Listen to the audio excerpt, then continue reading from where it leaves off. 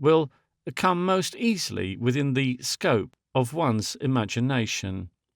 The great change that is working itself out in warfare is the same change that is working itself out in the substance of the social fabric. The essential change in the social fabric, as we have analysed it, is the progressive supersession of the old broad labour base by elaborately organised mechanism, and the obsolescence of the once valid and necessary distinction of gentle and simple. In warfare, as I have already indicated, this takes the form of the progressive supersession of the horse and the private soldier, which were the living and sole engines of the old time, by machines, and the obliteration of the old distinction between leaders who pranced in a conspicuously dangerous and encouraging way into the picturesque incidents of battle, and the led who cheered and charged and filled the ditches and were slaughtered in a wholesale dramatic manner. The old war was a matter of long, dreary marches, great hardships of campaigning, but also of heroic, conclusive moments, long periods of campings, almost always with an outbreak of pestilence, of marchings and retreats, much crude business of feeding and forage, culminating at last with an effect of infinite relief in an hour or so of battle. The battle was always a very intimate, tumultuous affair. The men were flung at one another in vast, excited masses, in living fighting machines, as it were. Spears or bayonets flashed. One side or the other ceased to prolong the climax, and the thing was over. The beaten force crumbled as a whole, and the victors as a whole pressed upon it. Cavalry with slashing sabres marked the crowning point of victory. In the later stages of the old warfare, musketry volleys were added to the physical impact of the contending regiments, and at last cannon as a quite accessory method of breaking these masses of men. So you gave battle to and defeated your enemy's forces wherever encountered, and when you reached your objective in his capital, the war was done. The new war will probably have none of these features of the old system of fighting. The revolution that is in progress from the old war to a new war, different in its entire nature from the old, is marked primarily by the steady progress in range and efficiency of the rifle and of the field gun, and more particularly of the rifle. The rifle develops persistently from a clumsy implement that any clown may learn to use in half a day, towards a very intricate mechanism, easily put out of order and easily misused, but of the most extraordinary possibilities in the hands of men of courage, character, and high intelligence. Its precision at long range has made the business of its care, loading, and aim subsidiary to the far more intricate matter of its use in relation to the contour of the ground within its reach. Even its elaboration as an instrument is probably still incomplete. One can conceive it, provided in the future with cross-thread telescope sights, the focusing of which, corrected by some ingenious use of hydroscopic material, might even find the range, and so enable it to be used with assurance up to a mile or more. It will probably also take on some of the characters of the machine gun. it will be used either for single shots or to quiver and send a spray of almost simultaneous bullets out of a magazine evenly and certainly over any small area the rifleman thinks advisable. It will probably be portable by one man, but there is no reason, really, except the bayonet tradition, the demands of which may be met in other ways, why it should be in the instrument of one sole man. It will just as probably be slung with its ammunition and equipment upon bicycle wheels, and be the common care of 2 or more associated soldiers.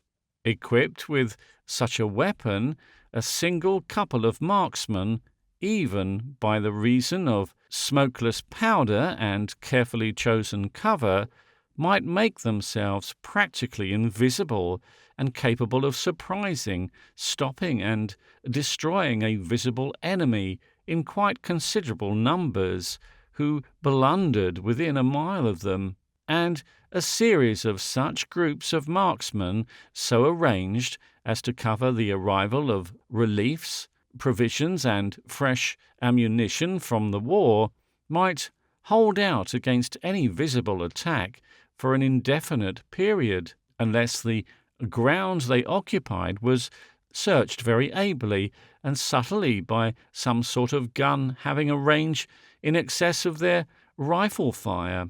If the ground they occupied were to be properly tunnelled and trenched, even that might not avail, and there would be nothing for it but to attack them by an advance under cover either of the night or of darkness caused by smoke shells, or by the burning of cover about their position. Even then they might be deadly with magazine fire at close quarters, save for their liability to such attacks. A few hundreds of such men could hold positions of a quite vast extent, and a few thousand might hold a frontier. Assuredly, a mere handful of such men could stop the most multitudinous attack or cover the most disorderly retreat in the world, and even when some ingenious, daring, and lucky night assault had at last ejected them from a position, dawn would simply restore to them the prospect of reconstituting in new positions their enormous advantage of defence.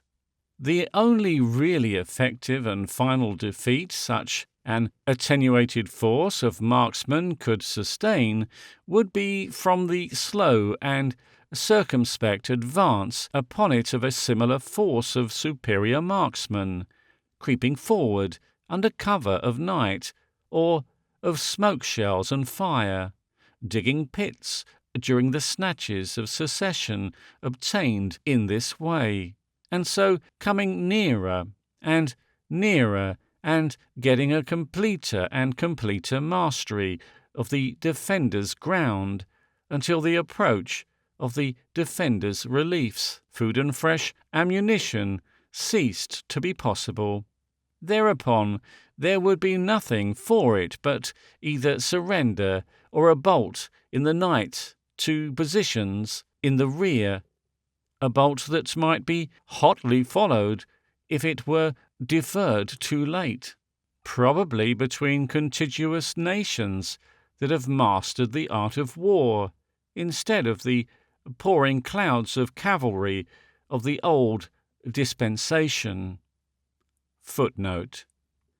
Even along such vast frontiers as the Russian and Austrian, for example, where M. Bloch anticipates war will be begun with an invasion of clouds of Russian cavalry and great cavalry battles, I'm inclined to think this deadlock of essentially defensive marksmen may still be the more probable thing, Small bodies of cyclist riflemen would rush forward to meet the advancing clouds of cavalry, would drop into invisible ambushes and announce their presence in unknown numbers, with carefully aimed shots difficult to locate. A small number of such men could always begin their fight with a surprise at the most advantageous moment, and they would be able to make themselves very deadly against a comparatively powerful frontal attack. If at last the attack were driven home before supporters came up to the defenders, they would still be able to cycle away, comparatively immune. To attempt even very wide-flanking movements against such a snatched position would be simply to run risks of blundering upon similar ambushes. The clouds of cavalry would have to spread into thin lines at last and go forward with the rifle. Invading clouds of cyclists would be in no better case. A conflict of cyclists against cyclists over a country too spacious for unbroken lines would still, I think, leave the struggle essentially unchanged. The advance of the small, unsupported bodies would be the wildest and most unprofitable adventure. Every advance would have to be made behind a screen of scouts and given practical equality in the number and manhood of the two forces. These screens would speedily become simply very attenuated lines. End of footnote. This will be the opening phase of the struggle, a vast duel all along the frontier between groups of skilled marksmen, continually being relieved and refreshed from the rear. For a time, quite possibly, there will be no definite army here or there. There will be no controllable battle.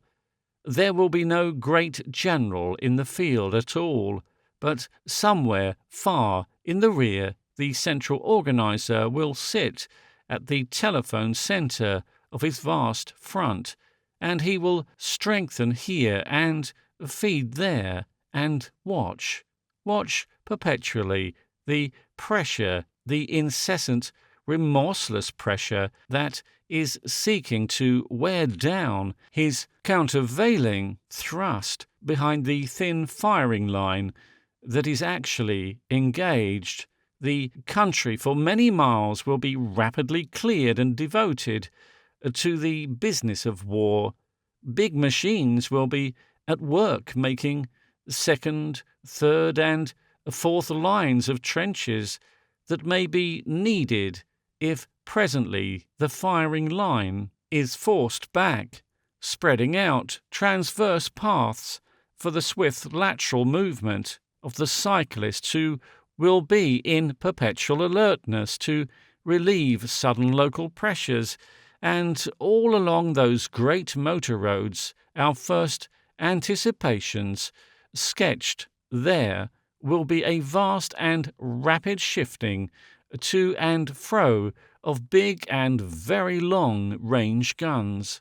These guns will probably be fought with the help of balloons. The latter will hang above the firing line all along the front, incessantly ascending and withdrawn.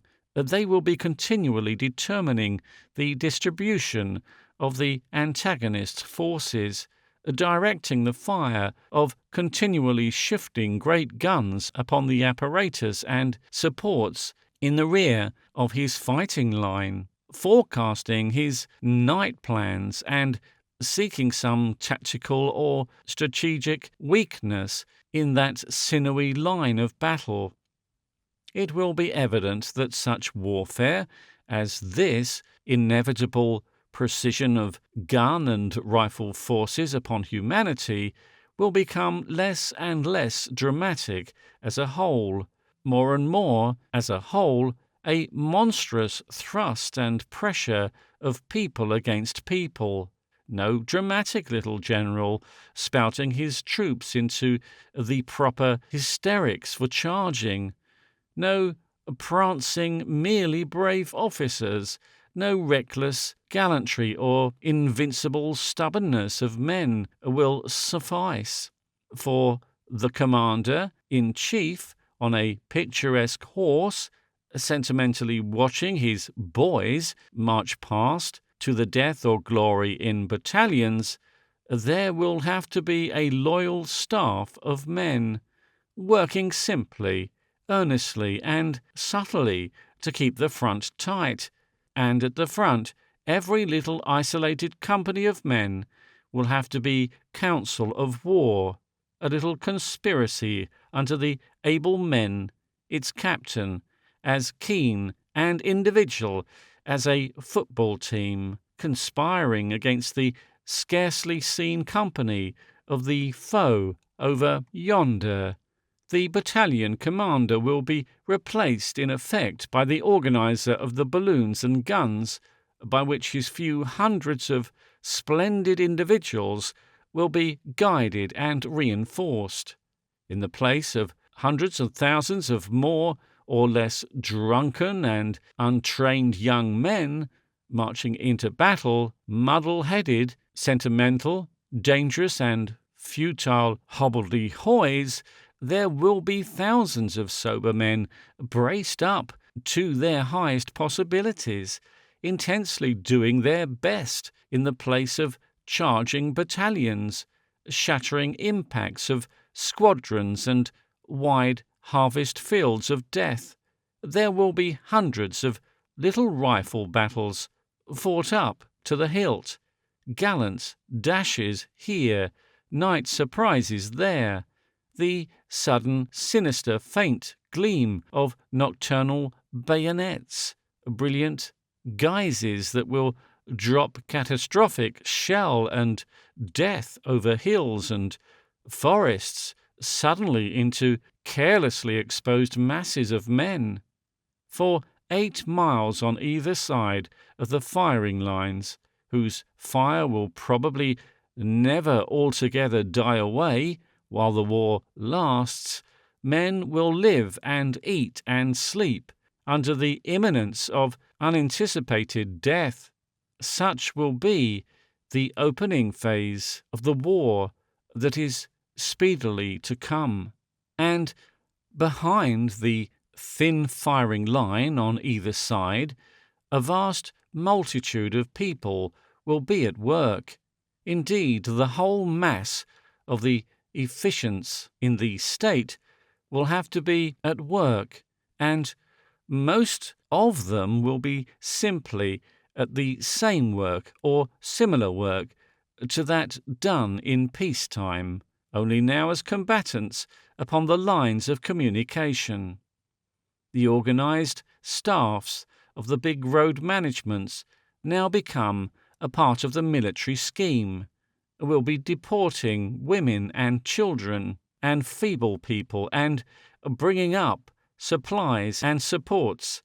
The doctors will be dropping from their evil duties into pre-appointed official places, directing the feeding and treatment of shifting masses of people and guarding the valuable manhood of the fighting apparatus most sedulously from disease. Footnote. So far, pestilence has been a feature of almost every sustained war in the world, but there is really no reason whatever why it should be so. There is no reason, indeed, why a soldier upon active service on the victorious side should go without a night's rest or miss a meal. If he does, there is muddle and want of foresight somewhere, and that our hypothesis excludes. End of footnote. The engineers will be entrenching and bringing up a vast variety of complicated and ingenious apparatus designed to suppress and inconvenience the enemy in novel ways. The dealers in food and clothing, The manufacturers of all sorts of necessary stuff will be converted by the mere declaration of war into public servants. A practical realization of socialistic conceptions will quite inevitably be forced upon the fighting state, the state that is not incorporated with its fighting organization, all its able-bodied manhood, and all its material substance, its roads, vehicles, engineers, foundries, and all its resources of food and clothing, the state which, at the outbreak of war, has to bargain with railway and shipping companies, replace experienced station masters by inexperienced officers, and haggle against alien interests for every sort of supply, will be at an overwhelming disadvantage against a state which has emerged from the social confusion of the present time, got rid of every vestige of our present distinction between official and governed, and organized every element in its being. I imagine that in this ideal war, as compared with the war of today, there will be a very considerable restriction of the rights of the non-combatant. A large part of existing international law involves a curious implication, a distinction between the belligerent government and its accredited agents in warfare and the general body of its subjects. There is a disposition to treat the belligerent government, in spite of the democratic status of many states, as not fully representing its people, to establish a sort of world citizenship in the common mass outside the official and military class. Protection of the non-combatant and his property comes at last, in theory at last, within a measurable distance of notice boards. Combatants are requested to keep off the grass. This disposition I ascribe to a recognition of that obsolescence and inadequacy of the formal organization of states, which has already been discussed in this book. It was a disposition that was strongest, perhaps, in the earliest decades of the 19th century, and stronger now then. In the steady and irresistible course of strenuous and universal military preparation, it is likely to be in the future. In our imaginary 20th century state, organized primarily for war, this tendency to differentiate a non-combatant mass in the fighting state will certainly not be respected. The state will be organized as a whole to fight as a whole. It will have triumphantly asserted the universal duty of its citizens. The military force will be a much ampler organization than the army of today. It will be not simply the fists, but the body and brain of the land. The whole apparatus, the whole staff, engaged in internal communication, for example, may conceivably not be state property and a state service, but if it is not, it will assuredly be as a whole organized as a volunteer force that may instantly become a part of the machinery of defense or aggression at the outbreak of war. Footnote. Lady Maud Ralston, in her very interesting Yeoman's Service, complains of the Boers killing the engine driver during an attack on a train at Kroonstad, which was, she writes, an abominable action, as he is, in law, a non-combatant.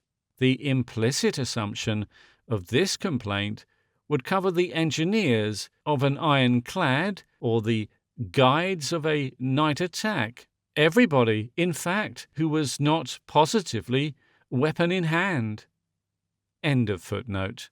The men may very conceivably not have a uniform, for military uniforms are simply one aspect of this curious and transitory phase of restriction, but they will have their orders and their universal plan as the bells ring and the recording telephones click into every house. The news that war has come, there will be no running to and fro upon the public ways, no bawling upon the moving platforms of the central urban nuclei, nor crowds of silly, useless, able-bodied people gaping at inflammatory transparencies outside the offices of sensational papers, because the egregious idiots in control of affairs have found them no better employment. Every man will be soberly and intelligently setting about the particular thing he has to do. Even the rich shareholding sort of person, the hereditary mortgager of society, will be given something to do, and if he has learnt nothing else, he will serve to tie up parcels of ammunition or pack army sausage. Very probably the best of such people and of the speculative class will have qualified as cyclist marksmen for the front. Some of them may even have devoted the leisure of peace to military studies, and may be prepared with novel weapons. Recruiting among the working classes, or, more properly speaking, among the people of the abyss, will have dwindled to the vanishing point. People who are no good for peace purposes are not likely to be any good in such a grave and complicated business as modern war. The spontaneous traffic of the roads in peace will fall now into two streams, one of women and children coming quietly and comfortably out of danger, the other of men and material going up to the front. There will be no panics, no hardships, because everything will have been amply prearranged. We are dealing with an ideal state. Quietly and tremendously, that state will have gripped its adversary and tightened its muscles. That is all. Now, the strategy of the new sort of war in its opening phase will consist mainly in very rapid movements of guns and men behind that thin screen of marksmen, in order to deal suddenly and unexpectedly some forcible blow, to snatch at some position into which guns and men may be thrust to outflank and turn to the advantage of the ground against some portion of the enemy's line. The game will be largely to crowd and crumple that line, to stretch it over an arc to the breaking point, to secure a position from which to shell and destroy its supports and provisions, and to capture or destroy its guns and apparatus, and so tear it away from some town or arsenal it has covered.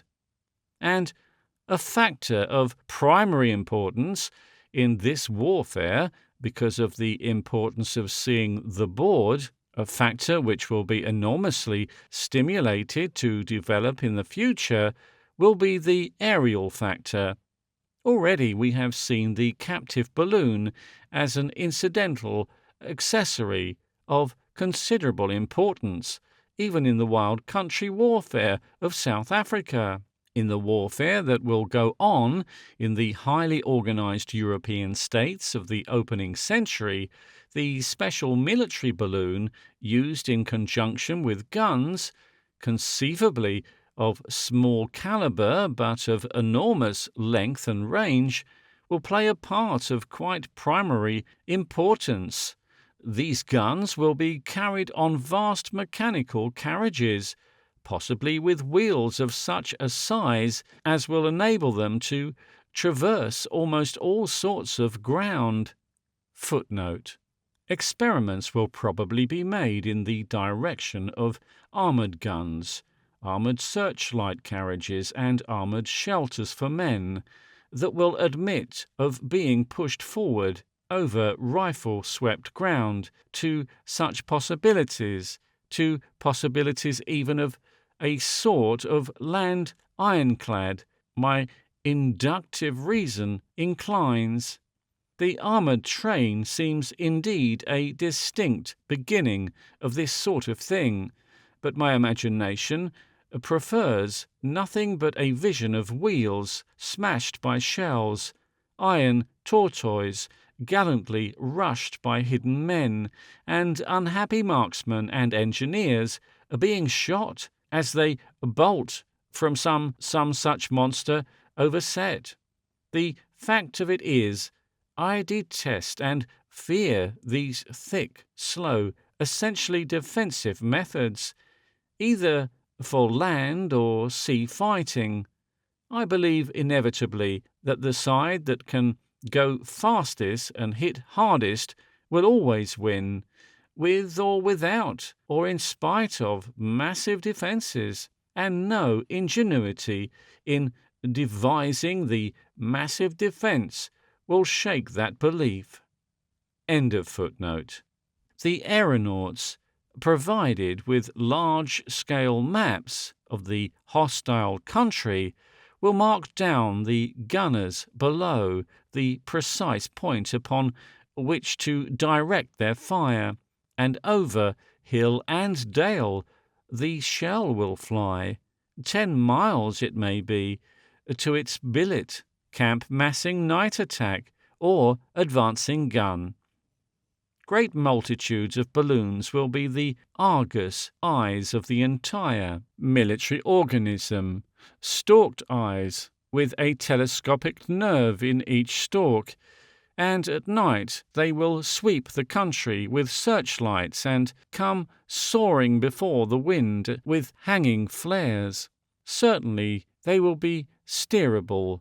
Moreover, when the wind admits, there will be freely moving, steerable balloons, wagging little flags to their friends below, and so far as the resources of the men on the ground go, the balloons will be almost invulnerable. The mere perforation of balloons with shot does them little harm, and the possibility of hitting a balloon that is drifting about at a practically unsustainable distance and height so precisely as to blow it to pieces with a timed shell, and to do this in the little time before it is able to give simple and precise instructions as to your range and position to the unseen gunners it directs, is certainly one of the most difficult and trying undertakings for an artilleryman that one can well imagine. I am inclined to think that the many considerations against a successful attack on balloons from the ground will enormously stimulate enterprise and invention in the direction of directable aerial devices that can fight. Few people, I fancy, who know the work of Langley, Lilienthal Pilcher, Maxim, and Chanute, but will be inclined to believe that long before the year AD 2000, and very probably before 1950, a successful aeroplane will have soared and come home safe and sound. Directly that is accomplished, the new invention will be most assuredly applied to war.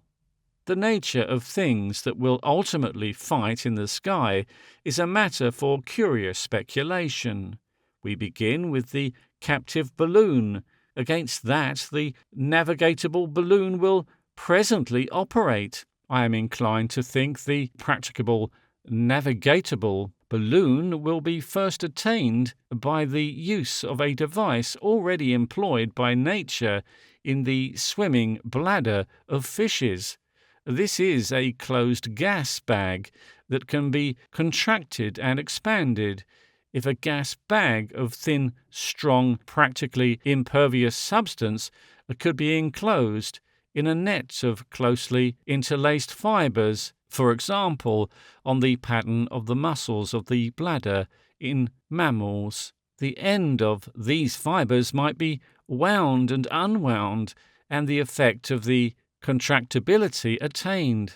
A row of such contractible balloons hung over a long car, which was horizontally expanded into wings, would not only allow that car to rise and fall at will, but if the balloon at one end were contracted and that at the other end expanded, and the intermediate ones allowed to assume intermediate conditions, the former end would drop. The expanded wings would be brought into a slanting condition over a smaller area of supporting air, and the whole apparatus would tend to glide towards in that direction. The projection of a small vertical plane upon either side would make the gliding mass rotate in a descending spiral, and so we have all the elements of a controllable flight. Such an affair would be difficult to overset. It would be able to beat up, even in a fair wind, and then it would be able to contract its bladders and fall down along slant in any direction. From some such crude beginning, a form like a soaring, elongated, flat-brimmed hat might grow, and the possibilities of adding an engine-driven screw are obvious enough. It is difficult to see how such a contrivance could carry guns of any caliber unless they fired from the rear in the line of flight. The problem of recoil becomes a very difficult one in aerial tactics. It would probably have at most a small machine gun or so, which might fire an explosive shell at the balloons of the enemy, or kill their aeronauts with distributed bullets. The thing would be a sort of air shark, and one may even venture to picture something of the struggle the deadlocked marksmen of 1950, lying wearily in their rifle pits, will see. One conceives them at first, each little hole with its watchful, well-equipped couple of assassins turning up their eyes in expectation. The wind is with our enemy, and his captive balloons have been disagreeably overhead all through the hot morning. His big guns have suddenly become nervously active. Then a little murmur along the pits and trenches, and from somewhere over behind us, this air shark drives up the sky. The enemy's balloons splutter a little, retract, and go rushing down, and we send a spray of bullets as they drop. Then, against our aerostat, and with the wind driving them clean overhead of us, come the antagonistic flying machines. I inclined to imagine there will be a steel prow with a cutting edge at either end of the sort of acrostat. I foresee, and conceivably this aerial ram will be, the most important weapon of the affair. When operating against balloons, such a fighting machine will rush up the air as swiftly as possible, and then, with a rapid contraction of its bladders, fling itself like a knife at the sinking war balloon of the foe, down, down, down, through a vast alert tension of flight, down it will swoop, and if its stoop is successful, slash explosively at last through a suffocating moment. Rifles will crack, ropes tear and snap. There will be a rending and shouting, a great thud of liberated gas, and perhaps a flare.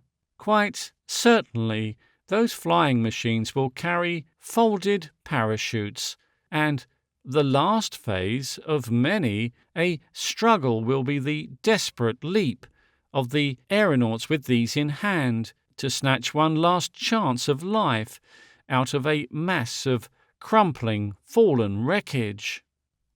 But in such a fight between flying machine and flying machine, as we are trying to picture, it will be a fight of hawks, complicated by bullets and little shells. They will rush up and up to get their pitch of one another, until the aeronauts sob and sicken in the rarefied air, and the blood comes to the eyes and nails.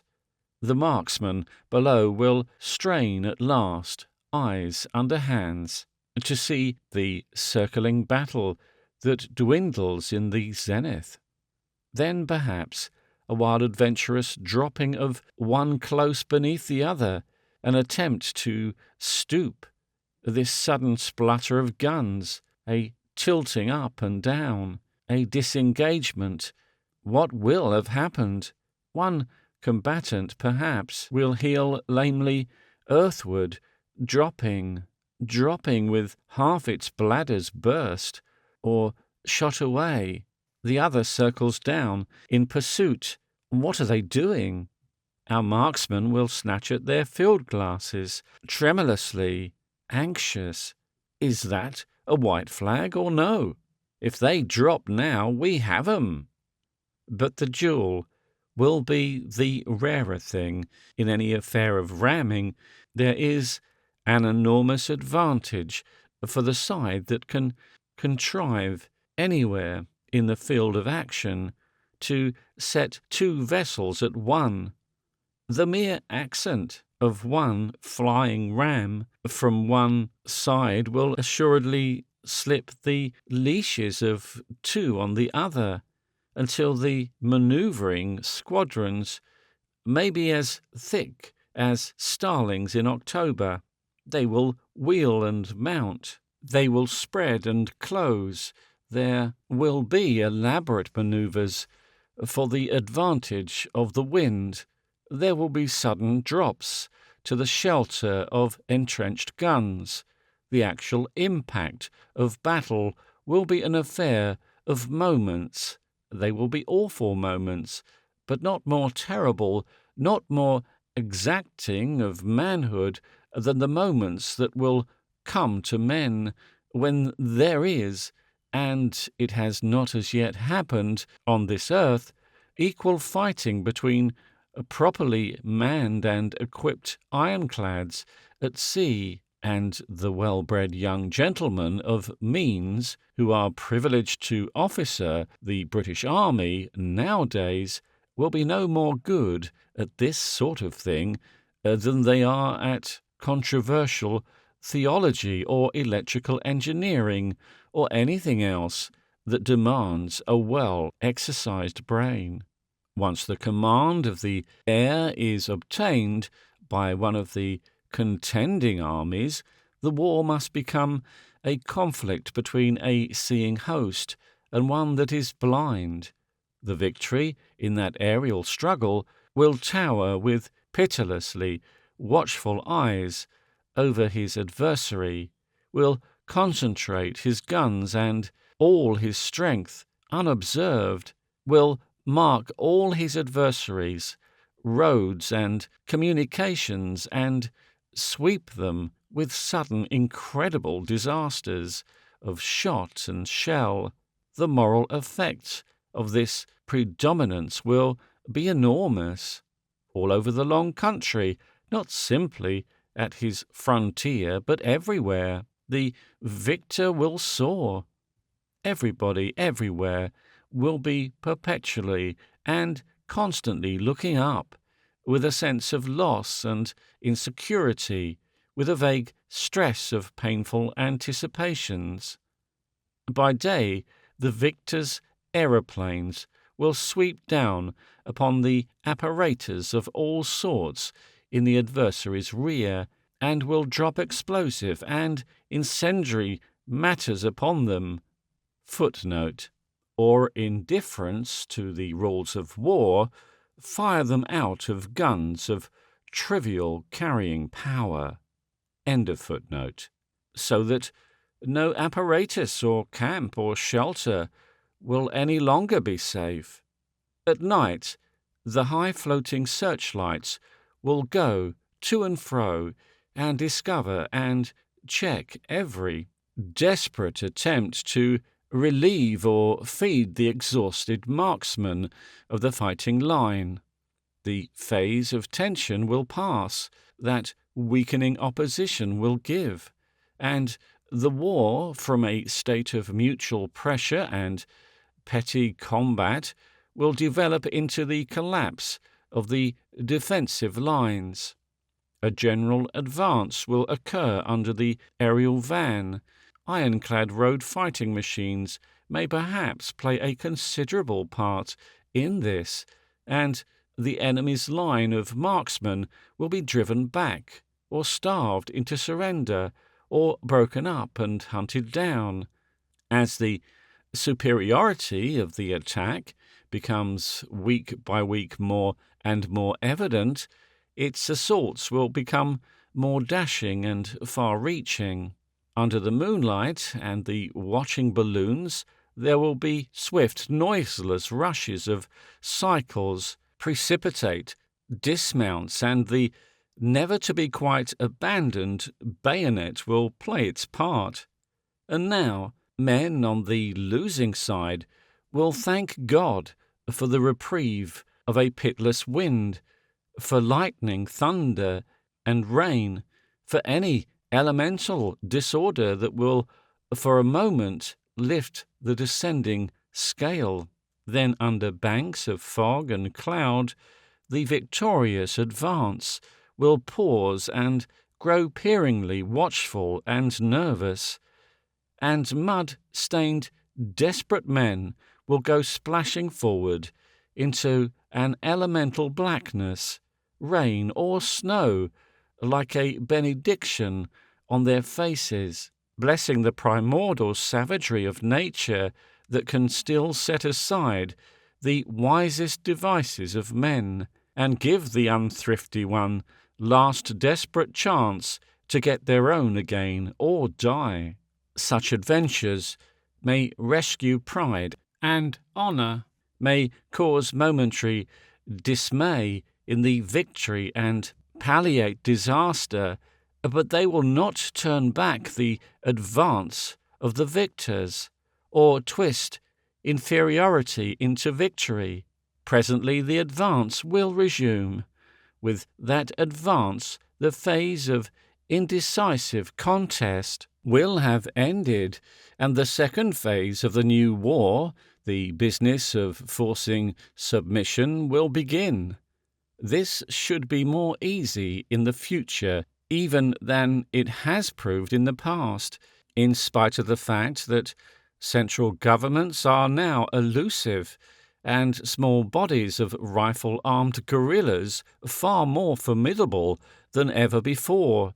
It will probably be brought about in a civilized country by the seizure of the vital apparatus of the urban regions, the water supply, the generating stations for electricity, which will supply all the heat and warmth of the land, and the chief ways used in food distribution.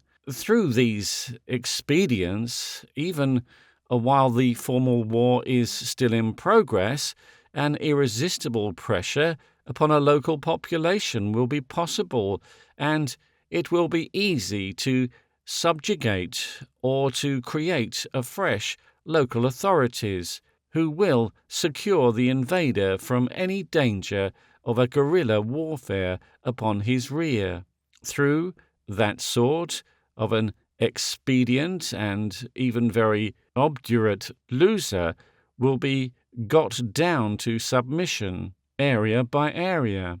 With the destruction of its military apparatus and the prospective loss of its water and food supply, however, the defeated civilized state will probably be willing to seek terms as a whole and bring the war to a formal close. In cases where, instead of contiguous frontiers, the combatants are separated by the sea, the aerial struggle will probably be preceded or accompanied by a struggle for the command of the sea. Of this warfare there have been many forecasts. In this, as in all the warfare of the coming time, imaginative foresight, a perpetual alteration of tactics, a perpetual production of unanticipated devices will count enormously. Other things being equal, victory will rest with the force mentally most active.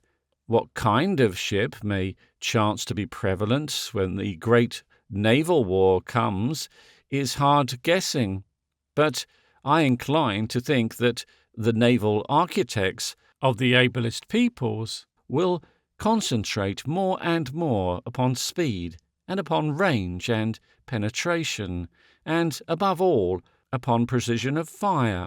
I seem to see a light type of ironclad, armoured thickly only over its engines and magazines, murderously equipped, and with a ram as alert and deadly as a striking snake. In the battles of the open, she will have little to fear from the slow fumbling treacheries of the submarine. She will take as little heed of the chance of a torpedo as a barefooted man in battle does of the chance of a fallen dagger in his path. Unless I know nothing of my own blood, the English and Americans will prefer to catch their enemies in ugly weather or at night, and then they will fight to ram. The struggle on the high areas between any two naval powers, except perhaps the English and American, who have both quite unparalleled opportunities for coaling, will not last more than a week or so.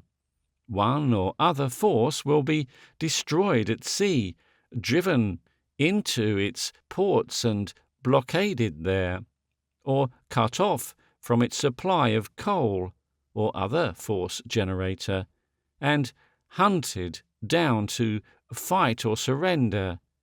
An inferior fleet that tries to keep elusively at sea will always find a superior fleet between itself and coal, and will either have to fight at once or be shot into surrender as it lies helpless on the water.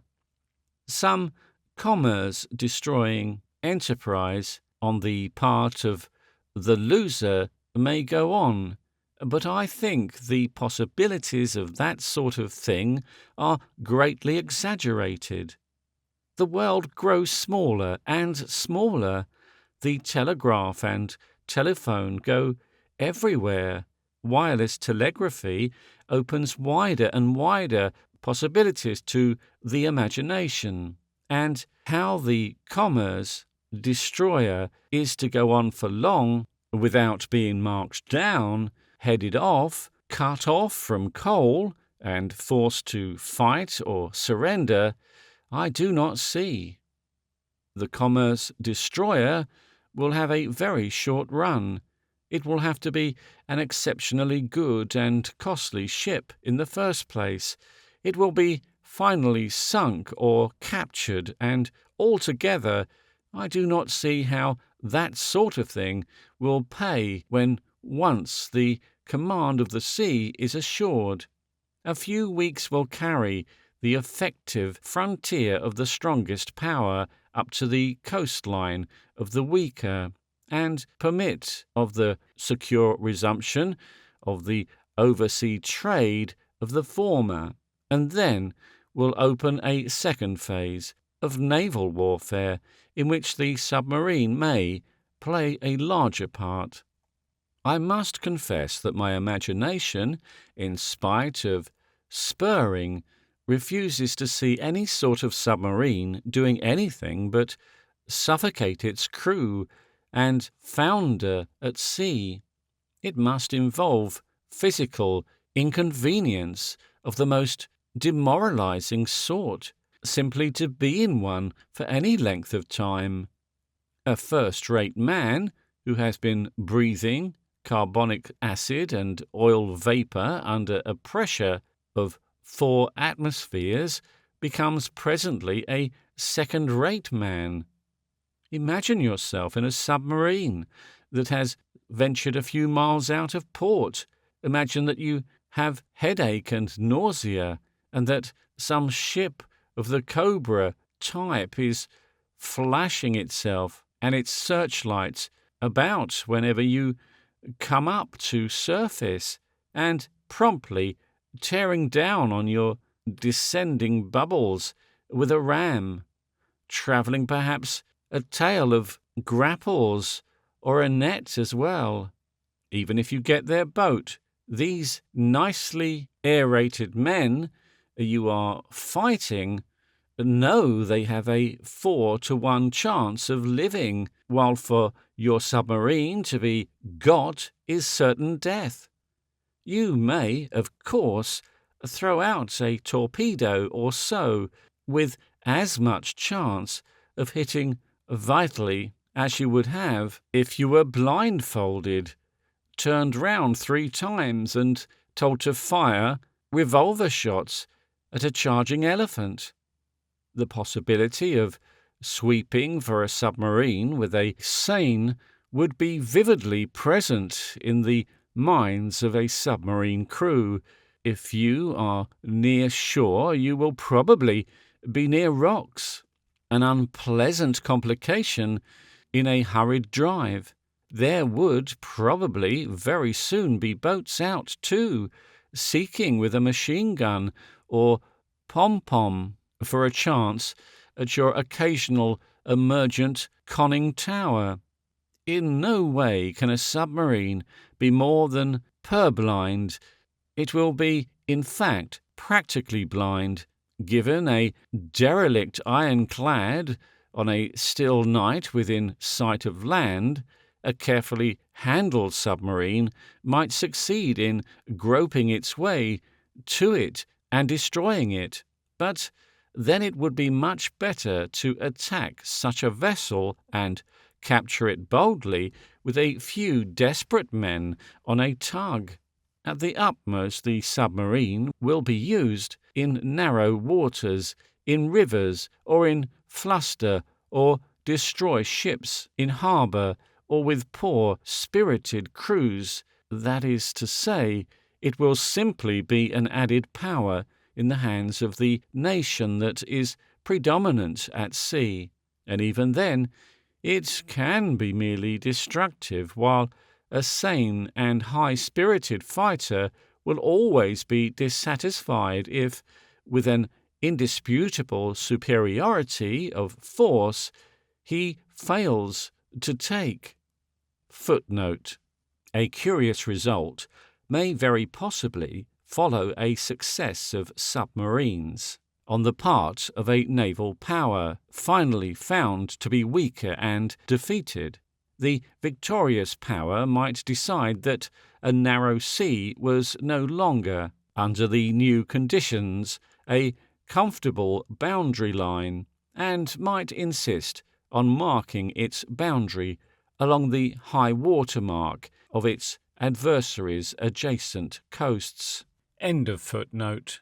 No, the naval warfare of the future is for light, swift ships, almost reckless, not defensive, and with splendid guns and gunners, they will hit hard and ram, and warfare, which is taking the cover on land, will abandon it at sea, and the captain and the engineer and the gunner will have to be all of the same sort of men, capable, headlong men with brains and no ascertainable social position. They will differ from the officers of the British Navy in the fact that the whole male sex of the nation will have been ransacked to get them.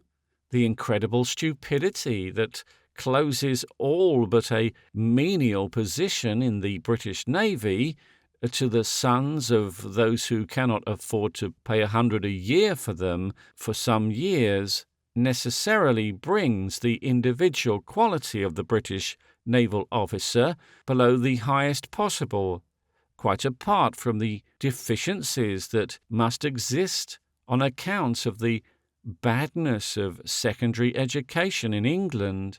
The British naval officer and engineer are not made the best of, good as they are.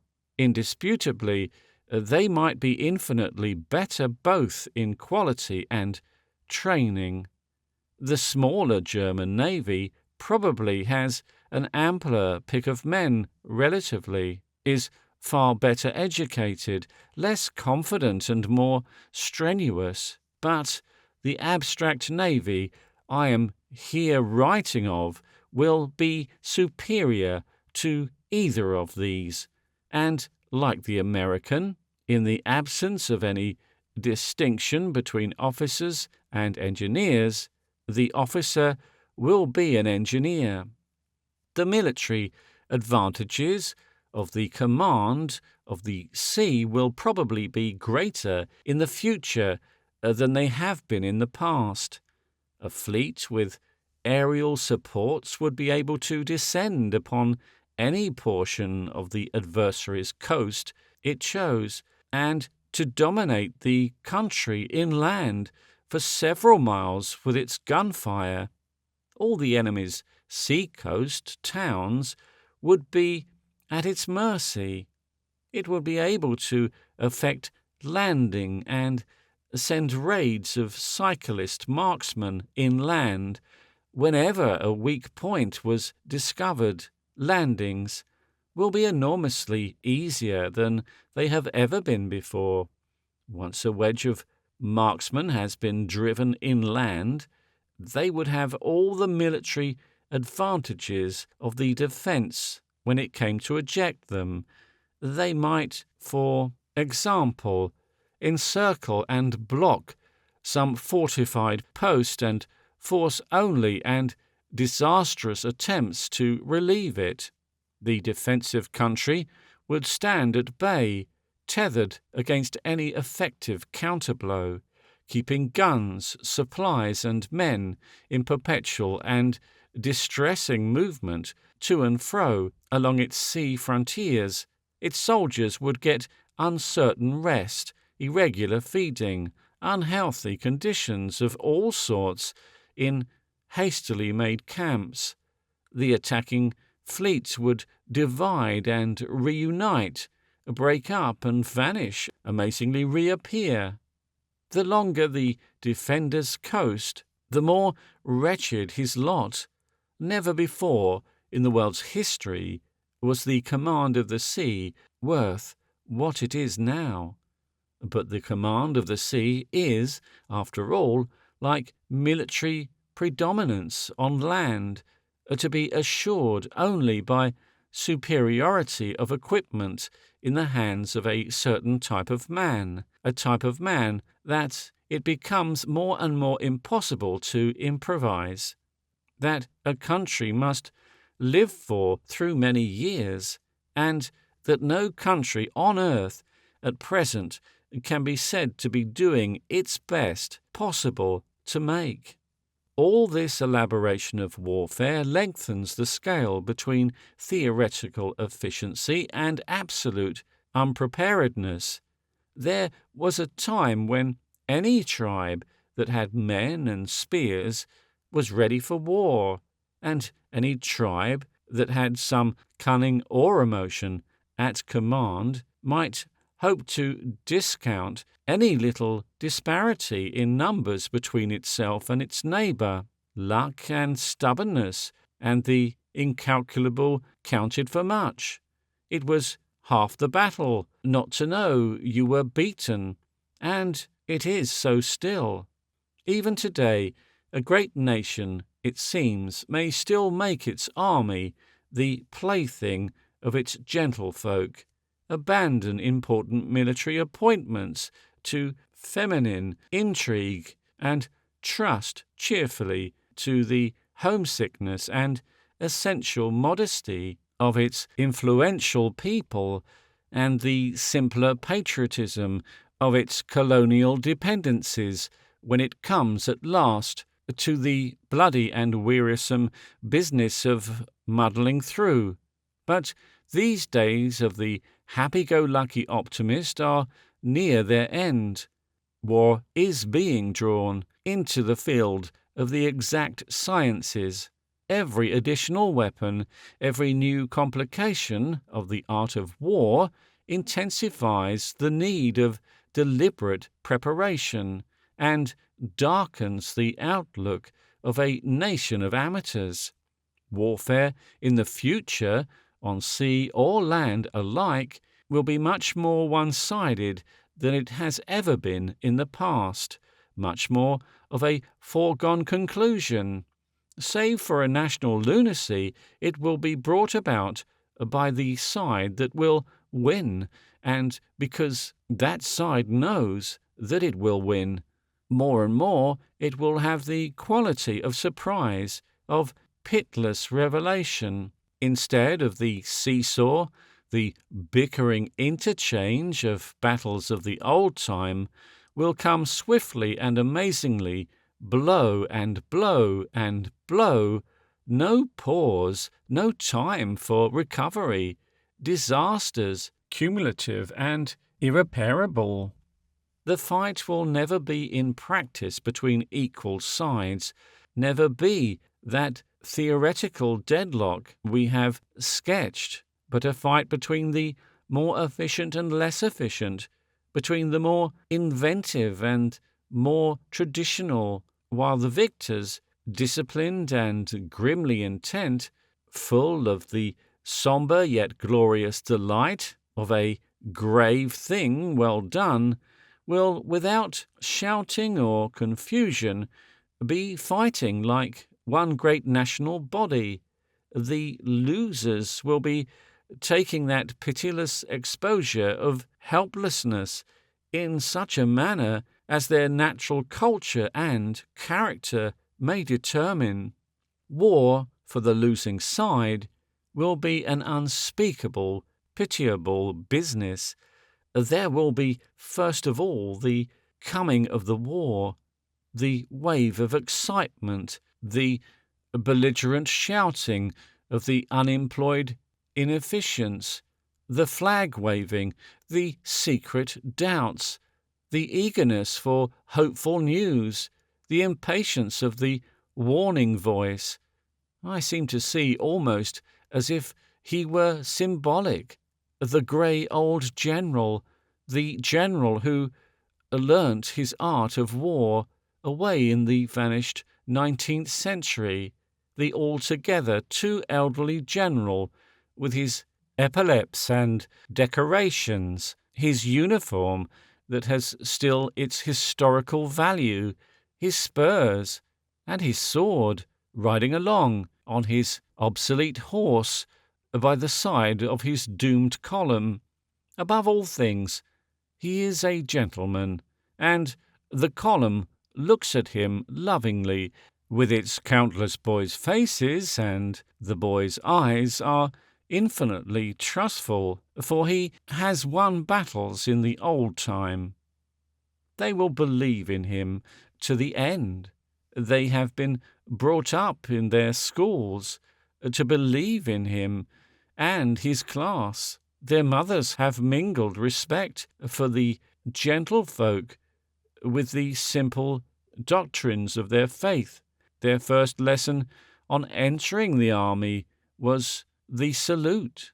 The smart helmets His Majesty or some such unqualified person chose for them lie hotly on their young brows, and over their shoulders slope their obsolete, carelessly sighted guns. Tramp, tramp they march, doing what they have been told to do, incapable of doing anything they have not been told to do, trustful and pitiful, marching to wounds and disease, hunger, hardship, and death. They know nothing of what they are going to meet, nothing of what they will have to do. Religion and the ratepayer and the rights of the parent, working through the instrumentally of the best club in the world, have kept their souls and minds, if not untainted, at least only harmlessly veneered with the thinnest sham of training or knowledge. Tramp, tramp they go, boys who will never be men, rejoicing patriotically in the nation that has thus sent them forth, badly armed, badly clothed, badly led, to be killed in some avoidable quarrel by men unseen, and beside them, an absolute stranger to them, a stranger even in habits of speech and thought, and at any rate to be shot with them fairly and squarely, marches the subaltern, the son of the school Birkin, shareholding class, a slightly taller sort of boy, as ill-taught as they are in all the concerns, the realities of life, ignorant of how to get food, how to get water, how to keep fever down and strength up, ignorant of his practical equality with the men beside him, carefully trained under the clerical headmaster to use a crib, play cricket rather nicely, look all right whatever happens, believe in his gentility, and avoid talking shop. The Major you see is a man of the world, and very pleasantly meets the grey general's eye. He is, one may remark by the way, something of an army reformer, without offence, of course, to the court people or the government people. His prospects, if only he were not going to be shot, are brilliant enough. He has written quite clearly on the question of recruiting, and advocated as much as 2 pence more a day, and billiard rooms under the chaplain's control. He has invented a military bicycle with a wheel of solid iron that can be used as a shield, and a war correspondent, and, indeed, any one who wires even the most casual and irresponsible article on military questions is a person worth his cultivating. He is the very life and soul of army reform, as it is known to the governments of the grey, that is to say, army reform without a single step towards a social revolution. So the gentlemanly old general, the polished drover to the shambles, rides, and his doomed column march by in the vision that haunts my mind. I cannot foresee what such a force will even attempt to do against modern weapons. Nothing can happen but the needless and most wasteful and pitiful killing of these poor lads, who make up the infantry battalions, the main mass of all European armies of the day, whenever they come against a sanely organized army. There is nowhere they can come in, there is nothing they can do. The scattered invisible marksmen with their supporting guns will shatter their masses, pick them off individually, cover their line of retreat and force them into wholesale surrenders. It will be more like herding sheep than actual fighting. Yet the bitterness and cruelest things will have to happen. Thousands and thousands of poor boys will be smashed in all sorts of dreadful ways and given over to every conceivable form of avoidable hardship and painful disease before the obvious fact that war is no longer a business for half-trained lads in uniform, led by parson-bred sixth-form boys and men of pleasure and old men, but an exhaustive demand upon very carefully educated adults for the most strenuous best that is in them will get its practical recognition. Footnote. There comes to hand, as I correct these proofs, a very typical illustration of the atmosphere of reality, almost imbecile patronage, in which the British private soldier lives. It is a circular from someone at Lydd, someone who evidently cannot even write English, but who is nevertheless begging for an iron hut in which to inflict lessons on our soldiers. At present, says the circular, it is pretty to see in the home a group of gunners busily occupied in wool-work or learning basket-making, while one of their number sings or recites and others are playing games or letter-writing.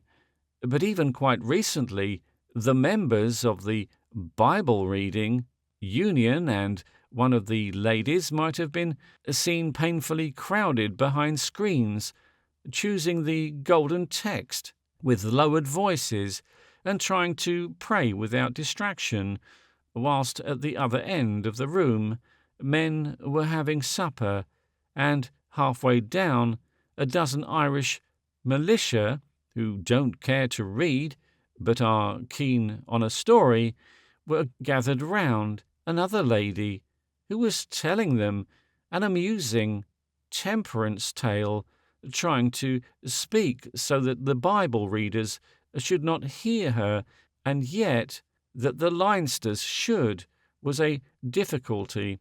But when the Irishman begged for a song, difficulty became impossibility, and their friend had to say no.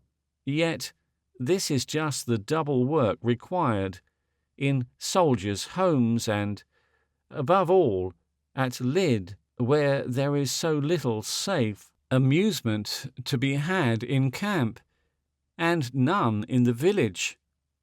These poor youngsters go from this safe amusement under the loving care of lady workers, this life of limitation, make-believe and spiritual servitude that a self-respecting Negro would find intolerable, into a warfare that exacts initiative and a freely acting intelligence from all who take part in it, under the bitterest penalties of shame and death. What can you expect of them?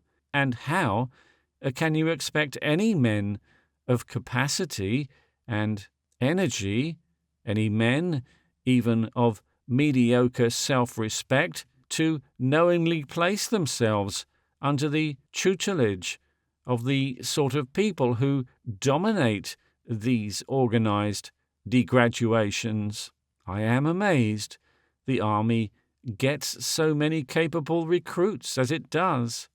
And while the private lives under these conditions the would-be capable officer stifles amidst equally possible surroundings, he must associate with the uneducated products of the public schools and listen to their chatter about the sports that delight them, suffer social indignities from the army woman, worry and waste money on needless clothes, and expect to end by being shamed or killed under some unfairly promoted incapable.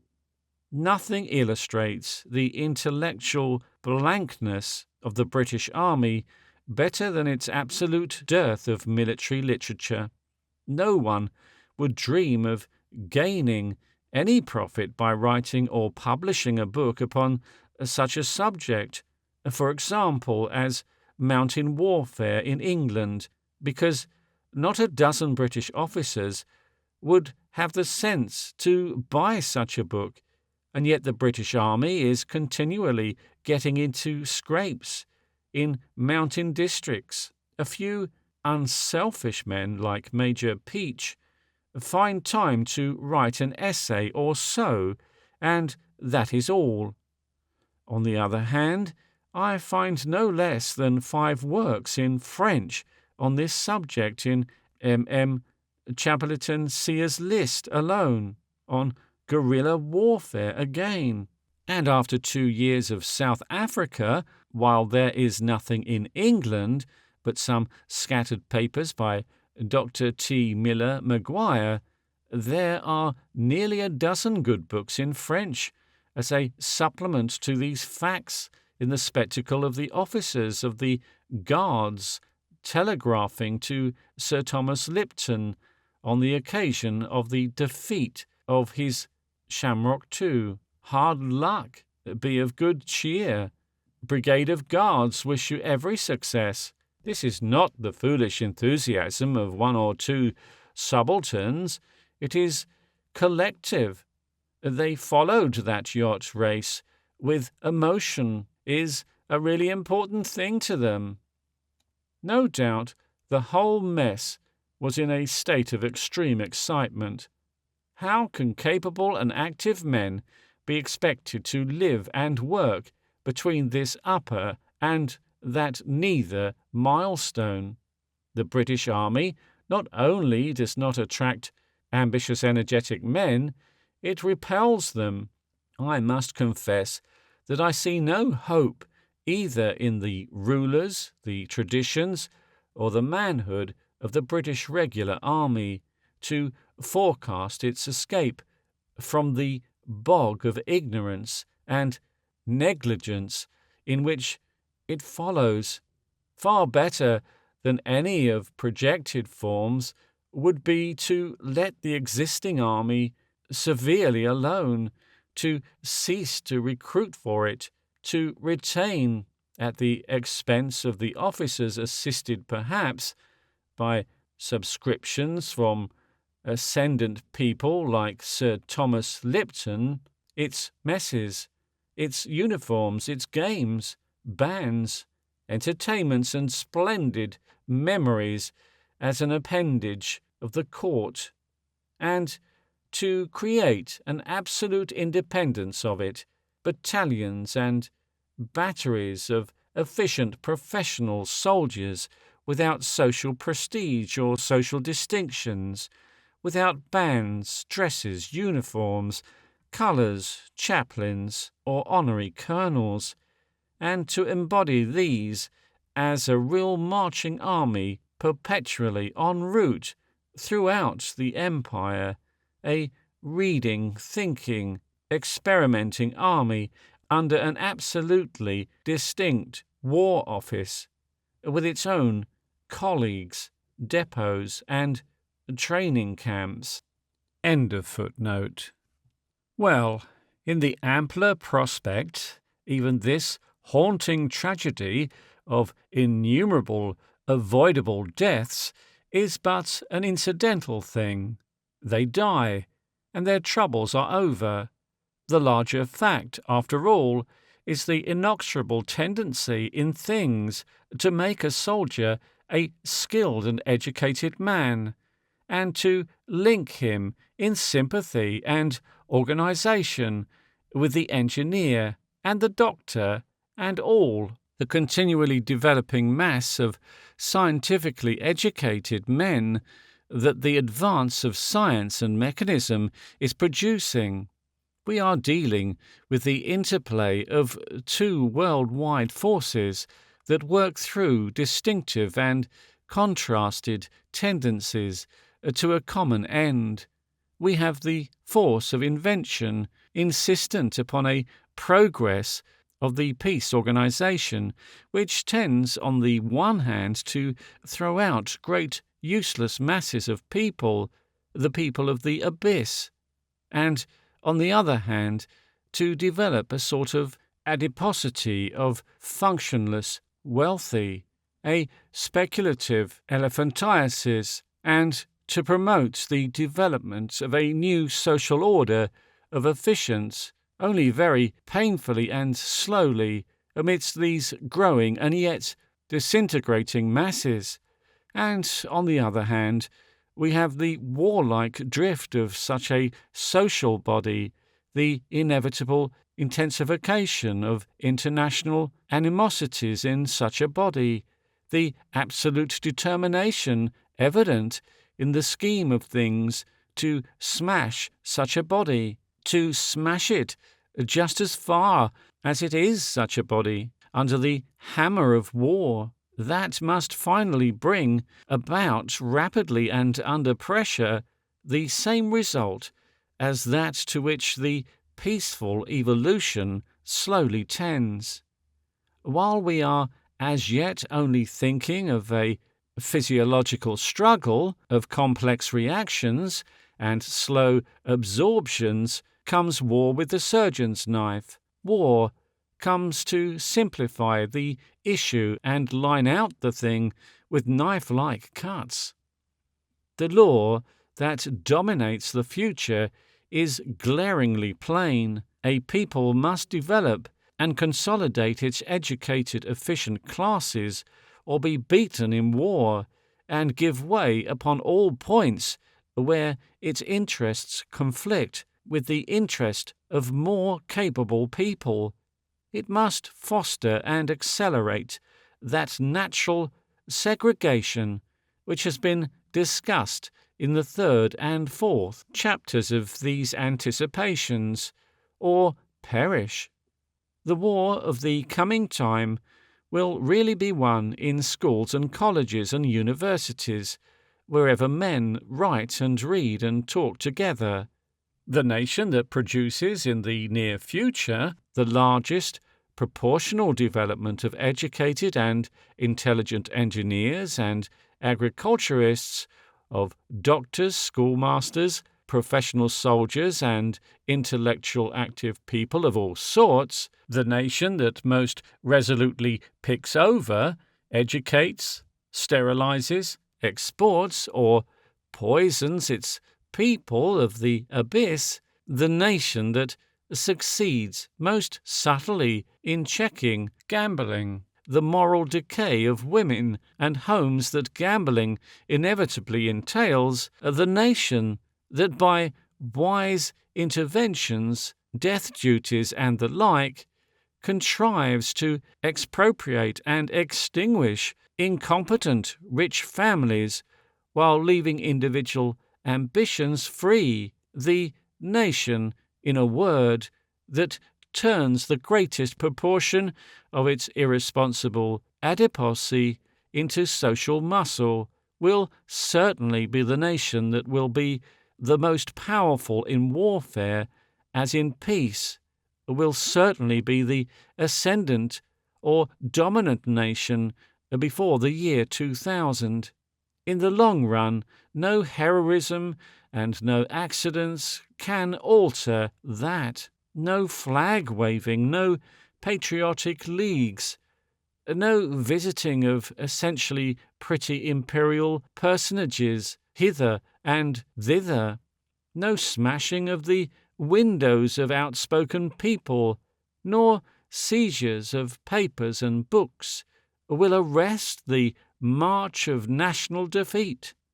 And this issue is already so plain and simple, the alternatives are becoming so pitilessly clear that even in the stupidest court and the stupidest constituencies it must presently begin in some dim way to be felt. A time will come when so many people will see this issue clearly that it will gravely affect political and social life. The patriotic party, the particular gang that is of lawyers, brewers, landlords, and railway directors that wishes to be dominant, will be forced to become an efficient party in profession at least, will be forced to stimulate and organize that educational and social development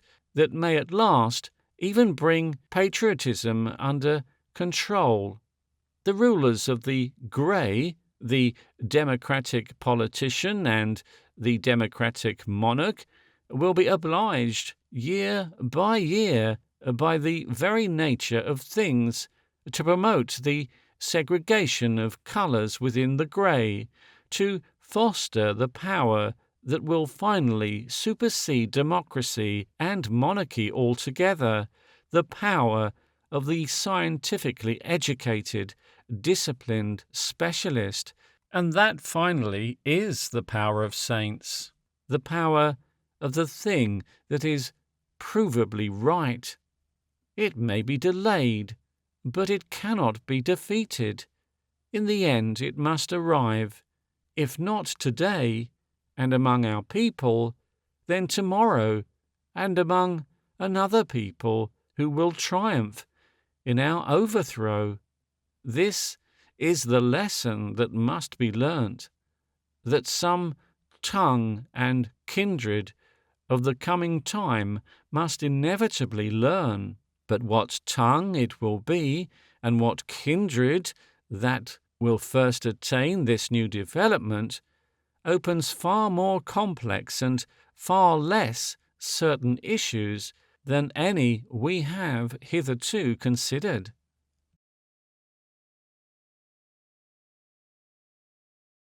Chapter 7. The Conflict of Languages.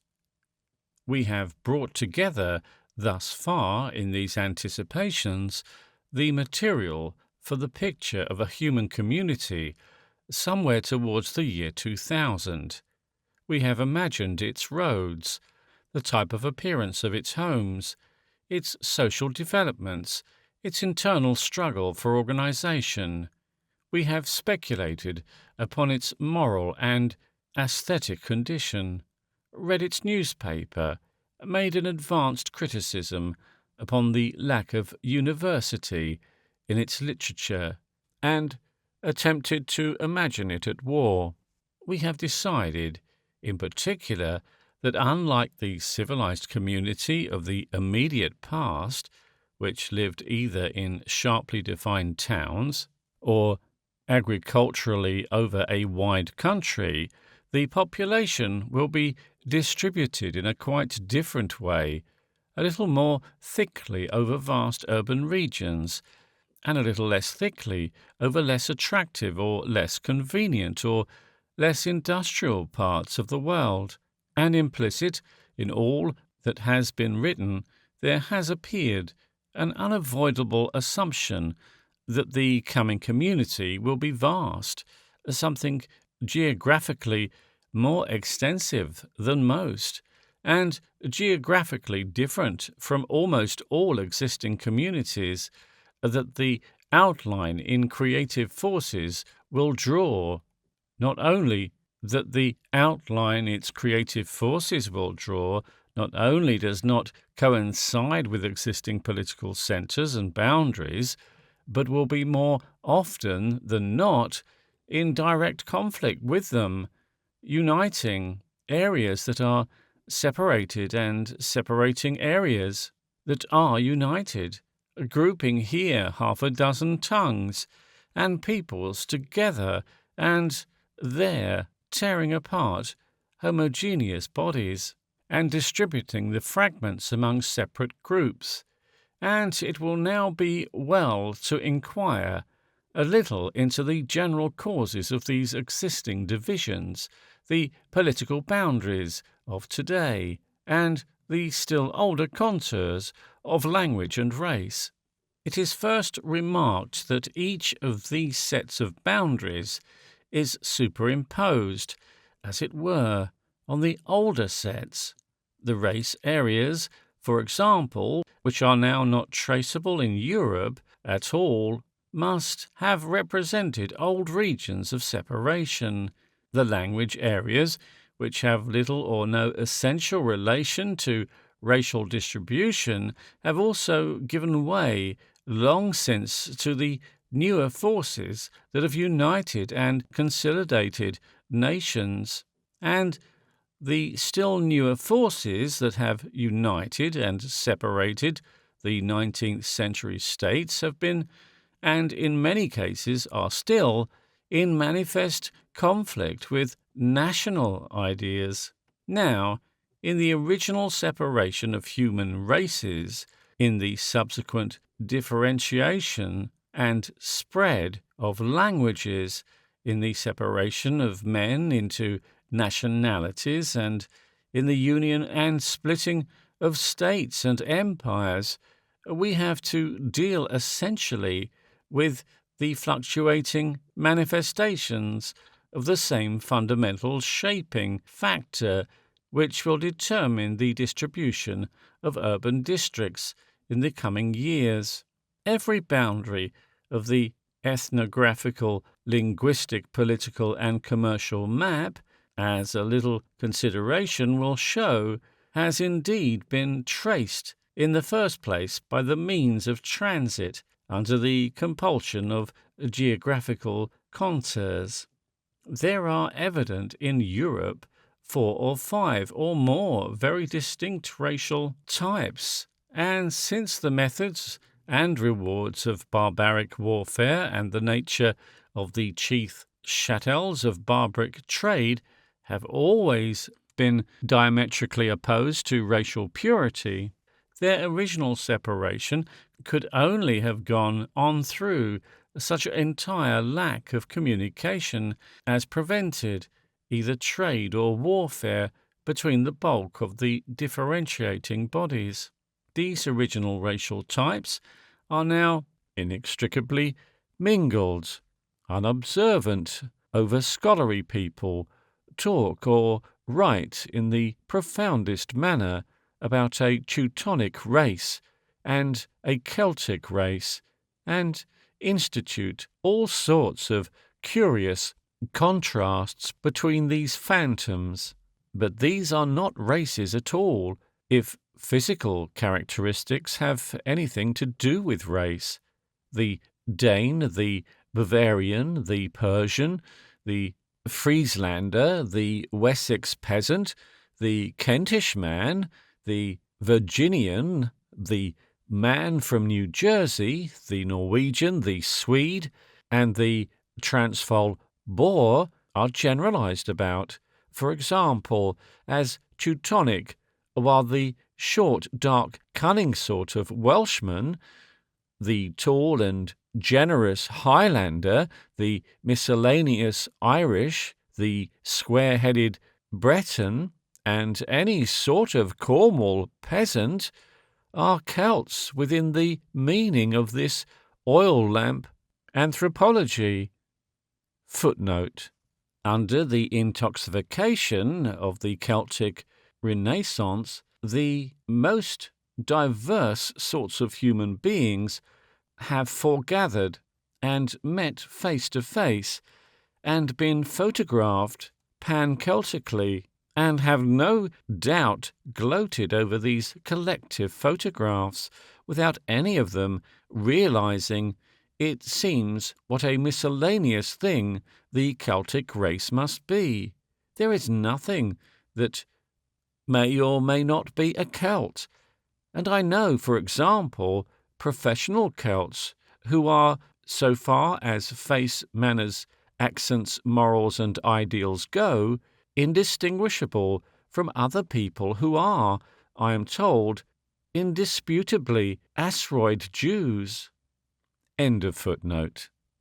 People who believe in this sort of thing are not the sort of people that one attempts to convert by a set of argument.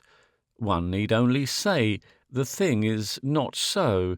There is no Teutonic race, and there never has been. There is no Celtic race, and there never has been. No one has ever proved or attempted to prove the existence of such races.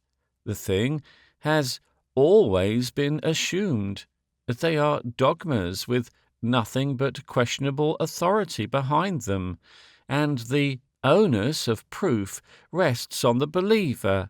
The nonsense about Celtic and Teutonic is no more science than Lambrosso's extraordinary assertions about criminals or palmistry or the development of religion from a solar myth. Indisputably, there are several races intermingled in the European populations. I am inclined to suspect the primitive European races may be found to be so distinct as to resist confusion and pamnixia through hybridization, but there is no inking of satisfactory analysis yet that will discriminate what these races were and define them in terms of physical and moral character.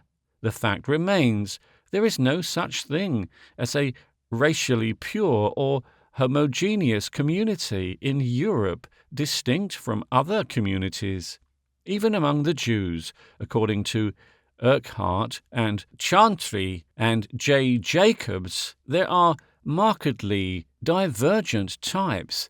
There may have been two original elements, and there have been extensive local intermixtures.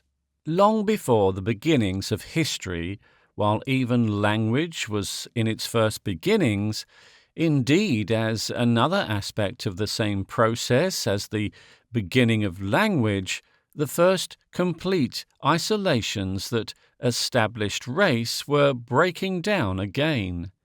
The little pools of race were running together into less homogeneous lagoons and marshes of humanity.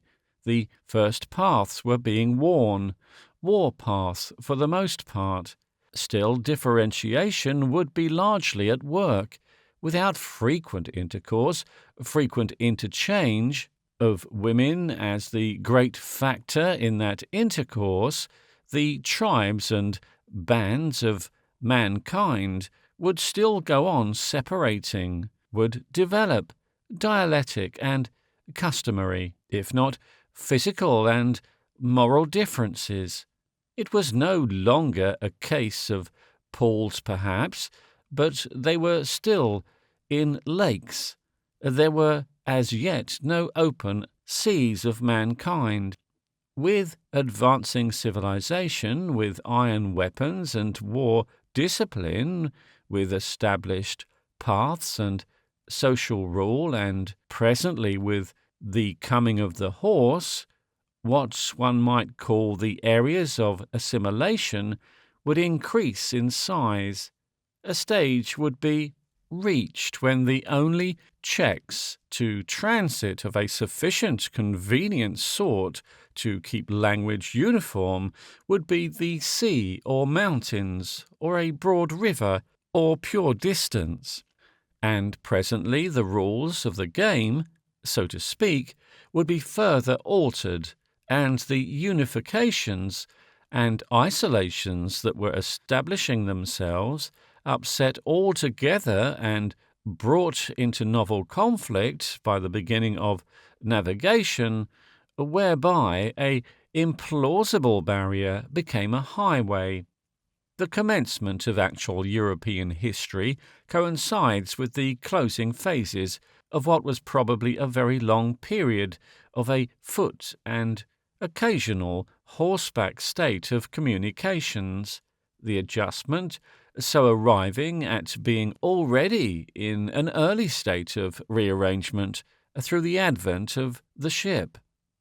The communities of Europe were still, for the larger part, small, isolated tribes and kingdoms, such kingdoms as a mainly pedestrian, or at any rate a militia without transport and drawn from, and soon drawn home again by, agricultural work, might hold together. The increase of transit facilities between such communities by the development of shipping and the invention of the wheel and the made road spelt increased trade, perhaps, for a time, but very speedily a more extensive form of war, and in the end the wearing away of differences and union of conquest.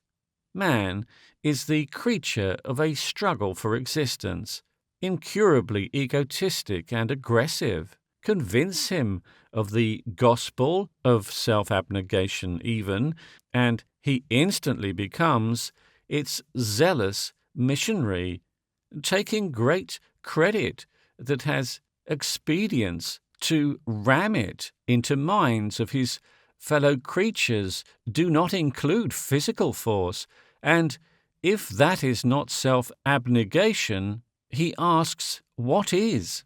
So he has been, and so he is likely to remain.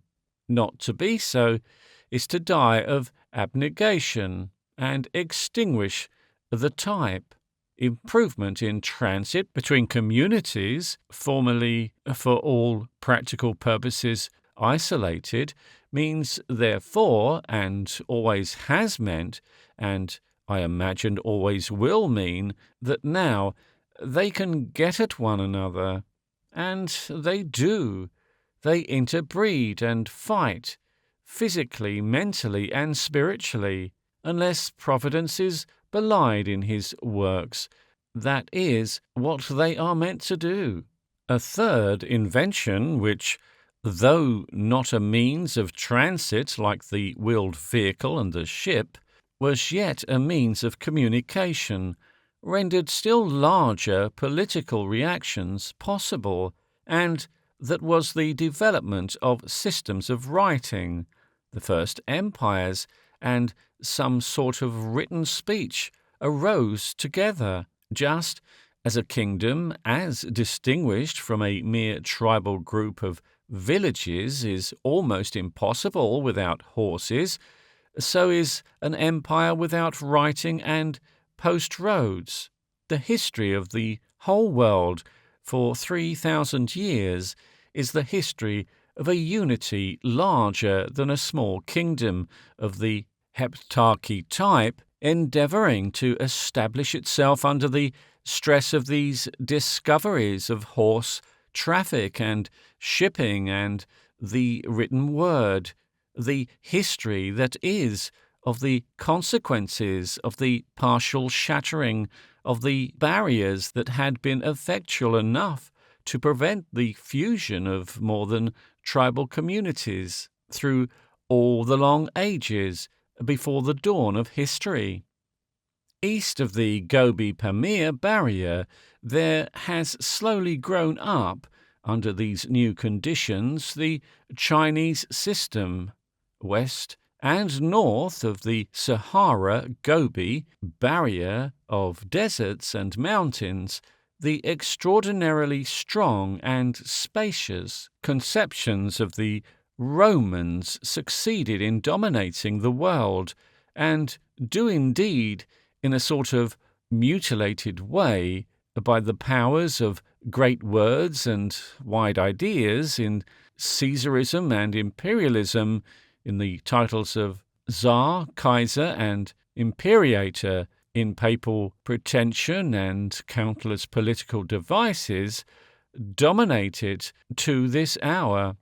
For a while, these conceptions sustained a united and, to a large extent, organized empire over very much of this space.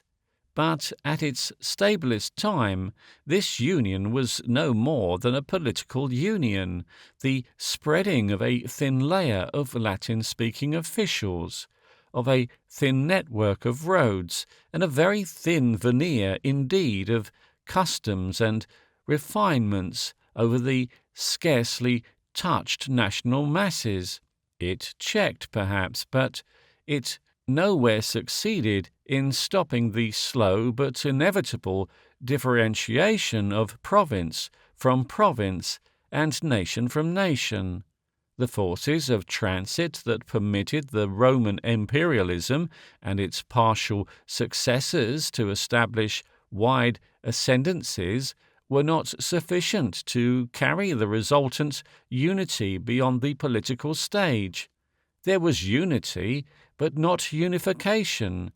Tongues and writing ceased to be pure without ceasing to be distinct. Sympathies, religious and social practices, ran apart and rounded themselves off like drops of oil on water. Travel was restricted to the rulers and the troops and to a wealthy leisure class. Commerce was for most of the constituent provinces of the empire a commerce in superficialities, and each province, except for Italy, which latterly became dependent on an overseas food supply, was in all essential things autonomous, could have continued in existence, rulers and ruled, arts, luxuries, and refinements, just as they stood, if all other lands and customs had been swept out of being. Local convulsions and revolutions, conquests and developments occurred indeed, but though the stones were altered, the mosaic remained, and the general size and character of its constituent pieces remained. So it was under the Romans, so it was in the 18th century, and so it would probably have remained as long as the post road and the sailing ship were the most rapid forms of transit within the reach of man. Wars and powers and princes came and went. That was all. Nothing was changed.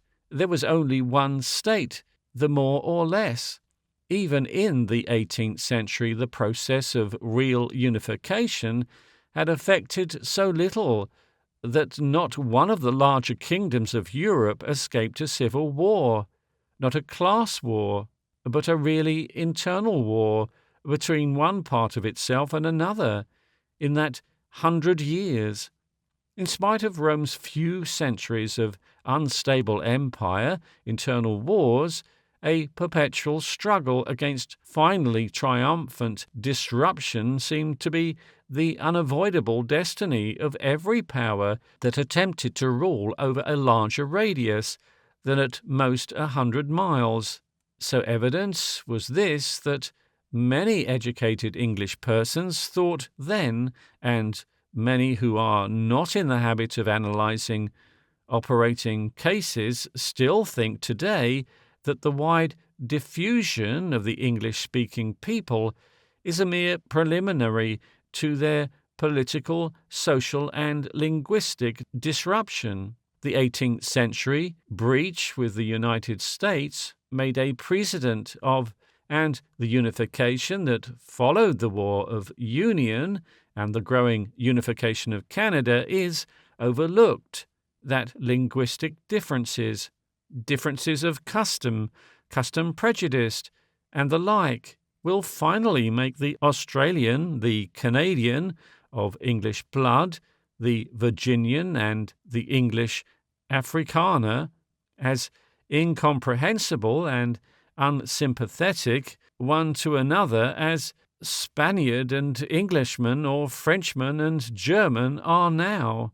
On such a supposition, all our current imperialism is the most foolish defiance of the inevitable, the maddest waste of blood, treasure, and emotion that man ever made.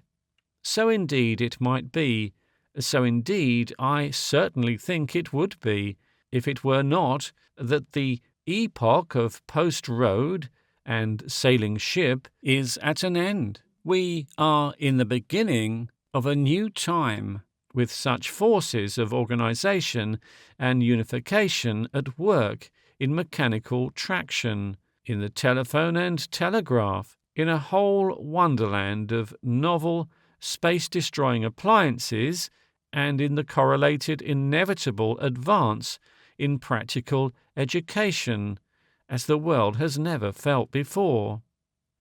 The operation of these unifying forces is already to be very distinctly traced in the check, the arrest indeed, of any further differentiation in existing tongues, even in the most widely spread. In fact, it is more than an arrest even. The forces of differentiation have been driven back, and an actual process of assimilation has set in. In England, at the commencement of the 19th century, the common man of Somerset and the common man of Yorkshire, the Sussex peasant, the Caithness cotter, and the common Ulsterman would have been almost incomprehensible to one another. They differed in accent, in idiom, and their very names for things. They differed in their ideas about things. They were, in plain English, foreigners, one to another. Now they differ only in accent, and even that is a dwindling difference. Their language has become ampler because now they read. They read books, or, at any rate, they learn to read out of books, and certainly they read newspapers and those scrappy periodicals that people like bishops pretend to think so detrimental to human mind, periodicals that it is cheaper to make at centres and uniformly than locally in accordance with local needs. Since the newspaper cannot fit the locality has to broaden its mind to the newspaper and to ideas accessible in other localities. The word and the idiom of the literary language and the pronunciation suggested by its spelling tends to prevail over the local usage. And moreover, there is a persistent mixing of peoples going on, migration in search of employment and so on, quite unprecedented before the railways came. Few people are content to remain in that locality and state of life into which it has pledged God to call them. As a result, dialectic purity has vanished. Dialects are rapidly vanishing, and novel differentiations are retarded or arrested altogether. Such novelties as do establish themselves in a locality are widely disseminated, almost at once in books and periodicals. A parallel arrest of dialectic separation has happened in France, in Italy, in Germany, and in the States. It is not a process peculiar to any one nation. It is simply an aspect of the general process that has arisen out of mechanical locomotion. The organization of elementary education has no doubt been an important factor, but the essential influence working through this circumstance is the fact that paper is relatively cheap to typesetting, and both cheap to authorship, even the commonest sorts of authorship, and the wider the area a periodical or book serves, the bigger, more attractive, and better it can be made for the same money. And clearly this process of assimilation will continue. Even local differences of accent seem likely to follow. The itinerant dramatic company, the itinerant preacher, the coming extension of telephones, and the phonograph, which at any time in some application to correspondence or instruction may cease to be a toy, all these things attack or threaten to attack the weeds of differentiation before they can take root. And this process is not restricted to dialects merely. The native of a small country who knows no other language than the tongue of his country becomes increasingly at a disadvantage in comparison with the user of any of the three great languages of the Europeanized world. For his literature, he depends on the scanty writers who are in his own case and writ, or have written, in his own tongue. Necessarily they are few because necessarily with a small public there can be only substance for a few. For his science he is in a worse case. His country can produce neither teachers nor discoverers to compare with the number of such workers in the larger areas, and it will neither pay them to write original matter for his instruction, nor to translate what has been written in other tongues.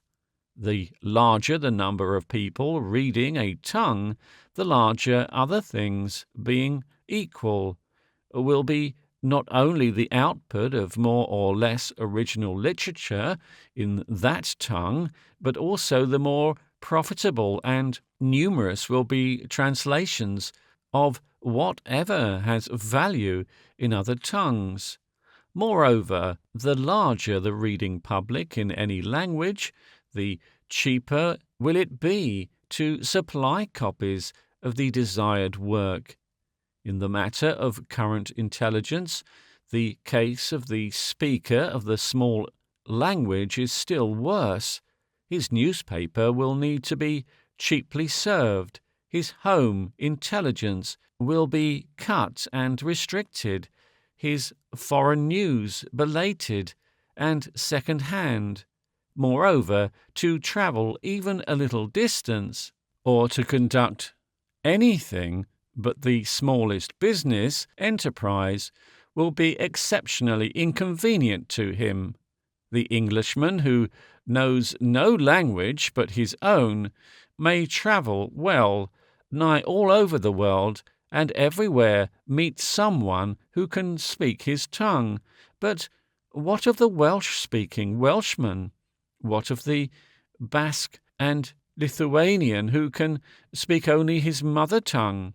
Everywhere such a man is a foreigner, and with all the foreigner's disadvantages. In most places he is, for all practical purposes, deaf and dumb. The inducements to an Englishman, Frenchman, or German to become bilingual are great enough nowadays, but the inducements to a speaker of the smaller language are rapidly approaching compulsion. He must do it in self-defense. To be an educated man in his own vernacular has become an impossibility. He must either become a mental subject of one of the greater languages or sink into the intellectual status of a peasant. But if our analysis of social development was correct, the peasant of the day will be represented tomorrow by the people of no account whatever, the classes of extinction, the people of the abyss. If that analysis was correct, the essential nation will be all of educated men. That is to say, the essential nation will speak some dominant language or cease to exist, whatever its primordial tongue may have been. It will pass out of being and become a mere local area of the lower social stratum, a problem for the philanthropic amateur. The action of the force of attraction of the great tongues is cumulative. It goes on as bodies fall, with a steady acceleration. The more the great tongues prevail over the little languages, the less will be the inducement to write and translate into these later, the less the inducement to master them with any care or precision. And so this attack upon the smaller tongues, the gravitation of those who are born to speak them towards the great languages, is not only to be seen going on in the case of such languages as Flemish, Welsh, or Basque, but even in the case of Norwegian and of such a great noble tongue as the Italian. I'm afraid that the trend of things makes for a similar suppression. All over Italy is the French newspaper and the French book, French wines. It's way more and more there. As English, I understand, is doing in Norway, and English and German in Holland, and in the coming years, when the reading public will, in the case of the Western nations, be practically the whole functional population, when travel will be more extensive and abundant, and the interchange of printed matter still cheaper and swifter, and above all, with the spread of the telephone, the process of subtle, bloodless, unpremeditated annexation will conceivably progress much more rapidly even than it does at present. The 20th century will see the effectual crowding out of most of the weaker languages, if not a positive crowding out, yet at least, as in Flanders, a supplementing of them by the superposition of one or other of a limited number of world languages over the area in which each is spoken. This will go on not only in Europe, but with varying rates of progress and local eddies and interruptions over the whole world, except in the special case of China and Japan, where there will be a unique development.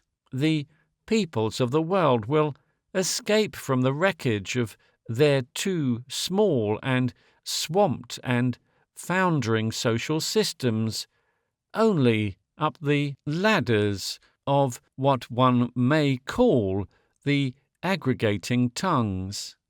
What will these aggregating world languages be? If one has regard only to its extension during the 19th century, one may easily incline to overrate the probabilities of English becoming the chief of these, but a great part of the vast extension of English that has occurred has been due to the rapid reproduction of originally English-speaking peoples, the immigration of foreigners into English-speaking countries in quantities too small to resist the contagion about them, and the compulsion due to the political and commercial preponderance of a people too illiterate to readily master strange tongues. None of these causes have any essential permanence. When one comes to look more closely into the question, one is surprised to discover how slow the extension of English has been in the face of apparently far less convenient tongues. English still fails to replace the French language in France, in French Canada, and its ascendancy is doubtful today in South Africa after nearly a century of British domination. It has none of the contagious quality of French, and the small class that monopolize the direction of British affairs, and probably will monopolize it yet for several decades, has never displayed any great zeal to propagate its use. Of the new ideas, possessed by the British governing class, the destruction and discouragement of schools and colleges is, unfortunately, one of the chief, and there is an absolute incapacity to understand the political significance of the language question. The Hindu, who is at pains to learn and use English, encounters something uncommonly like hatred disguised in a facetious form. He will certainly read little about himself in English that is not grossly contemptuous to reward him for his labor. The possibilities that have existed and do still in a dwindling degree exist for resolute statesmen to make English the common language of communication for all Asia, south and east of the Himalayas, will have to develop of their own force or dwindle and pass away. They may quite probably pass away. There is no sign that either the English or the Americans have a sufficient sense of importance of linguistic predominance in the future of their race to interfere with natural processes in the matter for many years to come. Among peoples not actually subject to British or American rule, and who are neither waiters nor commercial travellers, the inducements to learn English rather than French or German do not increase. If our initial assumptions are right, the decisive factor in the matter is the amount of science and thought the acquisition of a language will afford the man who learns it. It becomes, therefore, a fact of every great significance that the actual number of books published in English is less than that in French or German, and that the proportion of serious books is very greatly less.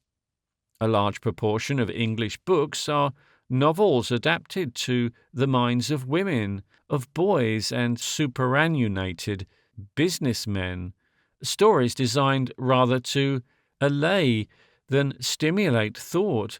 They are the only books, indeed, that are profitable to publish and author alike.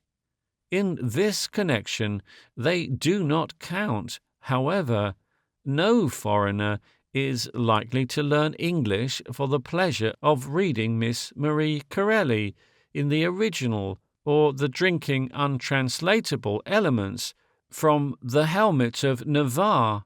The present conditions of book production for the English reading public offer no hope of any immediate change in this respect. There is neither honour nor reward. There is not even food or shelter for the American or Englishman who devotes a year or so of his life to the adequate treatment of any spacious question.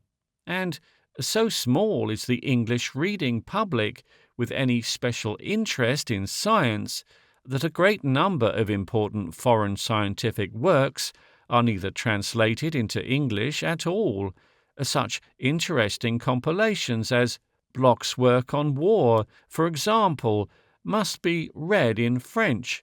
In English only, a brief summary of his results is to be obtained under a sensational heading. Footnote: Is war now impossible? End of footnote.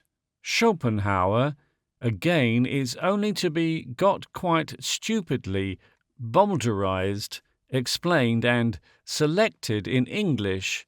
Many translations that are made into English are made only to sell.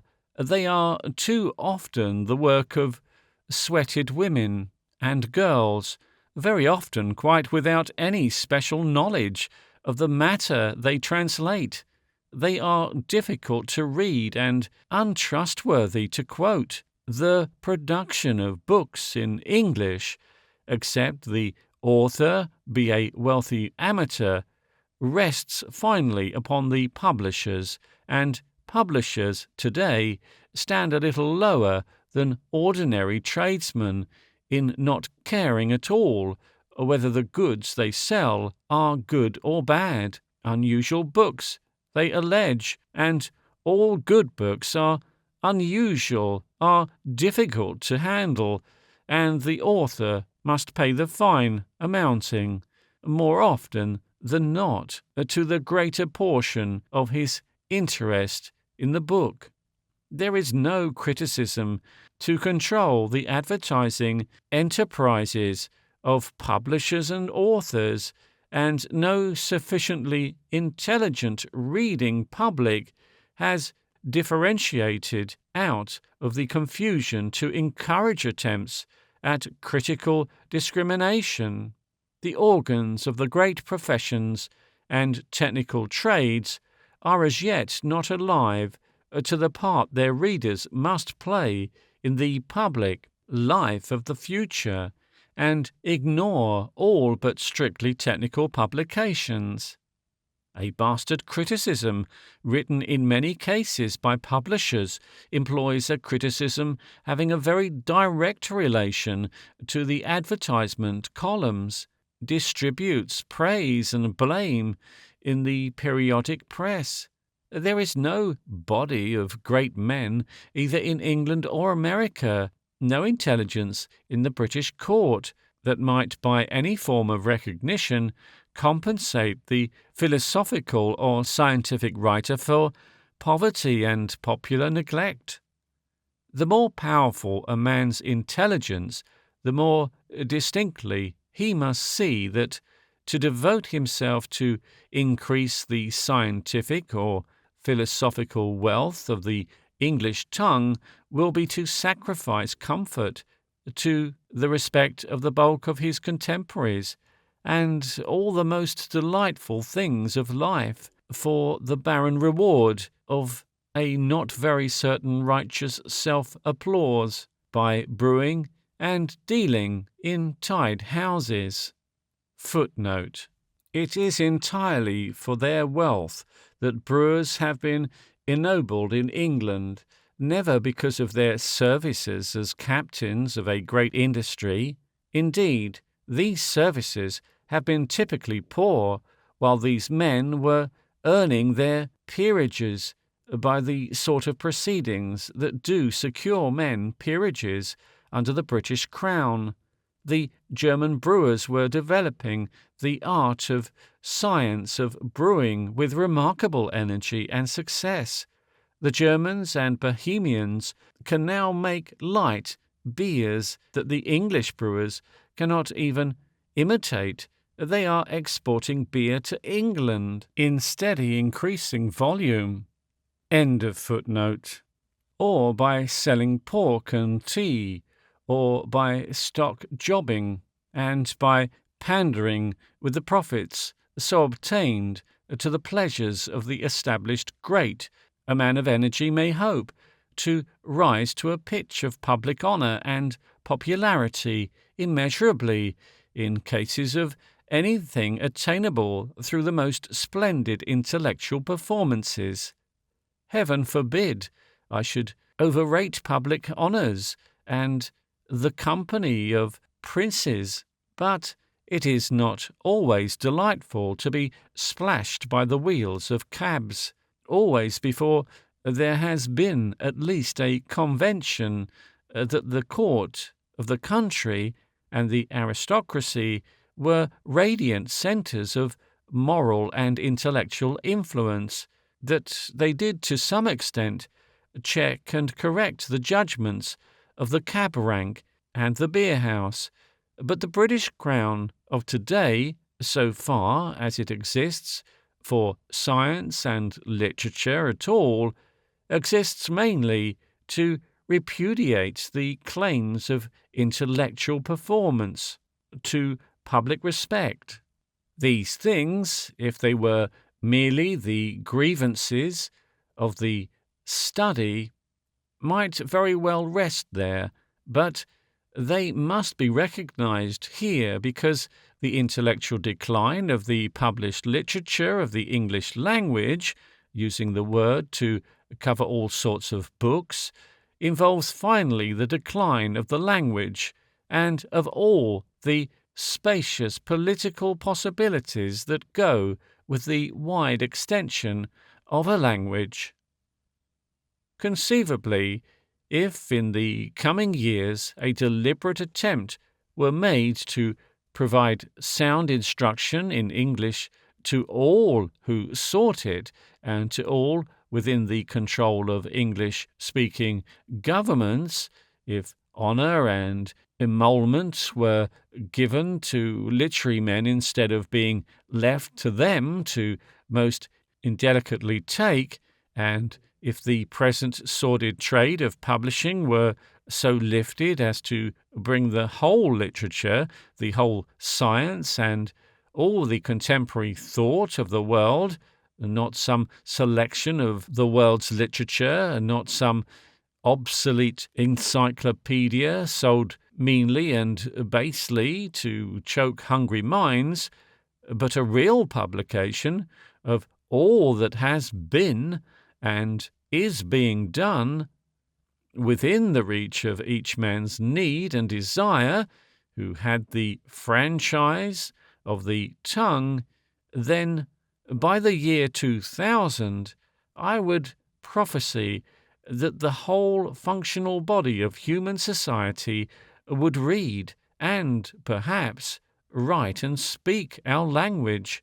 And not only that, but it might be the prevalent and everyday language of Scandinavia and Denmark and Holland, of all Africa, all North America, of the Pacific coasts of Asia, and of India, the universal, international language, and in a fair way to be the universal language of mankind. But such an enterprise demands a resolve and intelligence beyond all the immediate signs of the times. It implies a veritable renaissance of intellectual life among the English-speaking peoples. The probabilities of such renaissance will be more conveniently discussed at a later stage, when we attempt to draw the broad outline of the struggle for worldwide ascendancy that the coming years will see.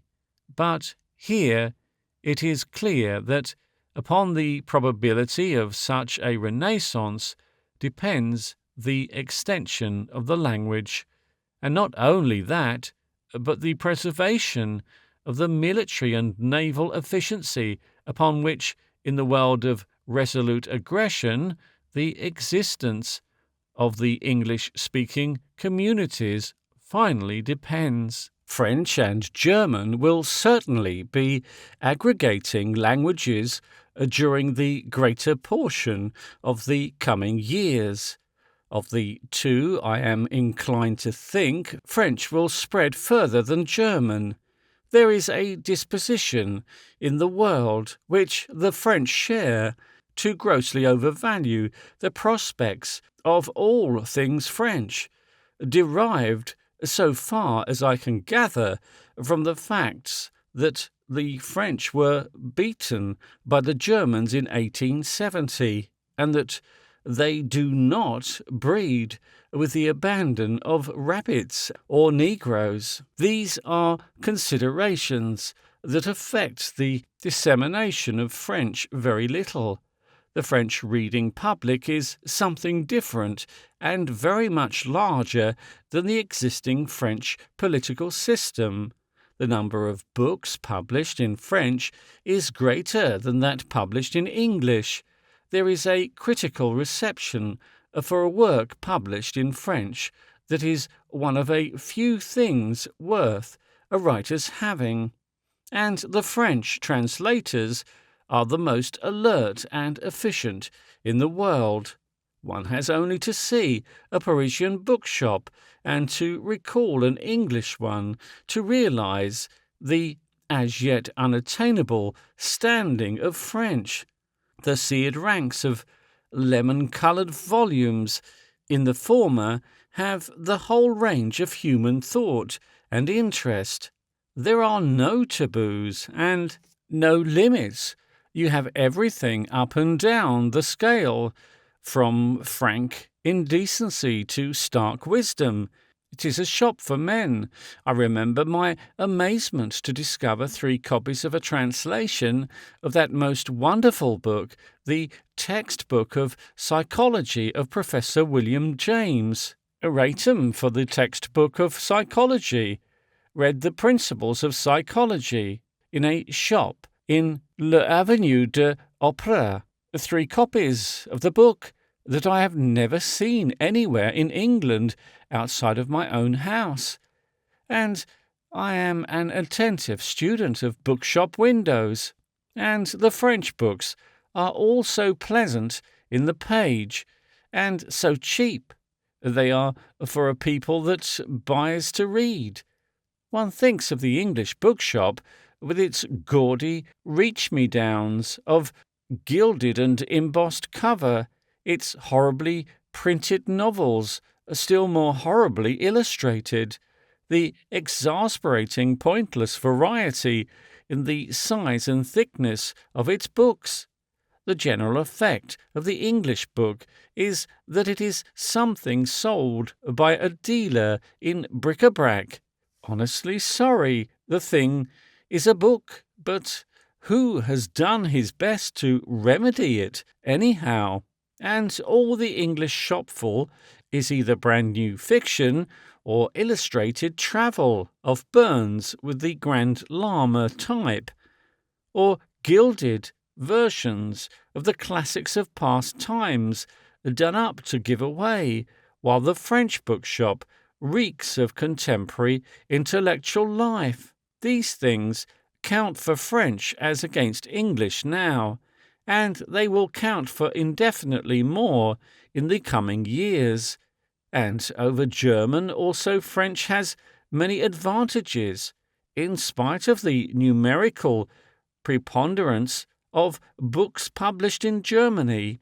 It is doubtful if the German reader has quite such a Catholic feast before him as the reader of French. There is a mass of German fiction probably as uninteresting to a foreigner as popular English and American romance, and German compared with French is an unattractive language, unmelodious, unwieldy, and cursed with a hideous and blinding lettering that the German is too patriotic to sacrifice. There has been in Germany a more powerful parallel to what one may call the honest Saxon movement among the English, that queer mental twist that moves men to call an otherwise undistinguished preface a forward, and find a pleasurable advantage over their fellow creatures in a familiarity with Eftsoons. This tendency in German has done much to arrest the simplification of idiom and check the development of new words of classical origin. In particular, it has stood in the way of the international use of scientific terms. The Englishman, the Frenchman, and the Italian have a certain community of technical, scientific, and philosophical phraseology, and it is frequently easier for an Englishman with some special knowledge of his subject to read and appreciate a subtle and technical work in French than it is for him to fully enter into a popular matter of the same tongue. Moreover, the technicalities of these peoples, being not so immediately and constantly brought into contrast and contact with their Latin or Greek roots, as they would be if they were derived, as are so many patriotic German technicalities, from native roots, are free to qualify and develop a final meaning distinct from their original intention in the growing and changing body of science, this counts for much. The indigenous German technically remains clumsy and compromised by its everyday relations. To the end of time it drags a lengthening chain of unsuitable associations, and the shade of meaning, the limited qualification that a Frenchman or Englishman can attain with a mere twist of sentence, the German must either abandon or laboriously overstate with some colossal worm cast of parenthesis. Moreover, against the German tongue there are hostile frontiers, there are hostile people who fear German preponderance, and who have set their hearts its use. In Romania and among the Slav, Bohemian and Hungarian peoples, French attacks German in the flank and has a clear prospect of predominance. These two tongues must inevitably come into keen conflict. They will perhaps fight their battle for the linguistic conquest of Europe and perhaps of the world in a great urban region that will arise about the Rhine. Politically, this region lies now in 6 independent states, but economically it must become one in the next 50 years. It will almost certainly be the greatest urban region in all the world, except that which will arise in the eastern states of North America, and that which may arise somewhere about Hankow. It will stretch from Lille the Kiel. It will drive extensions among the Rhine Valley into Switzerland, and fling an arm among the Moldau to Prague. It will be the industrial capital of the Old World. Paris will be its West End, and it will stretch a spider's web of railways and great roads of the new sort over the whole continent. Even when the coalfield industries of the plain give place to the industrial application of mountain-borne electricity, this great city region will remain. I believe in its present position at the seaport end of the great plain of the Old World. Considerations of transit will keep it where it has grown, and electricity will be brought to it in mighty cables from the torrents of the Central European mountain mass. Its westward port may be Bordeaux or Milford Haven, or even some port in the southwest of Ireland, unless, which is very unlikely, the velocity of secure sea travel can be increased beyond that of land locomotion. I do not see how this great region is to unify itself without some linguistic compromise. The Germanization of the French-speaking peoples by force is too ridiculous a suggestion to entertain.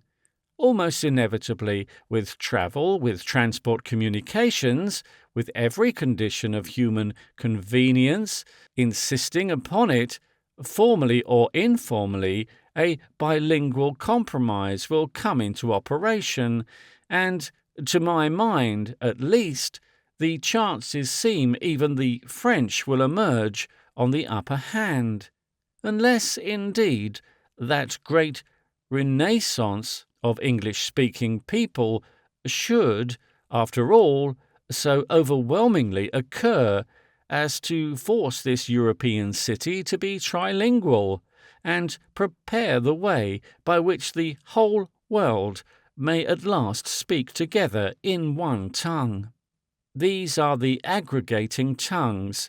I do not think that any other tongues than these are quite likely to hold their own in the coming time.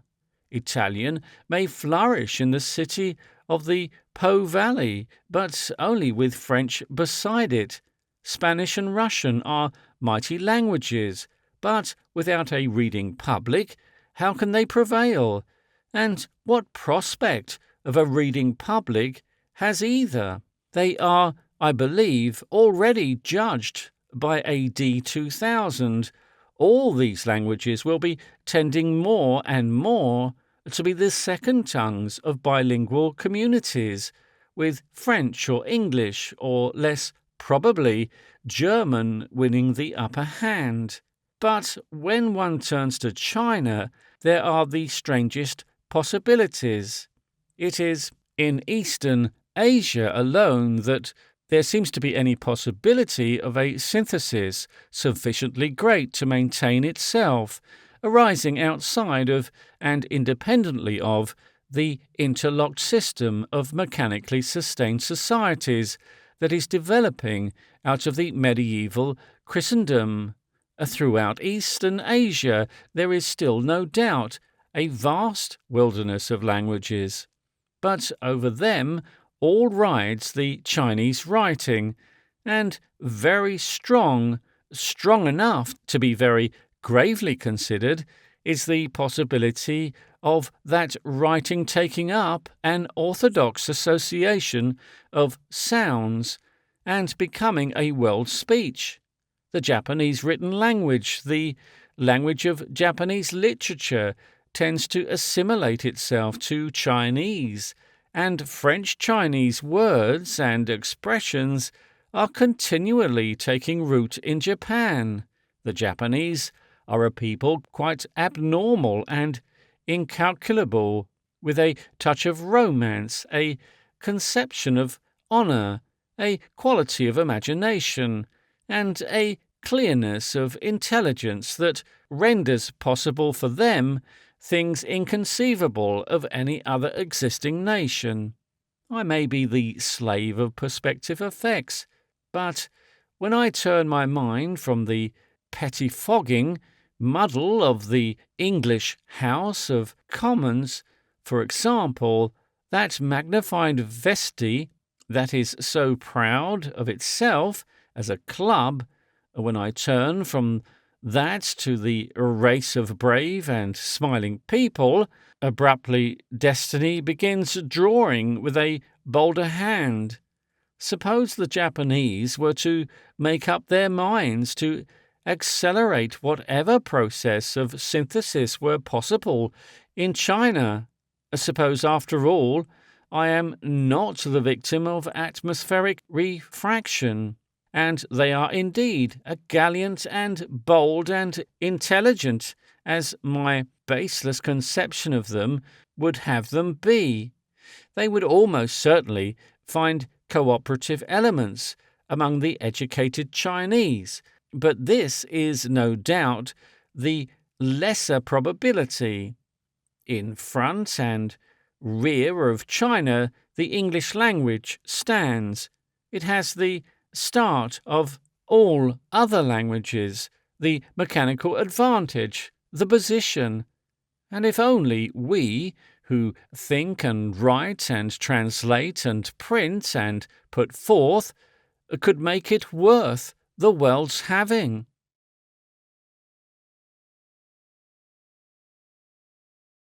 Chapter 8. The Larger Synthesis. We have seen that the essential process arising out of the growth of science and mechanism, and more particularly out of the still developing new facilities of locomotion and communication science, has afforded, is the deliquescence of the social organizations of the past, and the synthesis of ampler and still ampler and more complicated and still more complicated social unities.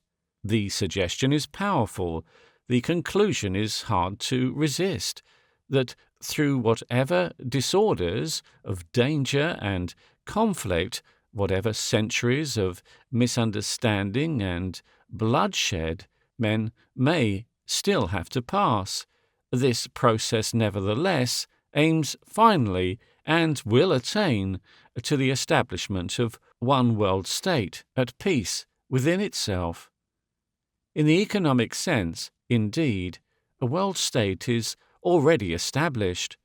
Even today, we do all buy and sell in the same markets, albeit the owners of certain ancient rights levy their tolls here and there, and the Hindu starves, the Italian feels the pinch before the Germans or English go short of bread. There is no real autonomy any more in the world, no single right to an absolute independence, such as formerly the Swiss could claim. The nations and boundaries of today do no more than mark claims to exemptions, privileges, and corners in the market, claims valid enough to those whose minds and souls are turned towards the past, but absurdities to those who look to the future as the end and justification of our present stresses. The claim to political liberty amounts, as a rule, to no more than the claim of a man to live in a parish without observing sanitary precautions or paying rates because he had an excellent great-grandfather. Against all these old isolations, these obsolescent particularisms, the forces of mechanical and scientific development fight, and fight irresistibly, and upon the general recognition of this conflict, upon the intelligence and courage with which its inflexible conditions are negotiated, depends very largely the amount of bloodshed and avoidable misery the coming years will hold. The final attainment of this great synthesis, like the social deliquescence and reconstruction dealt with in the earlier of these anticipations, has an air of being a process independent of any collective or conscious will in man. As being the expression of a greater will, it is working now, and may work out to its end vastly, and yet at times almost imperceptibly, as some huge secular movement in nature, the raising of a continent, the crumbling of a mountain chain, goes on to its appointed culmination. Or one may compare the process to a net that has surrounded and that is drawn continually closer and closer upon a great and varied multitude of men. We may cherish animosities, we may declare imperishable distances, we may plot and counterplot, make war and fight to a finish. The net tightens for all that. Already the need of some synthesis, at least ampler than existing national organizations, is so apparent in the world that at least 5 spacious movements of coalescence exist today. There is the movement called Anglo-Saxonism, the allied but finally very different movement of British imperialism, the Pan-Germanic movement, Pan-Slavism, and the conception of a great union of the Latin peoples. Under the outrageous treatment of the white peoples, an idea of unifying the yellow peoples is pretty certain to become audibly and visibly operative before many years. These are all deliberate and justifiable suggestions, and they all aim to sacrifice minor differences in order to link like to like in greater matters, and so secure, if not physical predominance in the world, at least an effective defensive strength for their racial, moral, customary, or linguistic differences against the aggressions of other possible coalescences. But these syntheses, or other similar synthetic conceptions, if they do not contrive to establish a national social unity by sanely negotiated unions, will be forced to fight for physical predominance in the world. The whole trend of forces in the world is against the preservation of local social systems, however greatly and spaciously conceived. Yet it is quite possible that several or all of the cultures that will arise out of the development of these this and that movements may in many of their features survive, as the culture of the Jews has survived political obliteration, and may disseminate themselves as the Jewish system has disseminated itself over the whole world city. Unity by no means involves homogeneity. The greater the social organism, the more complex and varied its parts, the more intricate and varied the interplay of culture and breed and character within it. It is doubtful if either the Latin or the Pan-Slavic idea contains the promise of any great political unification. The elements of the Latin synthesis are dispersed in South and Central America and about the Mediterranean basin in a way that offers no prospect of an economic unity between them. The best elements of the French people lie in the western portion of what must become the greatest urban region of the Old World, the Rhine Netherlandish region. The interests of North Italy draw that region away from the Italy of Rome and the south towards the Swiss and South Germany, and the Spanish and Portuguese-speaking half-breeds of South America have not only their own coalescences to arrange, but they lie already under the political tutelage of the United States. Nowhere, except in France and North Italy, is there any prospect of such an intellectual and educational evolution as is necessary before a great scheme of unification can begin to take effect, and the difficulties in the way of the Pan-Slavic dream are far graver. Its realization is enormously hampered by the division of its languages, and the fact that in the Bohemian language, in Polish and in Russian, there exist distinct literatures almost equally splendid in achievement, but equally insufficient in quantity and range to establish a claim to replace all other Slavonic dialects. Russia, which should form this central mass of this synthesis, stagnates relatively to the Western states. Under the rule of reactionary intelligences, it does not develop and does not seem likely to develop the merest beginnings of that great educated middle class with which the future so enormously rests.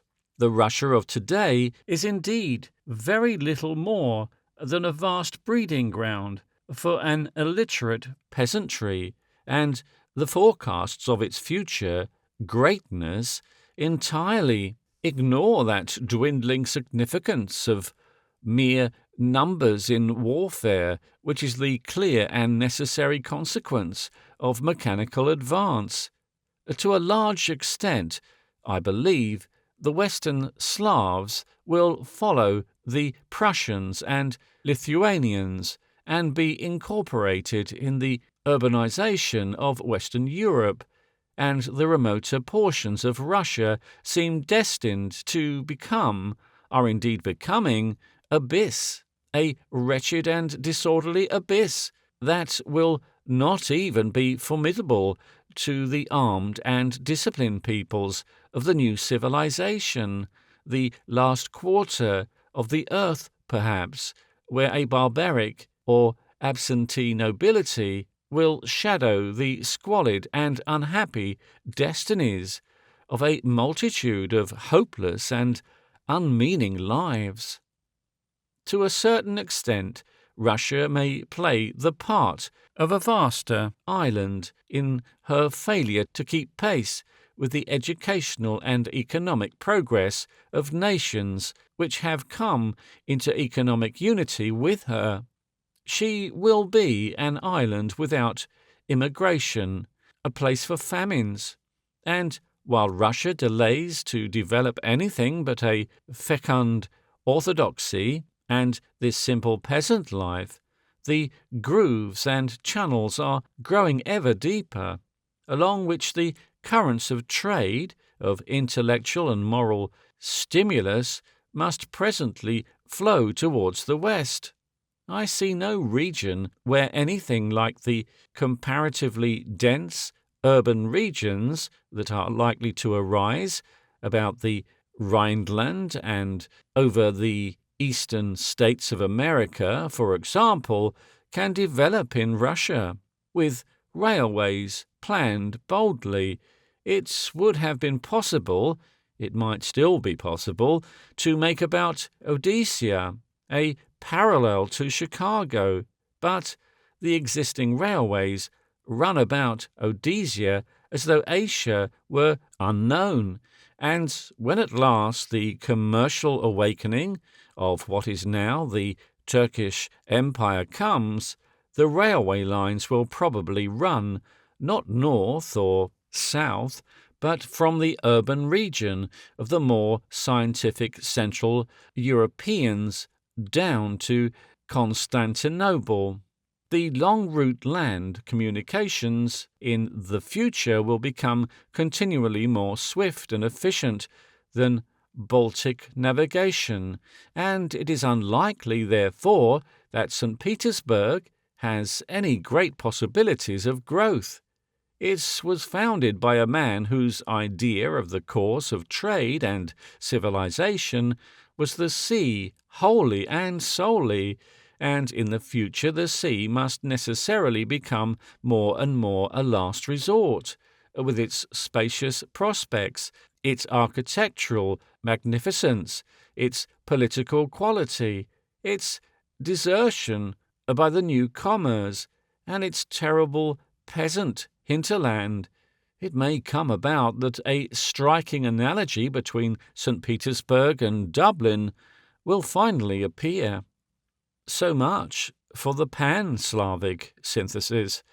It seems improbable that it can prevail against the forces that make for the linguistic and economic annexation of the greater part of European Russia and of the minor Slavic masses to the great Western European urban region. The political centre of gravity of Russia, in its resistance to these economic movements, is palpably shifting eastward even today, but that carries it away from the Central European synthesis only towards the vastly more enormous attracting centre of China.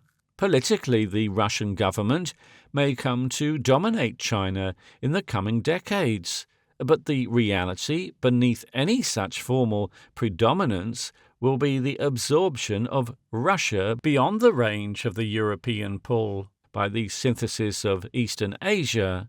Neither the Russian literature nor the Russian language and writing nor the Russian civilization as a whole have the qualities to make them irresistible to the energetic and intelligent millions of the Far East.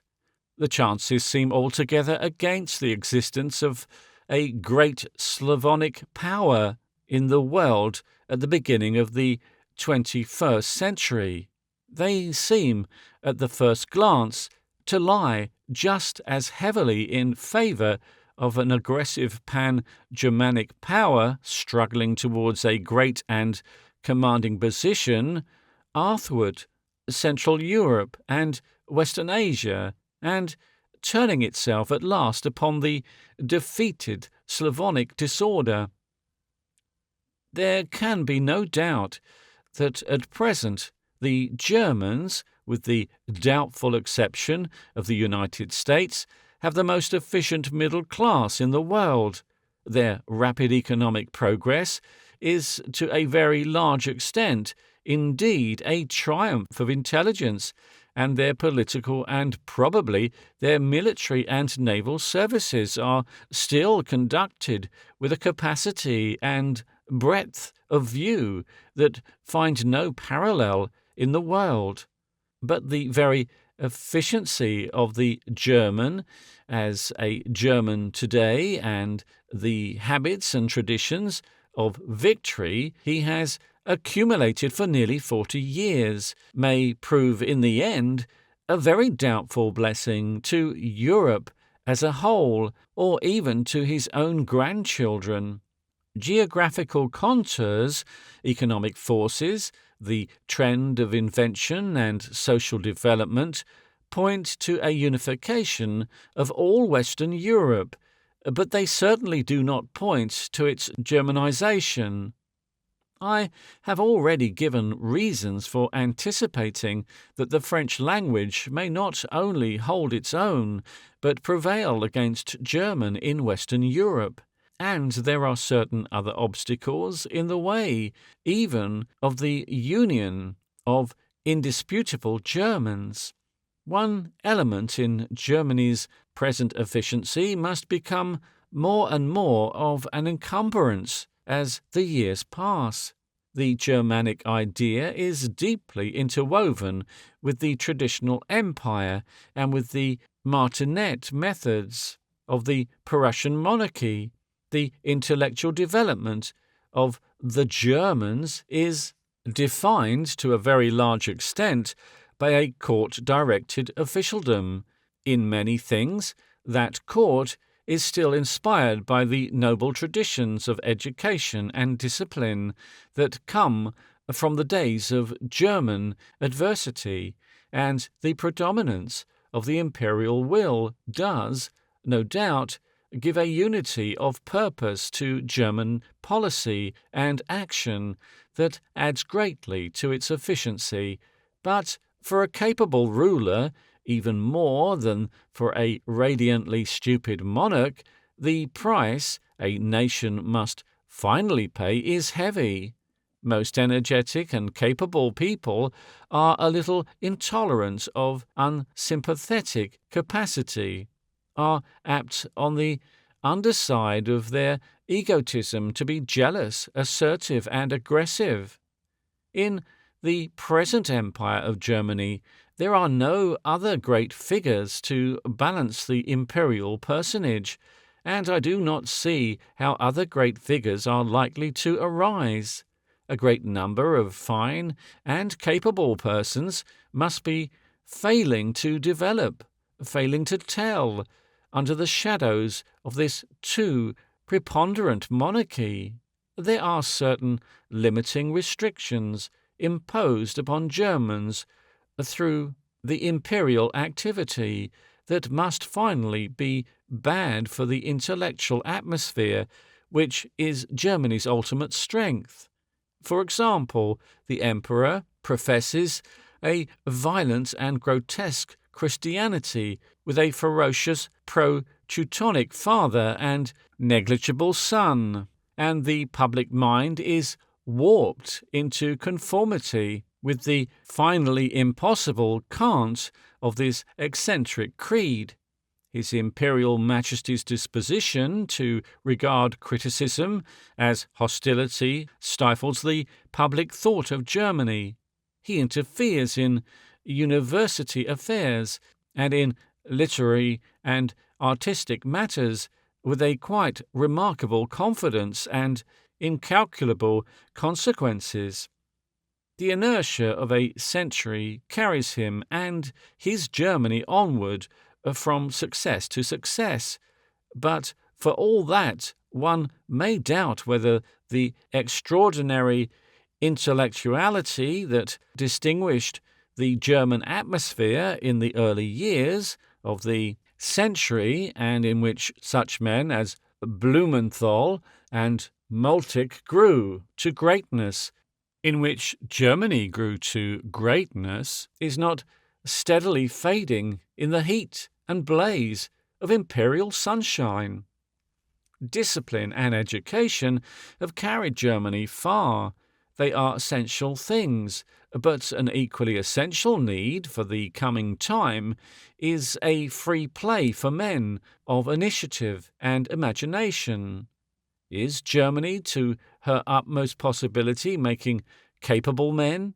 That, after all, is the vital question, and not whether her policy is wise or foolish, or her commercial development inflated or sound, or is Germany doing no more than cash the promises of those earlier days?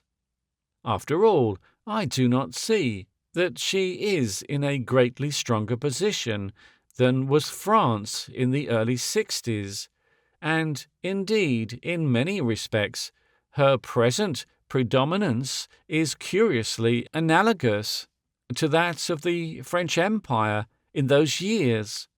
Death at any time may end the career of the present ruler of Germany. There is no certain insurance of one single life.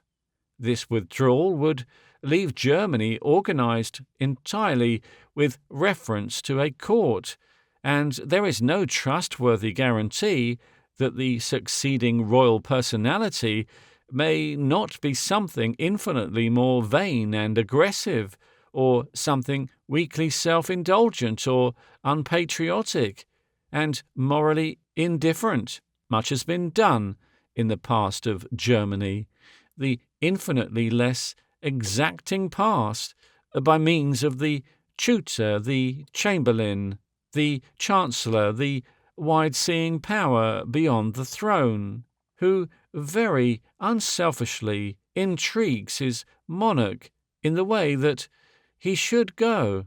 But that sort of thing is remarkably like writing a letter by means of a pen held in lazy tongues, instead of the hand. A very easily imagined series of accidents may place the destinies of Germany in such lazy tongues again. When that occasion comes, will the new class of capable men on which we have convinced ourselves in these anticipations the future depends, will it be ready for its enlarged responsibilities, or will the flower of its possible members be in prison for lèse-majesty, or naturalized Englishmen, or naturalized Americans, or troublesome privates under officers of indisputably aristocratic birth, or well-broken labourers won back to the land under the auspices of an Hungarian League? In another way, the intensely monarchical and aristocratic organization of the German Empire will stand in the way of the political synthesis of Greater Germany.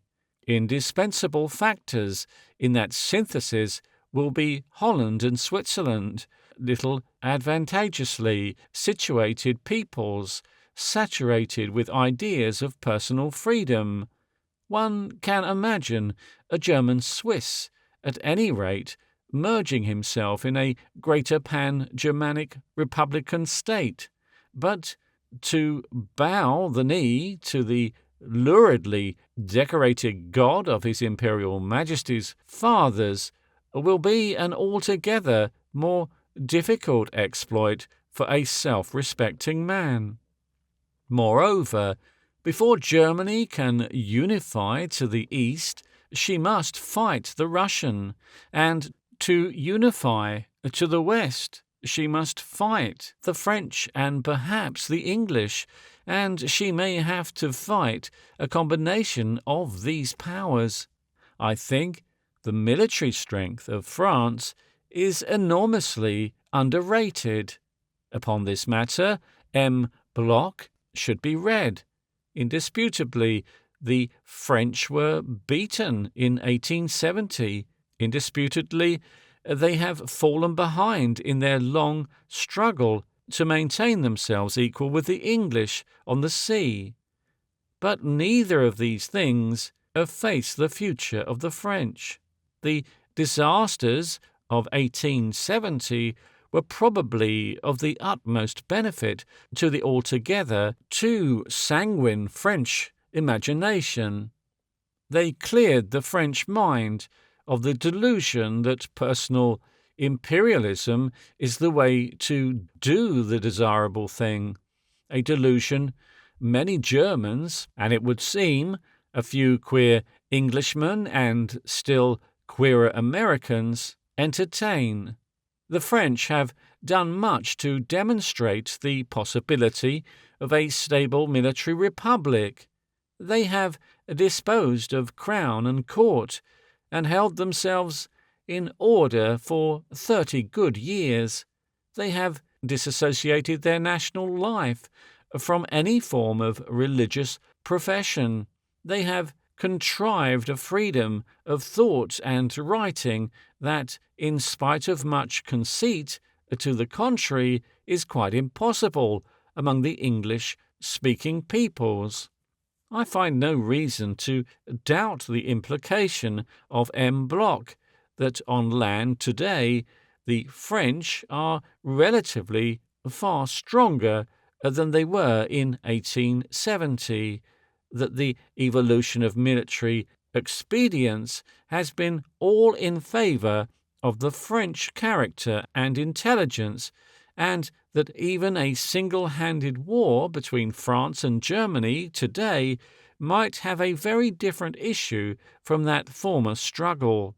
In such a conflict, it will be Germany and not France that will have pawned her strength to the English-speaking peoples on the high seas, and France will not fight alone. She will fight for Switzerland or Luxembourg or the mouth of the Rhine. She will fight with the gravity of remembered humiliations, with the whole awakened Slav race at the back of her antagonist, and very probably with the support of the English-speaking peoples. It must be pointed out how strong seems the tendency of the German Empire to repeat the history of Holland upon a larger scale, while the Dutch poured out all their strength upon the seas in a conflict with the English that, at the utmost, could give them only trade. They let the possibilities of a great Low German synthesis pass utterly out of being.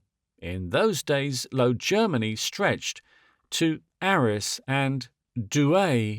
They positively dragged the English into the number of their enemies, and today the Germans invade the sea with a threat and intention that will certainly create a countervailing American navy, fundamentally modify the policy of Great Britain, such as it is, and very possibly go far to affect the synthesis of the English-speaking peoples. So involved, I do not see that the existing Germanic synthesis is likely to prevail in the close economic unity, the urban region that will arise in Western Europe. I imagine that the German Empire, that is, the organized expression of German aggression today, will be either shattered or weakened to the pitch of great compromises by a series of wars by land and sea.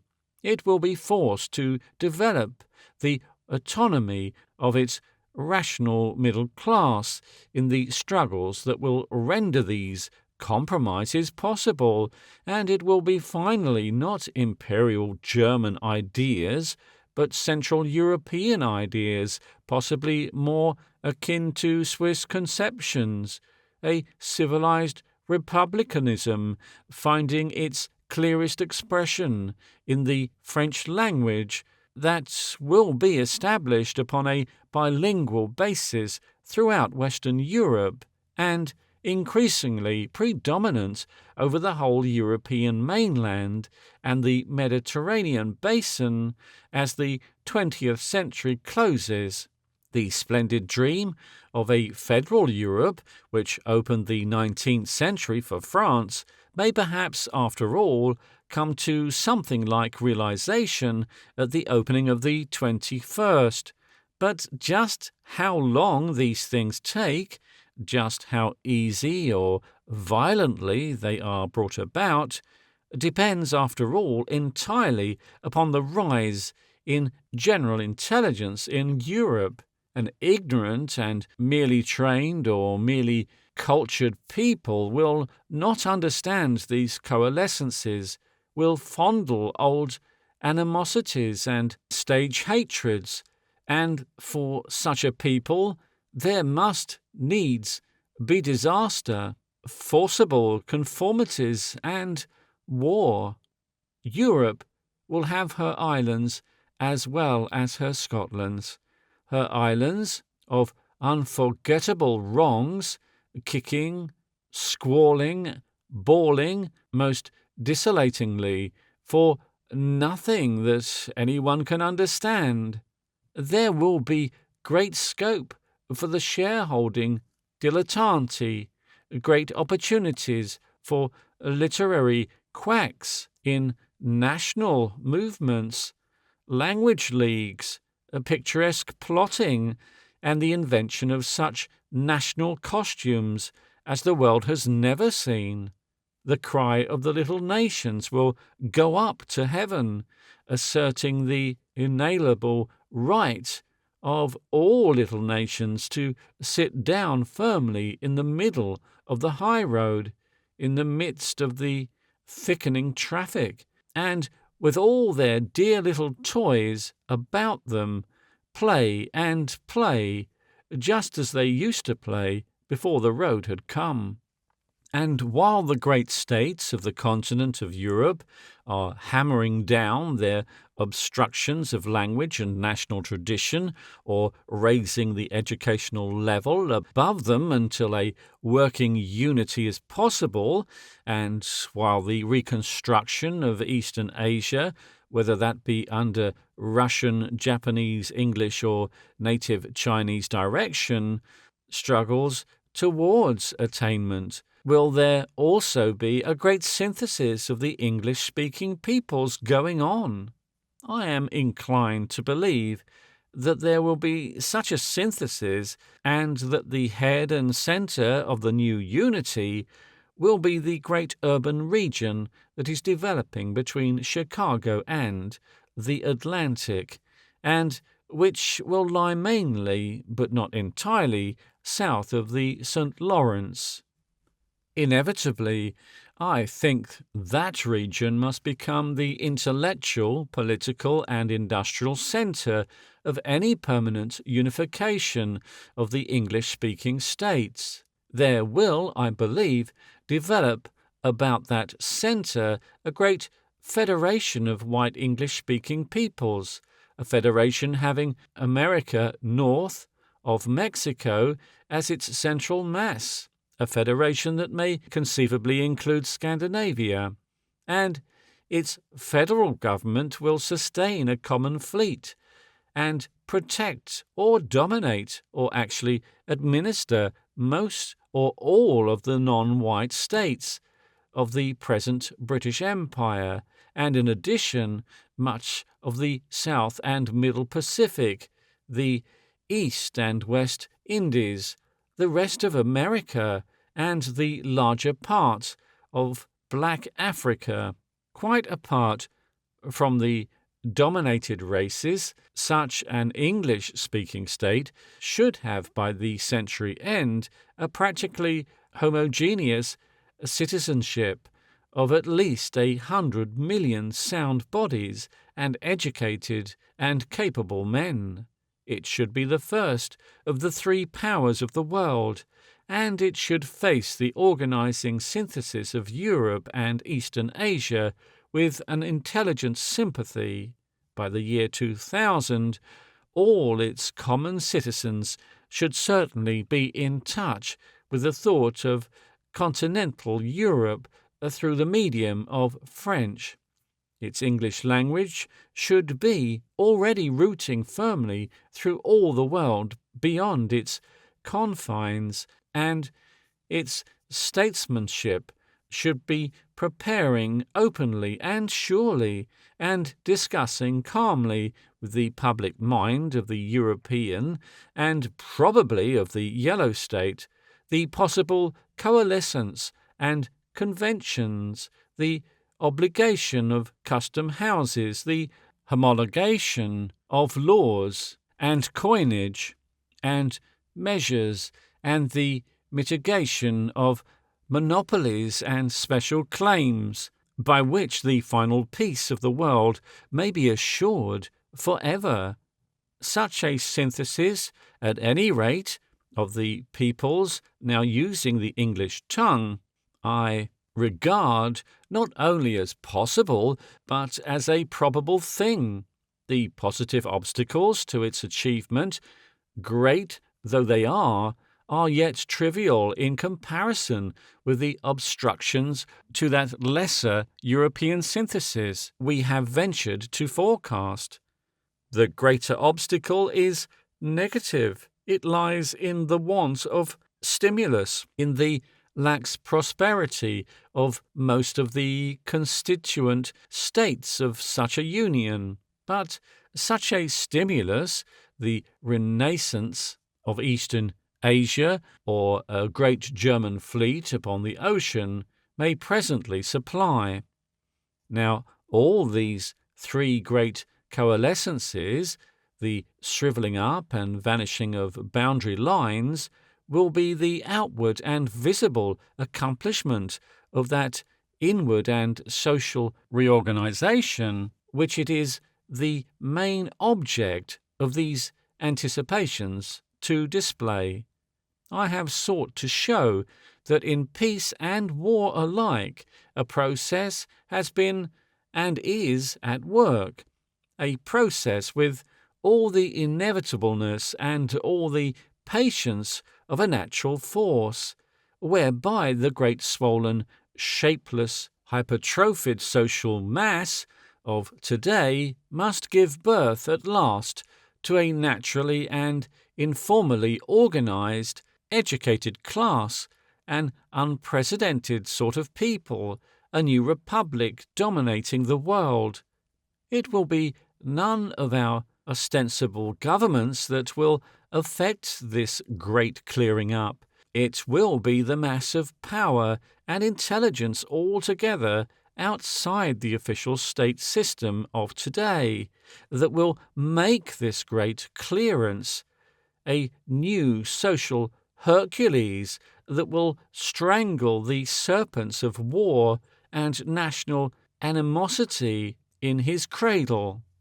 Now, the more one descends from the open uplands of wide generalization to the parallel jungle of particulars, the more dangerous does the road of prophesying become, yet nevertheless there may be some possibility of speculating how, in the case of the English-speaking synthesis at least, this effective new republic may begin visibly to shape itself out and appear.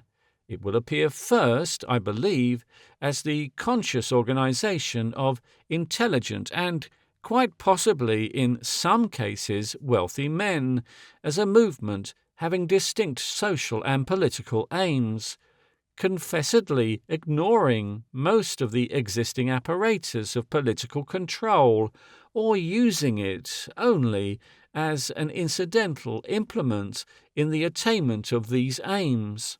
It will be very loosely organized in its earlier stages, a mere movement of a number of people in a certain direction, who will presently discover, with a sort of surprise, the common object towards which they are all moving.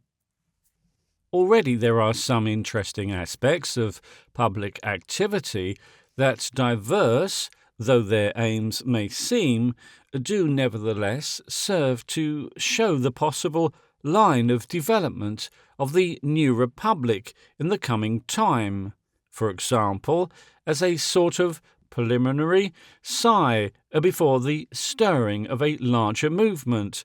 There are various Anglo-American movements and leagues to be noted, associations for entertaining travelling samples of the American leisure class in guaranteed English country houses, for bringing them into momentary physical contact with real titled persons at lunches and dinners, and for having them collectively lectured by respectable English authors and divines, are no doubt trivial things enough. But a snob sometimes shows how the wind blows better than a serious man. The empire may catch the American as the soldier caught the Tartar. There is something very much more spacious than such things as this, latent in both the British and the American mind, and observable, for instance, in the altered tone of the presses of both countries since the Venezuela message and the Spanish-American War. Certain projects of a much ampler sort have already been put forward. An interesting proposal of an interchangeable citizenship, so that with a change of domicile an Englishman should have the chance of becoming a citizen of the United States, and an American a British citizen, or a voter in an autonomous British colony, for example, has been made. Such schemes will no doubt become frequent and will afford much scope for discussion in both countries during the next decade or so. Footnote: I foresee great scope for the indigenous persons who write so abundantly to the London evening papers upon etymological points, issues in hereditary, and the correct Union Jack, in the very pleasing topic of a possible Anglo-American flag, for use at first only on unofficial occasions. End of footnote. The American Constitution and the British Crown and Constitution have to be modified or shelved at some stage in this synthesis, and for certain types of intelligence there could be no more attractive problem.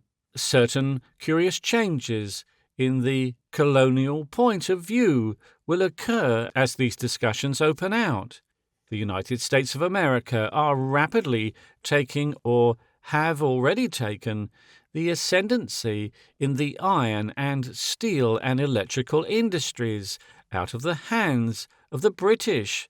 They are developing a far ampler and more thorough system of higher scientific education than the British, and the spirit of efficiency percolating from their more efficient businesses is probably higher in their public services. These things render the transfer of the present mercantile and naval ascendancy of Great Britain to the United States during the next 2 or 3 decades a very probable thing, and when this is accomplished, the problem how far colonial loyalty is the fruit of royal visits and sporadic knighthoods, and how far it has relation to the existence of a predominant fleet, will be near its solution.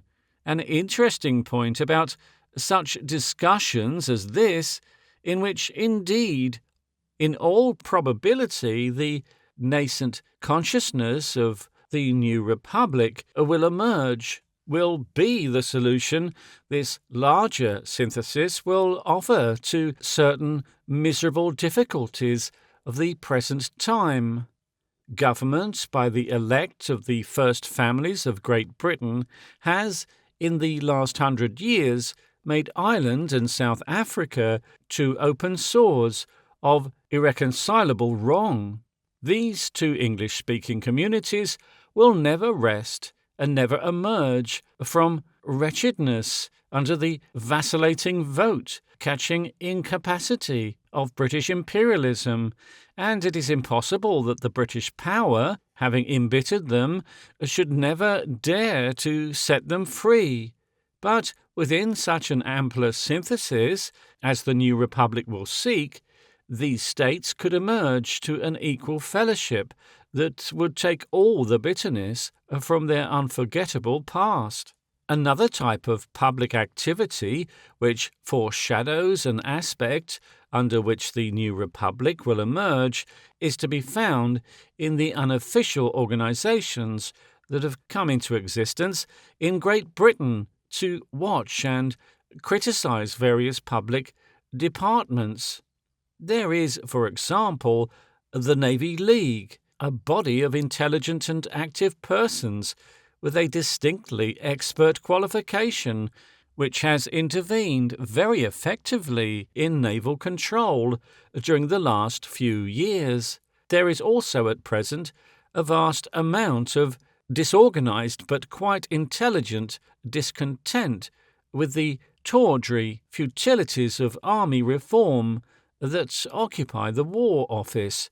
It becomes apparent that there is no hope of a fully efficient and well-equipped official army under parliamentary government, and with that realization there will naturally appear a disposition to seek some way to military efficiency as far as is legally possible outside War Office control.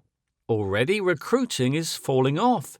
It will probably fall off more and more as the patriotic emotions evoked by the Boer War fade away, and no trivial addition to pay or privilege will restore it. Elementary education has at last raised the intelligence of the British lower classes to a point when the prospect of fighting in distant lands under unsustainable educated British officers of means and gentility with a defective War Office equipment and inferior weapons has lost much of its romantic glamour. But an unofficial body that set itself to the establishment of a school of military science, to the sane organization and criticism of military experiments in tactics and equipment, and to the raising of the experimental purposes of volunteer companies and battalions, would find no lack of men. What an unofficial syndicate of capable persons of the new sort may do in these matters has been shown in the case of the Turbinia, the germ of an absolute revolution in naval construction. Such attempts at unofficial soldiering would be entirely in the spirit in which I believe the new republic will emerge, but it is in another line of activity that the growing new consciousness will presently be much more distinctly apparent. It is increasingly evident that to organize and control public education is beyond the power of a democratic government. The meanly equipped and pretentiously conducted private schools of Great Britain, staffed with ignorant and incapable young men, exist, on the other hand, to witness that public education is no matter to be left to merely commercial enterprise working upon parental ignorance and social prejudice. The necessary condition to the effective development of the new republic is a universally accessible, spacious and varied educational system working in an atmosphere of efficient criticism and general intellectual activity. Schools alone are of no avail. Universities are merely dens of the higher cramming.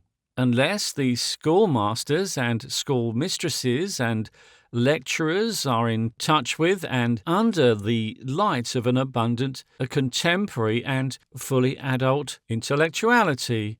At present, in Great Britain at least, the headmasters, entrusted with the education of the bulk of the influential men of the next decades, are conspicuously second-rate men, forced and etiolated creatures, scholarship boys manured with annotated editions, and brought up under and protected from all current illumination by the kale pot of 39 articles.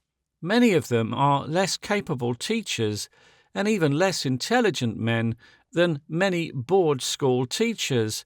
There is, however, urgent need for an absolutely new type of school, a school that shall be at least so skillfully conducted as to supply the necessary training in mathematics, dialectics, languages, and drawing, and the necessary knowledge of science, without either consuming all the leisure of the boy or destroying his individuality as it is destroyed by the ignorant and pretentious blunderers of today. And there is an equally manifest need of a new type of university, something other than a happy fastness for those precociously brilliant creatures whose brilliance is too often the hectic indication of a constitutional unsoundness of mind, who can get in before the portcullis of the 19th birthday falls. These new educational elements may either grow slowly through the steady and painful pressure of remorseless facts, or as the effort to evoke the new republic becomes more conscious and deliberate, they may be rapidly brought into being by the conscious endeavours of capable men. Assuredly, they will never be developed by the wisdom of the governments of the grey. It may be pointed out that in an individual and disorganized way, a growing sense of such needs is already displayed. Such great business managers as Mr. Andrew Carnegie, for example, and many other of the wealthy efficients of the United States of America are displaying a strong disinclination to fond families of functionless shareholders, and a strong disposition to contribute by means of colleges, libraries, and splendid foundations to the future of the whole English-speaking world. Of course, Mr. Carnegie is not an educational specialist, and his good intentions will be largely exploited by the energetic mediocrities who control our educational affairs. But it is the intention that concerns us now, and not the precise method or effect. Indisputably, these rich Americans are at a fundamentally important work in these endowments, and as indisputably many of their successors, I do not mean the heirs to their private wealth, but the men of the same type who will play their role in the coming years, will carry on this spacious work with a wider prospect and a clearer common understanding.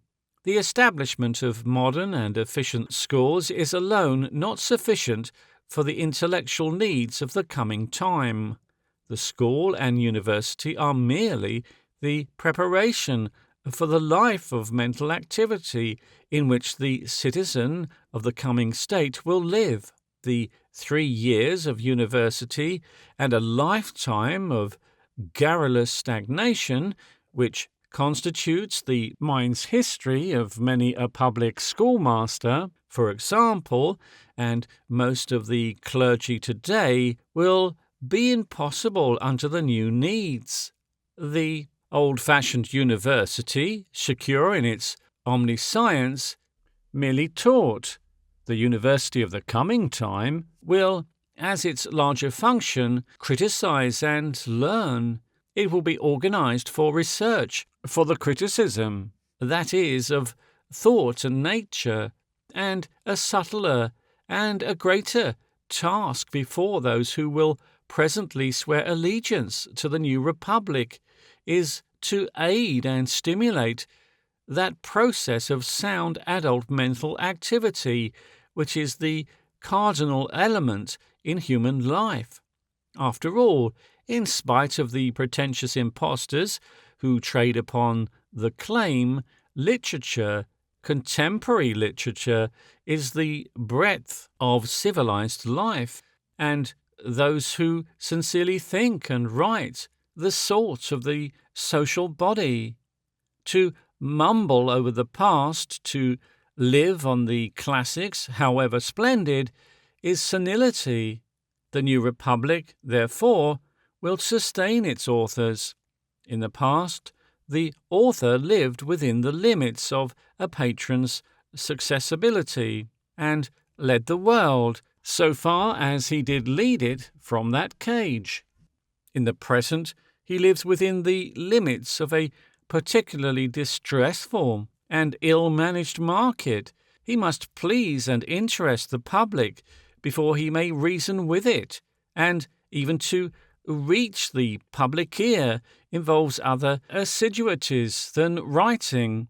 To write one's best is surely sufficient work for a man, but unless the author is prepared to add his literary toil, the correspondence and alert activity of a businessman, he may find that no measure of acceptance will save him from a mysterious poverty. Publishing has become a trade, differing only from the trade in pork or butter, in the tradesman's careless bookkeeping and his professed indifference to the quality of his goods. But unless the whole mass of argument in these anticipations is false, publishing is a much or even more of a public concern than education, and as little to be properly discharged by private men working for profit. On the other hand, it is not to be undertaken by a government of the grey, for a confusion cannot undertake to clarify itself. It is an activity in which the New Republic will necessarily engage. The men of the New Republic will be intelligently critical men, and they will have the courage of their critical conclusions. For the sake of the English tongue, for the sake of the English peoples, they will set themselves to put temptingly within the reach of all readers of the tongue and all possible readers of the tongue an abundance of living literature.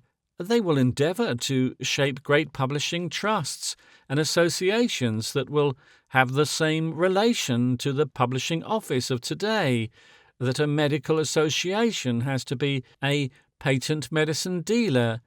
They will not only publish, but sell. Their efficient bookshops, their efficient systems of book distribution will replace the present haphazard dealings of quite illiterate persons under whose shadows people in the provinces live.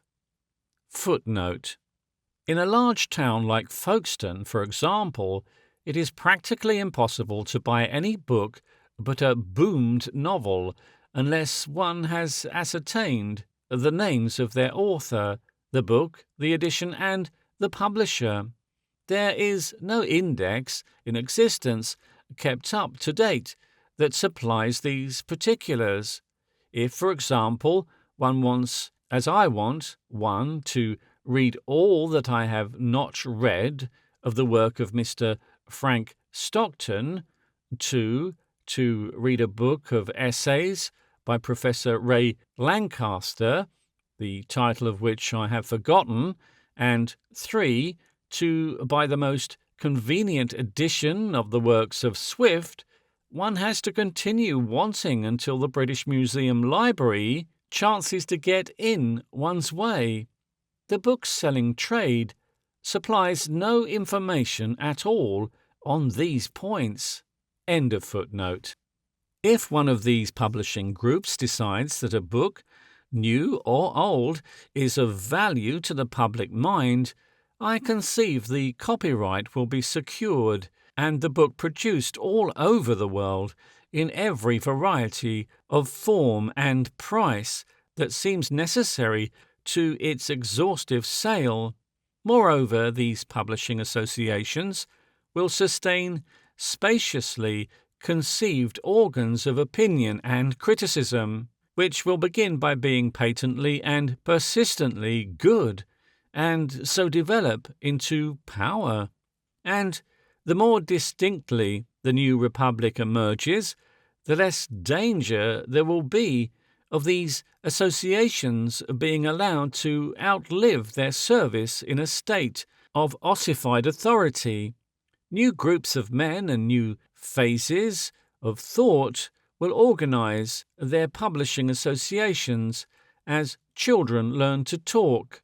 Footnote: one of the least satisfactory features of the intellectual atmosphere of the present time is the absence of good controversy. To follow closely an honest and subtle controversy, and to have arrived at definite opinion upon some general question of real and practical interest and complicated reference, is assertedly the most educational exercise in the world. I would go so far as to say that no person is completely educated who has not done as much. The memorable discussions in which Huxley figured, for example, were extraordinarily stimulating. We lack that sort of thing now. A great number of people are expressing conflicting opinions upon all sorts of things, but there is a quite remarkable shirking of plain issues of debate. There is no answering back. There is much indirect answering, deprecation of the adversary, attempts to limit its publicity, restrainments of the opposing opinion in a new way, but no conflict in the lists. We no longer fight obnoxious views, but assassinate them. From first to last, for example, there has been no honest discussion of the fundamental issues in the Boer War. Something may be due to the multiplication of magazines and newspapers and the confusion of opinions that has scattered the controversy following public. It is much to be regretted that the laws of copyright and the methods of publication stand in the way of annotated editions of works of current controversial value. For example, Mr. Andrew Lang has assailed the new edition of the Golden Bough. His criticism, which are no doubt very shrewd and penetrating, ought to be accessible with the text he criticizes, yet numerous people will read his comments who will never read the Golden Bough. They will accept his dinted sword as proof of the slaughter of Mr. Fraser, and many will read the Golden Bough and never hear of Mr. Lang's comments. Why should it be so hopeless to suggest an edition of the Golden Bough with footnotes by Mr. Lang and Mr. Fraser's replies? There are all sorts of books to which Mr. Lang might add footnotes with infinite benefit to everyone. Mr. Mallock, again, is going to explain how science and religion stand at the present time. If only someone would explain in the margin how Mr. Mallock stands, the thing would be complete. Such a book, again, as these Anticipations would stand at a vast amount of controversial footnoting. It bristles with pegs for discussion, vacant pegs. It is written to provoke. I hope that some publisher, sooner or later, will do something of this kind, and will give us not only the text of an author's work, but a series of footnotes and appendices by reputable antagonists. The experiment, well handled, might prove successful enough to start a fashion, a very beneficial fashion for authors and readers alike. People would write twice as carefully and twice as clearly, with that possible second edition, with footnotes by X and Y in view. Imagine the impregnable rock of Holy Scripture as it might have been edited by the late Professor Huxley, Freud's edition of the Grammar of Assent, Mr. G.B. Shaw's edition of the works of Mr. Lecky, or the criticism of art and life of Ruskin, the beauties of Ruskin, annotated by Mr. Whistler and carefully prepared for the press by Professor William James. Like the tomato and the cucumber, every book would carry its antidote wrapped about it. Impossible, you say. But is it? Or is it only unprecedented? If novelists will consent to the illustration of their stories by artists whose chief aim appears to be to contradict their statements, I do not see why controversial writers who believe their opinions are correct should object to the checking of their facts and logic by persons with a different way of thinking. Why should not men of opposite opinions collaborate in their discussion? End of footnote. And while the new republic is thus developing its idea of itself and organizing its mind, it will also be growing out of the confused and intricate businesses and undertakings and public services of the present time into a recognizable material body. The synthetic process that is going on in the case of many of the larger of the businesses of the world, that formation of trusts that bulks so large in American discussion, is of the utmost significance in this connection. Conceivably, the first impulse to form trusts came from a mere desire to control competition and economize working expenses, but even in its very first stages, the process of coalescence has passed out of the region of commercial operations into that of public affairs. The trust develops into the organization under men far more capable than any sort of public officials, of entire industries, of entire departments of public life, quite outside the ostensible democratic government system altogether. The whole apparatus of communications, which we have seen to be of such primary importance in the making of the future, promises to pass, in the case of the United States at least, out of the region of scramble into the domain of deliberate control. Even today, the trusts are taking over quite consciously the most vital national matters. The American iron and steel industries have been drawn together and developed in a manner that is a necessary preliminary to the capture of the empire of the seas.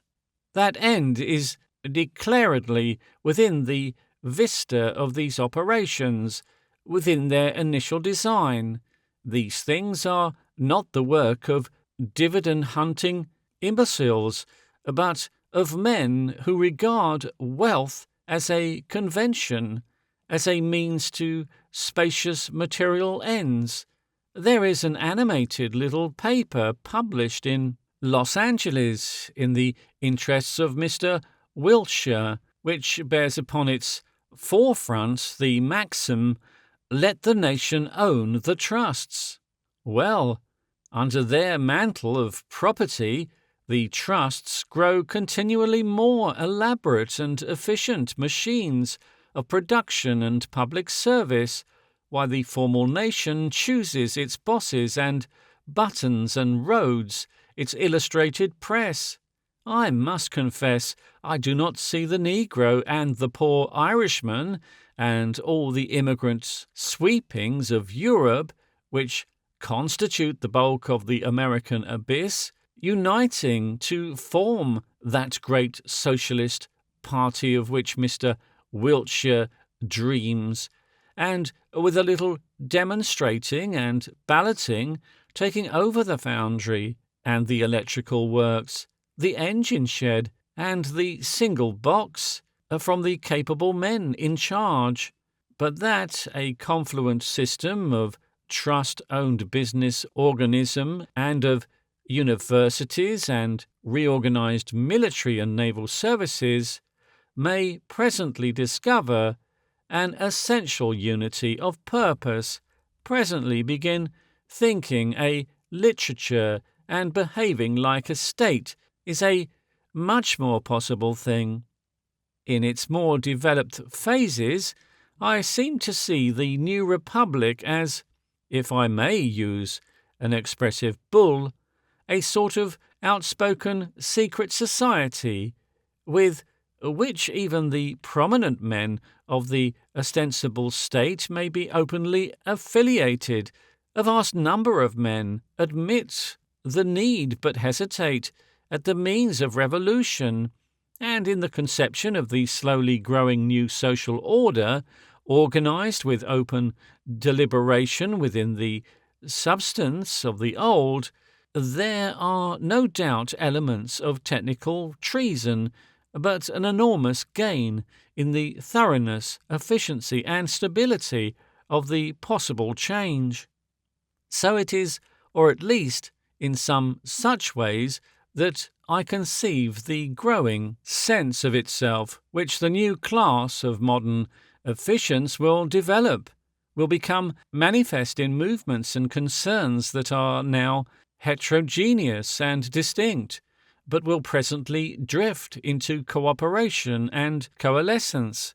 This idea of a synthetic reconstruction within the bodies of the English-speaking states may very possibly clothe itself in quite other formulae than my phrase of the new republic, but the need is with us, the social elements are developing among us, the appliances are arranging themselves for the hands that will use them, and I cannot but believe that the idea of a spacious common action will presently come.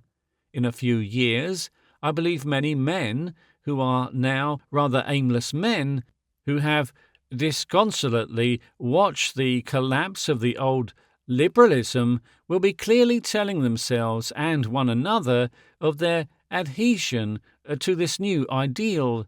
They will be working in schools and newspaper offices, in foundries and factories, in colleges and laboratories, in county councils, and on school boards even, it may be, in pulpits, for the time when the coming of the new republic will be ripe. It may be dawning even in the schools of law, because presently there will be new and scientific handling of jurisprudence, and drink to the monarch, and sit down to go on discussing the new republic growth. I do not see, indeed, why an intelligent monarch himself in these days should not waive any stillness about divine right, and all the ill-bred pretensions that sit so heavily on a gentlemanly king, and come into the movement with these others. When the growing conception touches, as in America it has already touched, the legacy-leaving class, there will be fewer new asylums perhaps, but more university chairs. So it is I conceive the elements of the new republic taking shape and running together through the social mass, picking themselves out more and more clearly from the shareholder, the parasitic speculator, and the wretched multitudes of the abyss. The new republicans will constitute an informal and open Freemasonry. In all sorts of ways they will be influencing and controlling the apparatus of the ostensible governments. They will be pruning irresponsible property, checking speculators, and controlling the abyssward drift, but at an indirect control, at any sort of fiction. The New Republic, from the very nature of its cardinal ideas, will not rest.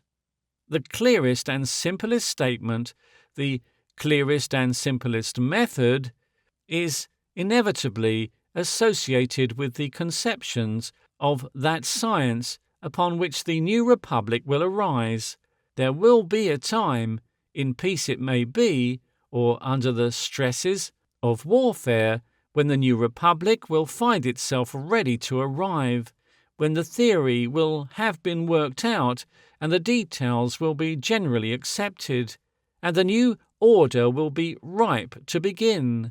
And then, indeed, it will begin. What life or strength will be left in the old order to prevent this new order beginning?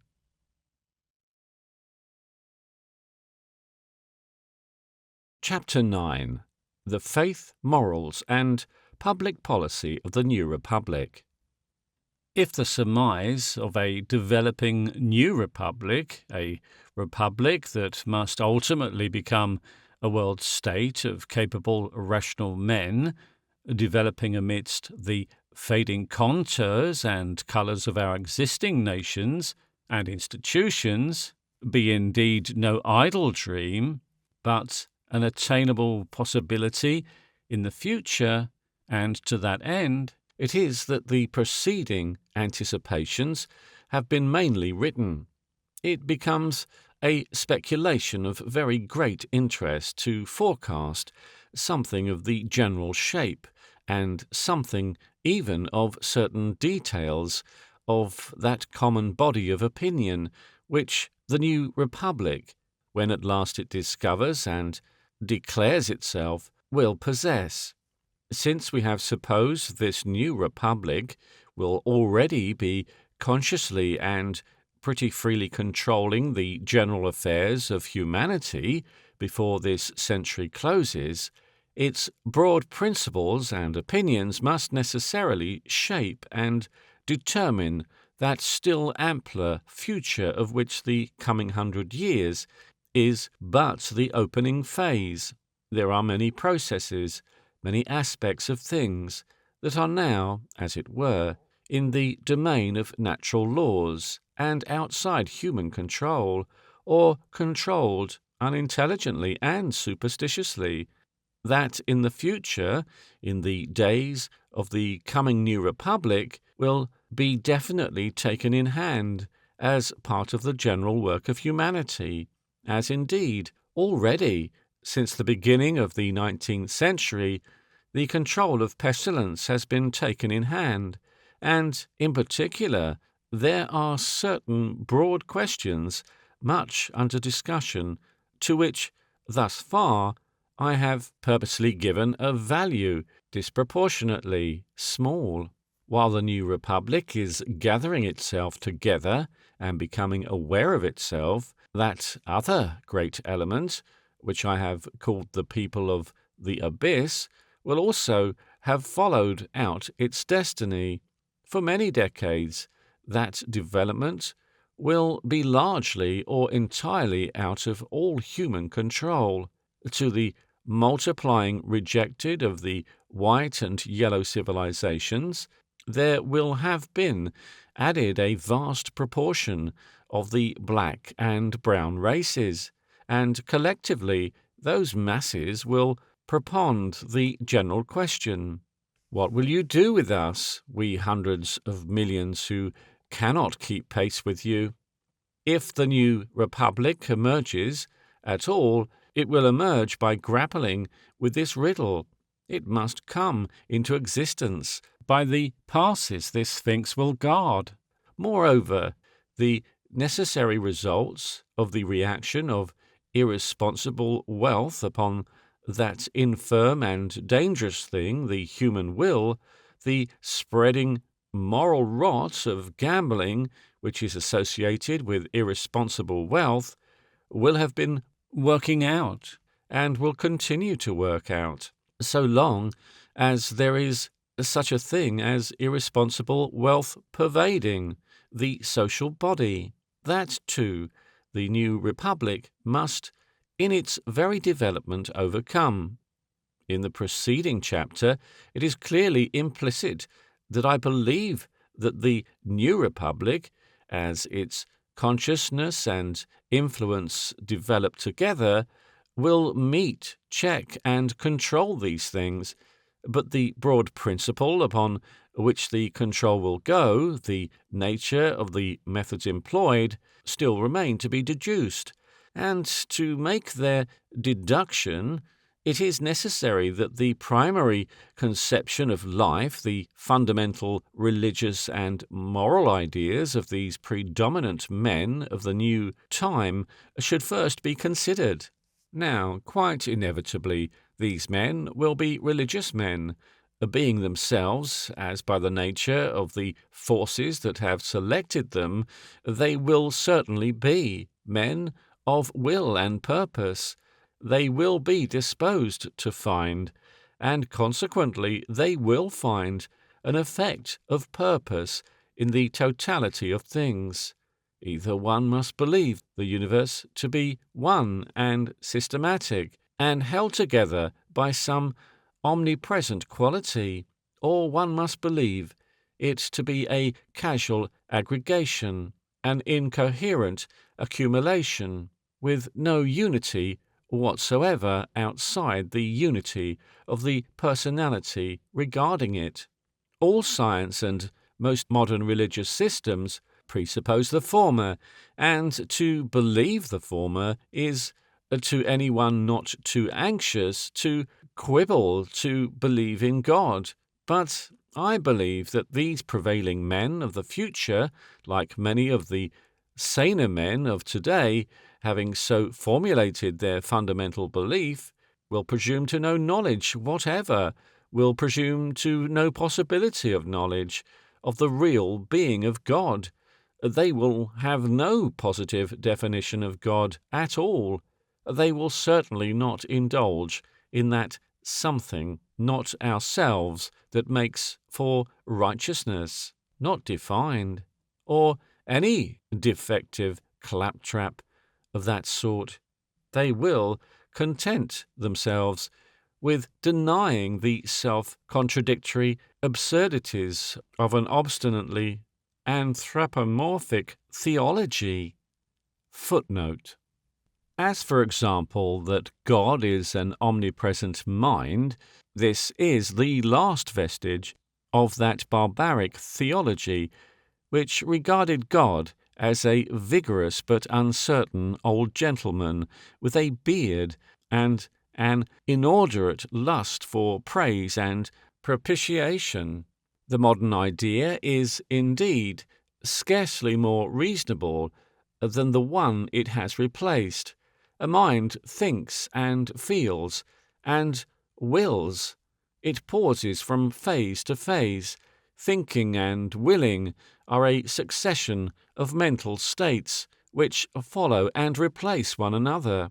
But omnipresence is a complete knowledge, not only of the present state, but of all past and future states, and since it is all there at any moment, it cannot conceivably pass from phase to phase. It is stagnant, infinite, and eternal. An omnipresent mind is as impossible, therefore, as an omnipresent moving body. God is outside our mental scope. Only by faith can we attain him. Our most lucid moments serve only to render clearer his inaccessibility to our intelligence. We stand a little way up on a scale of existences that may indeed point towards him, but can never bring him to our scope.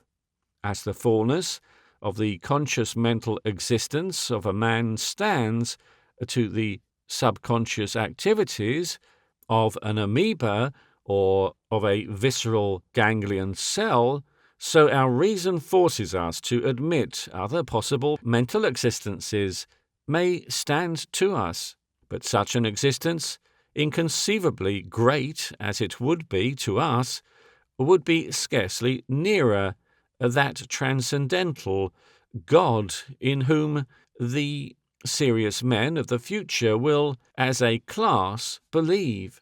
End of footnote.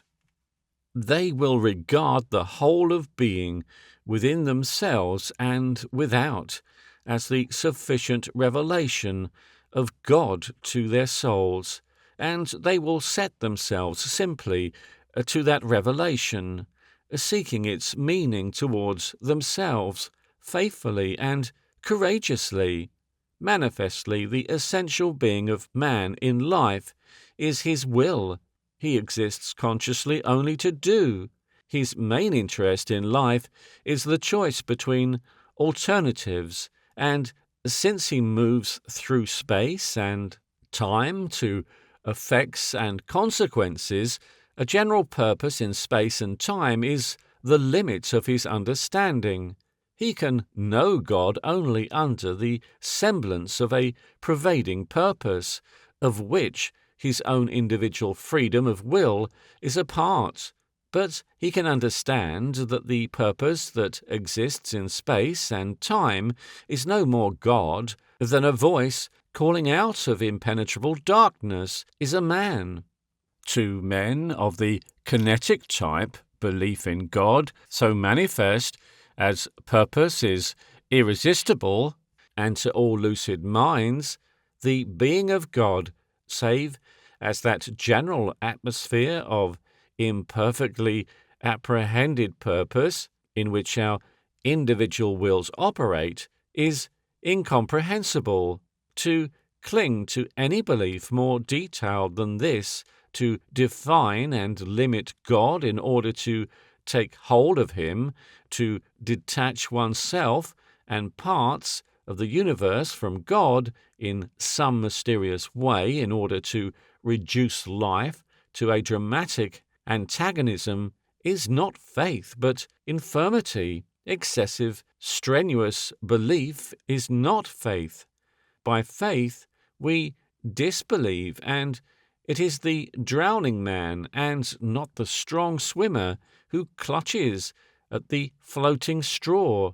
It is in the nature of man, it is in the present purpose of things, that the real world of our experience and will should appear to us, not only as a progressive existence in space and time, but as a scheme of good and evil, but choice, the antagonism of good and evil, just as much as the formulation of things in space and time is merely a limiting condition of human being. And in the thought of God, as we conceive of him in the light of faith, this antagonism vanishes. God is no moralist. God is no partisan. He comprehends and cannot be comprehended, and our business is only with so much of his purpose as centres on our individual wills. So, or in some such phrases, I believe these men of the New Republic will formulate their relationship to God. They will live to serve this purpose that presents him without presumption and without fear, for the same spacious faith that will render the idea of airing their egotisms in God's presence through prayer, or of any such quite personal intimacy, absurd, will render the idea of an irascible and punitive deity ridiculous and incredible. The men of the New Republic will hold and understand quite clearly the doctrine that in the real world of man's experience there is free will.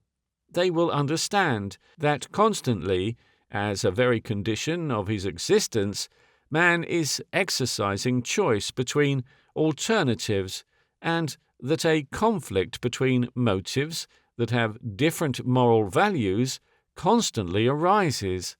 That conflict between predestination and free will, which is so puzzling to untrained minds, will now exist for them.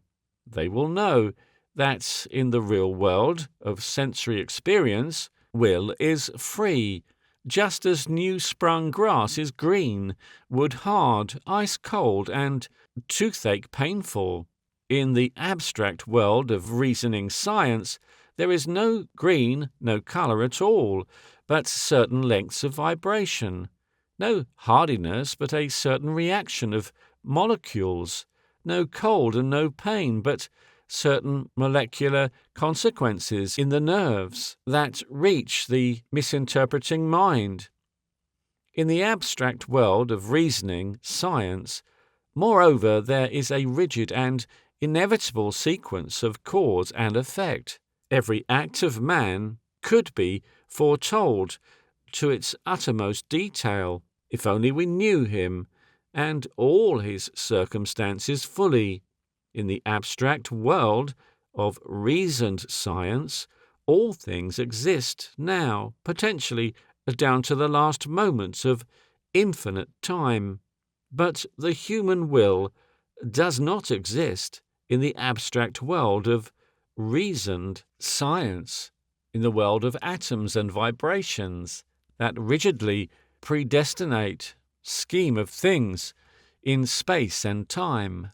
The human will exists in this world of men and women, in this world where the grass is green and desire beckons, and the choice is often so wide and clear between the sense of what is desirable and what is more widely and remotely right.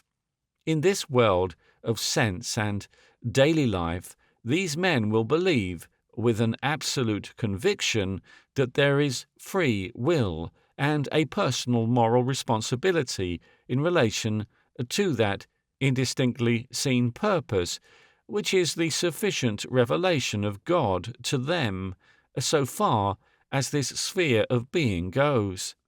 The conception they will have of that purpose will necessarily determine their ethical scheme. It follows manifestly that if we do really believe in Almighty God, the more strenuously and successfully we seek in ourselves and His world to understand the order and progress of things, and the more clearly we apprehend His purpose, the more assured and systematic will our ethical basis be. If, like Huxley, we do not positively believe in God, then we may still cling to an ethical system which has become an organic part of our lives and habits, and, finding it manifestly in conflict with the purpose of things, speak of the non-ethical order of the universe.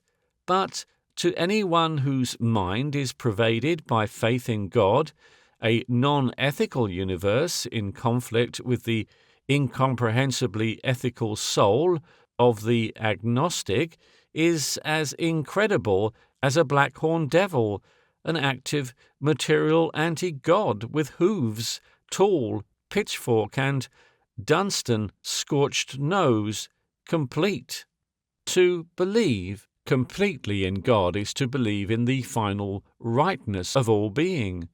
The ethical system that condemns the ways of life as wrong, or points to the ways of death as right, that countenances what the scheme of things condemns, and condemns the general purpose in things as it is now revealed to us, must prepare to follow the theological edifice upon which it was originally based.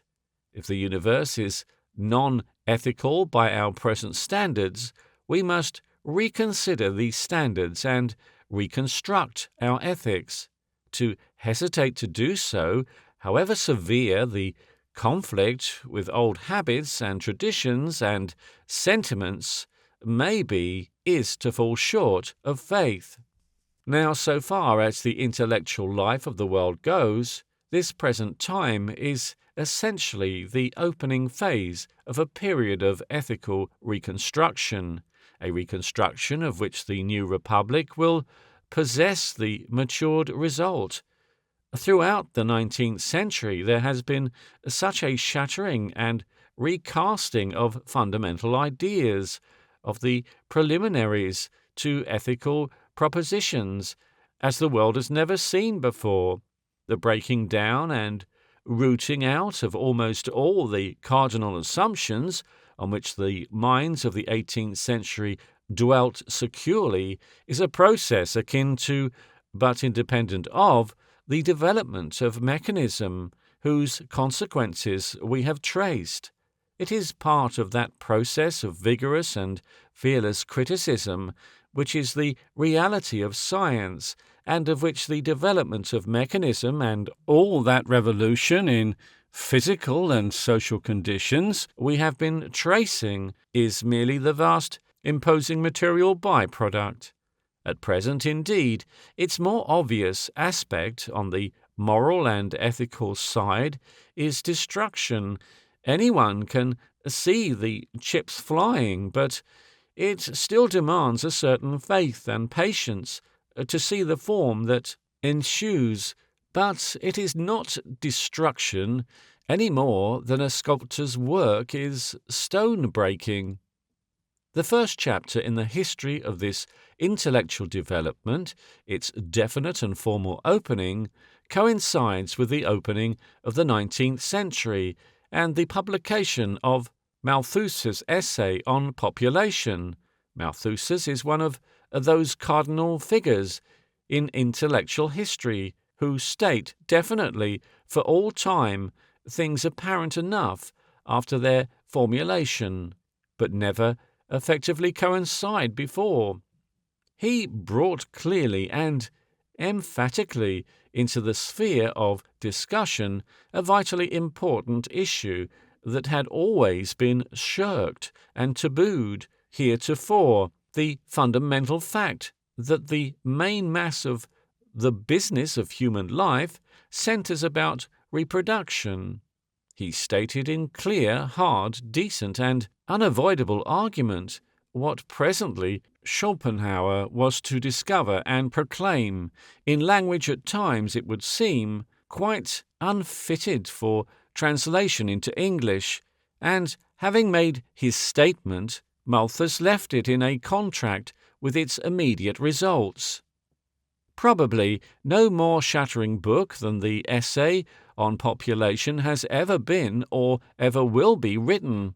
It was aimed at the facile liberalism of the deists and atheists of the 18th century. It made as clear as daylight that all forms of social reconstruction, all dreams of earthly golden ages must be either futile or insincere, or both, until the problems of human increase were manfully faced. It preferred no suggestions for facing them, in spite of the unpleasant associations of Malthus' name. It aimed simply to wither the rationalistic utopias of the time, and by anticipation, all the communisms, socialisms, and earthly paradise movements that have since been so abundantly audible in the world. That was its aim and its immediate effect. Incidentally, it must have been a torturing soul trap for innumerable idealistic but intelligent souls. Its indirect effects have been altogether greater, aiming at unorthodox dreamers. It has set such forces in motion as have destroyed the very root ideas of orthodox righteousness in the Western world. Impinging on the geological discovery, it awakened almost simultaneously in the minds of Darwin and Wallace that train of thought that found expression and demonstration at last in the history of natural selection. As that theory has been more and more thoroughly assimilated and understood by the general mind, it has destroyed quietly but entirely the belief in human equality, which is implicit in all the liberalizing movements of the world, in the place of an essential equality distorted only by tradition and early training, by the artifices of those devils of the liberal cosmology, kingcraft and priestcraft, an equality as little affected by colour as the quality of the black chess pawn and a white. We discover that all men are individual and unique, and through long ranges of comparison, superior and inferior, upon countless scores. It has become apparent that whole masses of human population are, as a whole, inferior in their claim upon the future to other masses, that they cannot be given opportunities or trusted with power as the superior peoples are trusted, that their characteristic weaknesses are contagious and detrimental in the civilizing fabric, and that their range of incapacity tempts and demoralizes the strong. To give them equality is to sink to their level. To protect and cherish them is to be swamped to their fecundity. The confident and optimistic radicalism of the early 19th century and the humanitarian philanthropic type of liberalism have bogged themselves beyond hope in these relations. The socialist has shirked them as he has shirked the older crux of Malthus. Liberalism is a thing of the past. It is no longer a doctrine, but a faction. There must follow some new-born thing.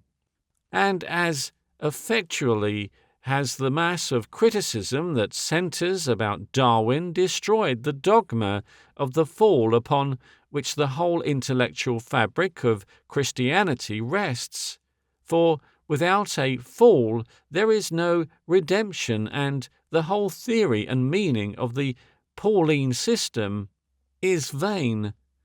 In conjunction with the wide vistas opened by geological and astronomical discovery, the 19th century has indeed lost the very habit of thought from which the belief in a fall arose.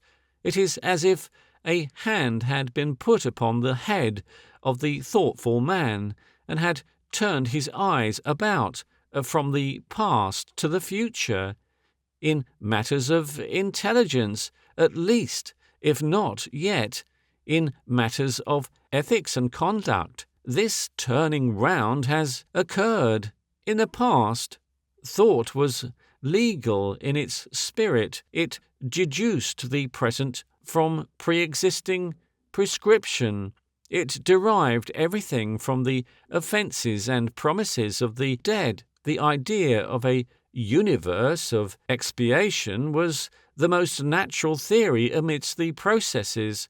The purpose the older theologians saw in the world was no more than the revenge accentuated by the special treatment of a favoured minority or a mysteriously incompetent deity exasperated by an unsatisfactory creation. But modern thought is altogether too constructive and creative to tolerate such a conception, and in the vaster past that has opened to us, it can find neither offence nor promise, only a spacious scheme of events, opening out, perpetually opening out, with a quality of final purpose as irresistible to most men's minds as it is incomprehensible, opening out with all that inexplicable quality of design that, for example, some great piece of music, some symphony of Beethoven's conveys. We see future beyond future and past behind past.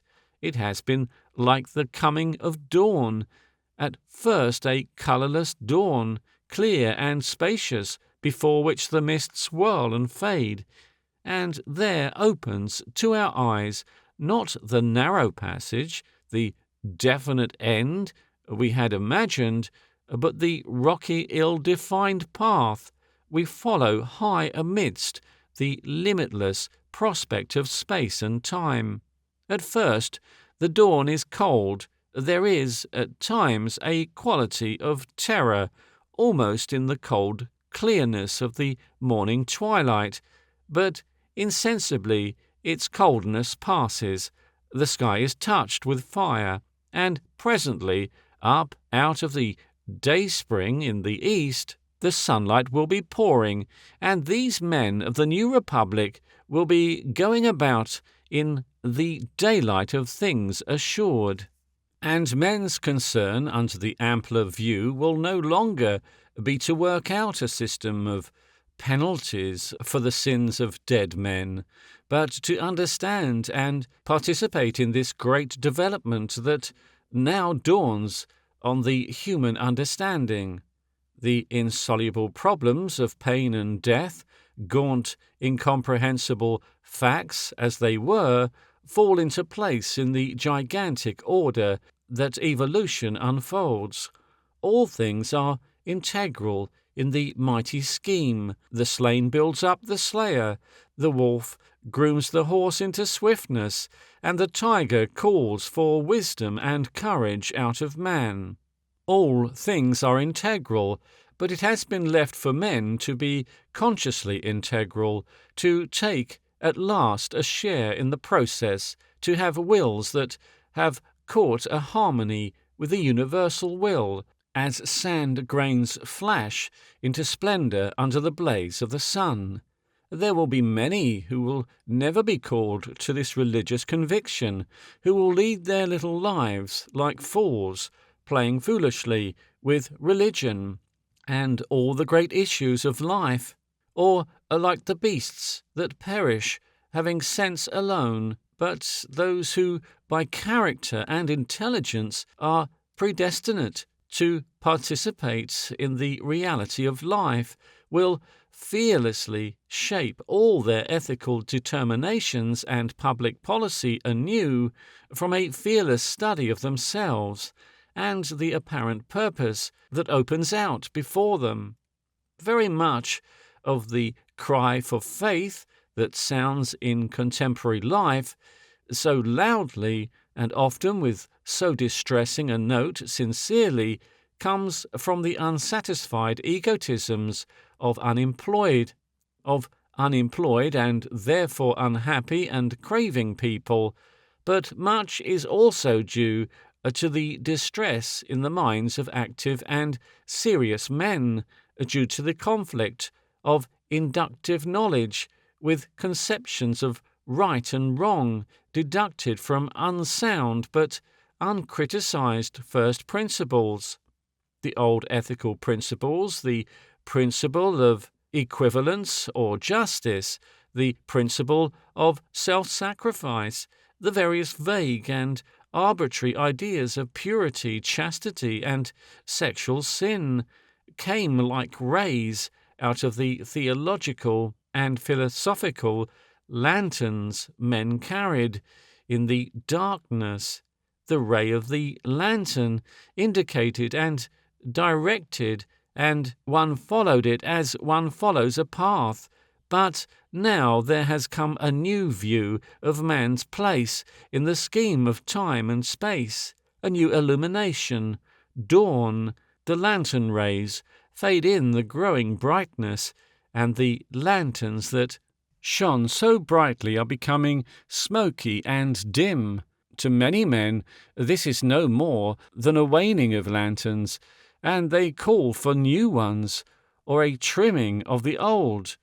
They blame the day for putting out these flares, and some go apart, out of the glare of life, into corners of obscurity, where the radiation of the lantern may still be faintly traced.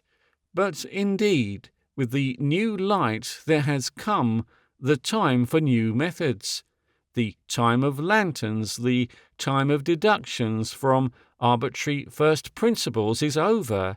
The act of faith is no longer to follow your lantern, but to put it down. We can see about us, and by the landscape we must go. Footnote. It is an interesting byway from our main thesis to speculate on the spiritual pathology of the functionless wealthy, the half-educated independent women of the middle class, and the people of the abyss, while the segregating new middle class, whose religious and moral development forms our main interest, is developing its spacious and confident theism. There will be, I imagine, steady decay in the various Protestant congregations. They have played a noble part in the history of the world. Their spirit will live forever, but their formula and organization wax old like a garment. Their moral austerity, that touch of contempt for the unsubstantial aesthetic which has always distinguished Protestantism, is naturally repellent to the irresponsible rich and to artistic people of the weaker type, and the face of Protestantism has ever been firm even to hardness against the self-indulgent, the idler, and the prolific, useless poor. The rich, as a class, and the people of the abyss, so far as they move towards any existing religious body, will be attracted by the moral kindness, the picturesque organization, and venerable tradition of the Roman Catholic Church. We are only in the very beginning of a great Roman Catholic revival. The diversified countryside of the coming time will show many a splendid cathedral, many an elaborate monastic palace towering amidst the abounding colleges and technical schools, along the moving platforms of the urban centre, and athwart the shining advertisements that will adorn them will go the ceremonial procession, all glorious with banners and censer-bearers, and the meek blue-shaven priests and bare-footed, rope-girdled holy men, and the artful politician of the coming days, until the broom of the new republic sweep him up, will arrange the miraculous planks of his platform, always with an eye upon the priest within the ample sheltering arms of the Mother Church. Many eccentric cults will develop. The curious may study the works of M. Huysman to learn of the mystical propitiation of God, who made heaven and earth by the bedsores of hysterical girls. The future, as I see it, swarms with Dirtles and Sister Teresas, countless ecstatic nuns, holding their Maker as it were in deliciae, will shelter from the world in simple but costly refuges of refined austerity. Where miracles are needed, miracles will occur. Except for a few queer people nourished on Maria Monk and such like anti-papal pornography, I doubt if there will be any Protestants left among the irresponsible rich. Those who do not follow the main current will probably take up with weird science, denouncing sects of faith-healing type, or with such pseudo-scientific gibberish as theosophy. Mrs. Piper, in an intelligent attitude and with only the whites of her eyes showing, has restored the waning faith of Professor James in human immorality, and I do not see why that lady should stick at one dogma amidst the present quite insatiable demand for creeds. Shintoism, and either a cleaned or more probably a scented obi might in vigorous hands be pushed to a very considerable success in the coming years, and I do not see any absolute impossibility in the idea of an after-dinner witch-smelling in Park Lane with a witch-doctor dressed in feathers, It might be made amazingly picturesque. People would attend it with an air of intellectual liberality, not of course believing in it absolutely, but admitting there must be something in it, that something in it. The fool hath said in his heart, there is no God, and after that he is ready to do anything with his mind and soul. It is by faith we disbelieve. And, of course, there will be much outspoken atheism and anti-religion of the type of the Parisian devil-worship imbecilities. Young men of means will determine to be wicked. They will do silly things that will strike them as being indecent and blasphemous and dreadful, black masses and such like nonsense, and then they will get scared. The sort of thing it will be to shock orthodox maidens' aunts and make Olympus ring with laughter, a taking sort of nonsense already loose, I find among very young men, is to say. Understand, I am non-moral. Two thoroughly respectable young gentlemen coming from quite different circles have recently introduced their souls to me in this same formula. Both, I rejoice to remark, are married. Both are steady and industrious young men, trustworthy in word and contract, dressed in accordance with current conceptions, and behaving with perfect decorum. One, no doubt, for sinister ends, aspires to better the world through a socialistic propaganda. That is all. But in a tight corner some day, that silly little formula may just suffice to trip up one or other of these men. Too many of the irresponsible rich, however, that little understand I am non-moral, may prove of priceless worth. End of footnote. How would the landscape shape itself to the dominant men of the new time, and in relation to themselves? What is the will and purpose that these men of will and purpose will find above and comprehending their own? Into this our inquiry resolves itself. They will hold with Schopenhauer, I believe, and with those who build themselves on Malthus and Darwin, that the scheme of being in which we live is a struggle of existence to expand and develop themselves to their full completeness, and to propagate and increase themselves.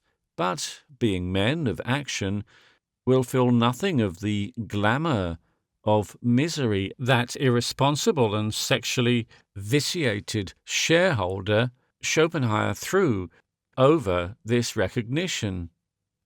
The final object of the struggle among existences they will not understand. They will have abandoned the search for ultimates. They will state this scheme of a struggle as a proximate object, sufficiently remote and spacious to enclose and explain all their possible activities. They will seek God's purpose in the sphere of their activities, and desire no more, as the soldier in battle desires no more, than the immediate conflict before him. They will admit failure as an individual aspect of things, as a soldier seeking victory admits the possibility of death, but they will refuse to admit, as a part of their faith in God, that any existence, even if it is an existence that is presently entirely erased, can be needless or vain. It will have reacted on the existences that survive. It will be justified forever in the modification it has produced in them. They will find in themselves, it must be remembered, I am speaking of a class that has naturally segregated, and not of men as a whole, a desire, a passion, almost to create and organize, to put in order, to get the maximum result from certain possibilities. They will all be artists in reality, with a passion for simplicity and directness, and an impatience of confusion and inefficiency. The determining frame of their ethics, the more spacious scheme to which they will shape the schemes of their individual wills, will be the elaboration of that future world state to which all things are pointing. They will not conceive of it as a millennial paradise, a blissful, inconsequent stagnation, but as a world state of active, ampler human beings, full of knowledge and energy, free from much of the baseness and limitations, the needless pains and dishonours of the world disorder of today, but still struggling against ampler but still too narrow restrictions, and for still more spacious objects than our vistas have revealed. For that, as a general end, for the special work that contributes to it as an individual end, they will make the plans and the limiting rules of their lives. It is manifest that a reconstructed ethical system, reconstructed in the light of modern science, and to meet the needs of such temperaments and characters as the evolution of mechanism will draw together and develop, will give very different values from those given by the existing system, if they can be called systems, to almost all the great matters of conduct. Under scientific analysis, the essential facts of life are very clearly shown to be two: birth and death. All life is the effort of the thing born, driven by fears, guided by instincts and desires, to evade death, to evade even the partial death of crippling or cramping or restriction, and to attain to effective procreation, to the victory of another birth. Procreation is the triumph of the living being over death, and in the case of man, who adds mind to his body, it is not only in his child, but in the dissemination of his thought, the expression of his mind, in things done and made, that his triumph is to be found. And the ethical system of these men of the new republic, the ethical system which will dominate the world state, will be shaped primarily to favour the procreation of what is fine and efficient and beautiful in humanity, beautiful and strong bodies, clear and powerful minds, and a growing body of knowledge, and to check the procreation of base and servile types, of fear-driven and cowardly souls, of all that is mean and ugly and bestial in the souls, bodies, or habits of men. To do the latter is to do the former. The two things are inseparable, and the method that nature has followed hitherto in the shaping of the world, whereby weakness was prevented from propagating weakness, and cowardice and feebleness were saved from the accomplishment of their desires, the method that has only one alternative, the method that must in some cases still be called in to the help of man, is death. In the new vision, death is no inexplicable horror, no pointless terminal terror to the mysteries of life. It is the end of all the pain of life, the end of the bitterness of failure, the merciful obliteration of weak and silly and pointless things. The new ethics will hold life to be a privilege and a responsibility, not a sort of night refuge for base spirits out of the void, and the alternative in right conduct between living fully, beautifully, and efficiently will be to die. For a multitude of contemptible and silly creatures, fear-driven and helpless and useless, unhappy or hatefully happy in the midst of squalid dishonour, feeble, ugly, inefficient, born of unrestrained lusts, and increasing and multiplying through sheer incontinence and stupidity, the men of the new republic will have little pity and less benevolence. To make life convenient for the breeding of such people will seem to them not the most virtuous and amiable thing in the world, as it is held to be now, but an exceptionally abominable proceeding. Procrastination is an avoidable thing for sane persons of even the most furious passions, and the men of the new republic will hold that the procrastination of children who, by the circumstances of their parentage, must be deceased bodily or mentally, I do not think it will be difficult for the medical science of the coming time to define such circumstances, is absolutely the most loathsome of all conceivable sins. They will hold, I anticipate, that a certain portion of the population, the small minority, for example, afflicted with indisputably transmissible diseases, with transmissible mental disorders, with such hideous, incurable habits of mind as the craving for intoxication, exist only on sufferance out of pity and patience, and on the understanding that they do not propagate, and I do not foresee any reason to suppose that they will hesitate to kill when that sufferance is abused. And I imagine also the plea and proof that a grave criminal is also insane will be regarded by them not as a reason for mercy, but as an added reason for death.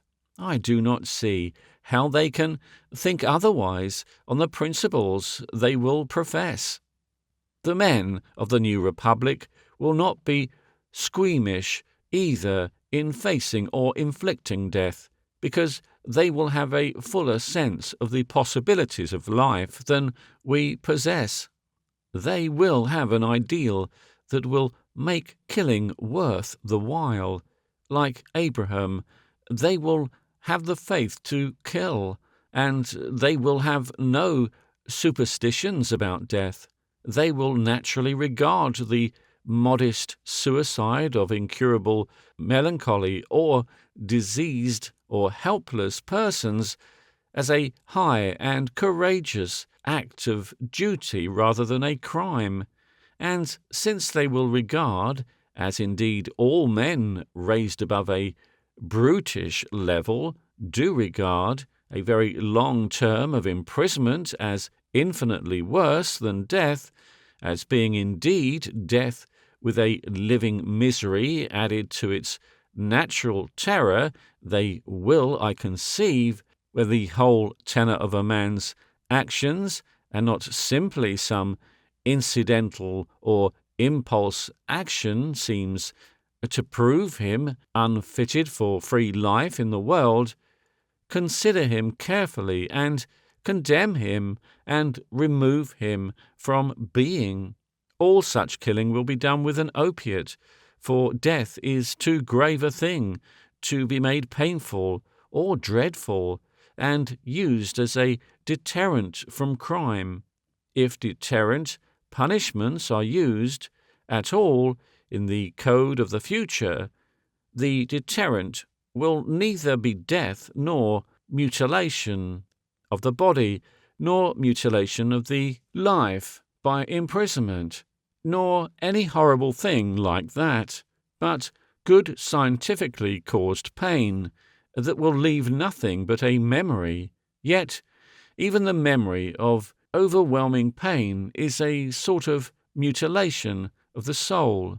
The idea that only those who are fit to live freely in an orderly world state should be permitted to live is entirely against the use of deterrent punishments at all. Against outrageous conduct to children or women, perhaps, or for very cowardly or brutal assaults of any sort, the men of the future may consider pain a salutary remedy, at least during the ages of transition while the brute is still at large. But since the most acts of this sort, done under conditions that neither torture nor exasperate, point to an essential villainous in the perpetrator, I am inclined to think that even in these cases the men of the coming time will be far less disposed to torture than to kill. They will have another aspect to consider, the conscious infliction of pain for the sake of pain is against the better nature of man, and it is unsafe and demoralizing for anyone to undertake this duty. To kill under the seemly conditions science will afford is a far less offensive thing. The rulers of the future will grudge making good people into jailers, wardens, punishment dealers, nurses, and attendants on the bad. People who cannot live happily and freely in the world without spoiling the lives of others are better out of it. That is the current sentiment even today. But the man of the new republic will have the courage of their opinions, and the type of men that I conceive emerging in the coming years will deal simply and logically, not only with the business of death, but with birth. At present, the sexual morality of the civilized world is the most illogical and incoherent system of wild permissions and insane prohibitions, foolish tolerance and ruthless cruelty that is possible to imagine. Our current civilization is a sexual lunatic, and it has lost its reason in this respect under the stresses of the new birth of things, largely through the difficulties that have stood in the way, and do still, to a diminishing degree, stand in the way of any sane discussion of the matter as a whole. To approach it is to approach excitement. So few people seem to be leading happy and healthy sexual lives that to mention the very word sexual is to set them stirring, to brighten the eye, lower the voice, and blanch or flush the cheek with a flavour of guilt. We are all, as it were, keeping our secrets and hiding our shames. One of the most curious revelations of this fact occurred only a few years ago, when the artless outpourings in fiction of a certain young woman who had failed to find light on problems that pressed upon them for solution, and which it was certainly their business as possible wives and mothers to solve, roused all sorts of respectable people to a quite insane vehemence of condemnation. Now, there are excellent reasons and a permanent necessity for the preservation of decency, and for a far more stringent suppression of matter that is merely intended to excite than at present obtains. And the chief of these reasons lies in the need of preserving the young from a premature awakening, and indeed, in the interests of civilization, in positively delaying the period of awakening, retarding maturity, and lengthening the period of growth and preparation as much as possible. But purity and innocence may be prolonged too late. Innocence is really no more becoming to adults than a rattle or a rubber consoler, and the bashfulness that hampers this decision, that permits it only in a furtive, silly sort of way, has its ugly consequences in shames and cruelties, in miserable households and pitiful crises, in the production of countless needless and unhappy lives. Indeed, too often we carry our decency so far as to make it suggestive and stimulating in a non-natural way. We invest the plain business of reproduction with a mystic religious quality far more unwholesome than a savage nakedness could possibly be. The essential aspect of all this wild and windy business of the sexual relations is, after all, births. Upon this plain fact, the people of the emergent New Republic will unhesitatingly go. The preeminent value of sexual questions in morality lies in the fact that the lives, which will constitute the future, are involved. If they are not involved, if we can dissociate the relationship from this issue, then sexual questions become of no more importance than the morality of one's deportment at chess, or the general morality of outdoor games. Indeed, then the question for sexual relationships would be entirely on all fours with, and probably very analogous to, the question of golf. In each case, it would be for the medical man and the psychologist to decide how far the thing was wholesome and permissible, and how far it was an aggressive bad habit and an absorbing waste of time and energy. An able-bodied man, continually addicted to love-making that had no result in offspring, would be just as silly and morally objectionable as an able-bodied man who devoted his chief energies to hitting little balls over golf links. But no more. Both would probably be wasting the lives of other human beings. The golfer must employ his caddy. It is entirely the matter of births and a further consideration to be presently discussed that makes this analogy untrue. It does not, however, make it so untrue as to do away with the probability that in many cases the emergent men of the new time will consider sterile gratification a moral and legitimate thing.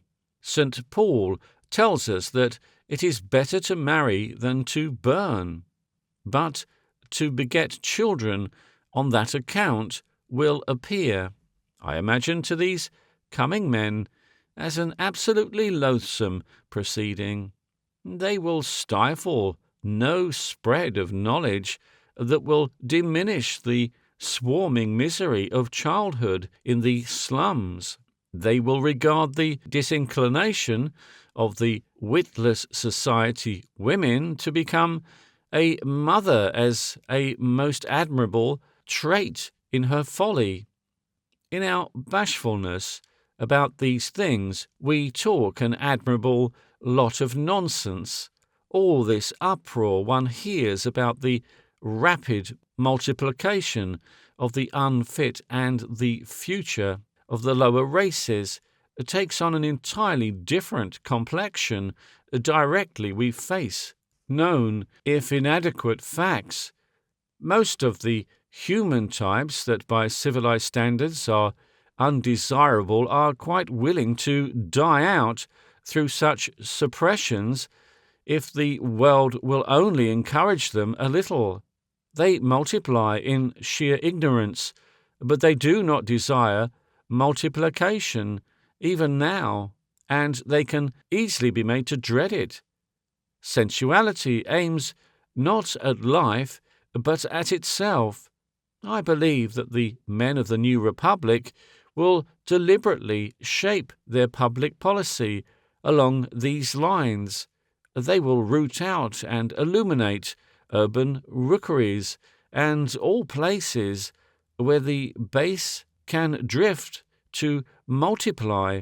They will contrive a land legislation that will keep the black or yellow or mean white squatter on the move. They will see to it that no parent can make a profit out of a child, so that childbearing shall cease to be a hopeful speculation for the unemployed poor. And they will make the maintenance of a child the first charge upon the parents who have brought it into the world. Only in this way can progress escape being clogged by the products of the security it creates. The development of science has lifted famine and pestilence from the shoulders of man, and it will yet lift war for some other end than to give him a spell of promiscuous and finally cruel and horrible reproduction.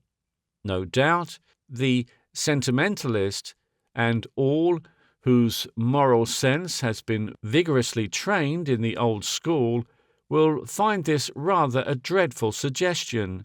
It amounts to saying that for the abyss to become a hotbed of sterile immorality will fall in with the deliberate policy of the ruling class in the days to come. At any rate, it will be a terminating evil. At present, the abyss is a hotbed breeding undesirable and too often fearfully miserable children. That is something more than a sentimental horror.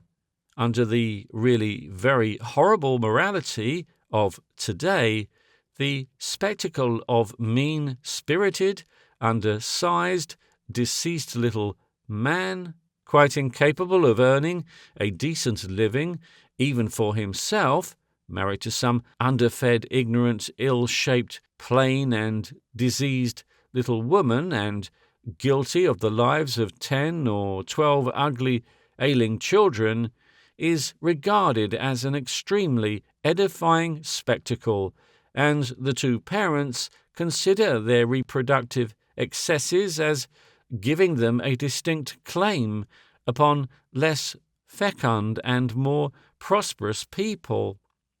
Benevolent persons throw themselves with peculiar ardour into a case of this sort, and quite passionate efforts are made to strengthen the mother against further eventualities and protect the children until they attain to nubile years, until the attention of the benevolent persons is presently distracted by a new case. Yet so powerful is the suggestion of current opinions that few people seem to see nowadays just what a horrible and criminal thing this sort of family, seen from the point of view of social psychology, appears.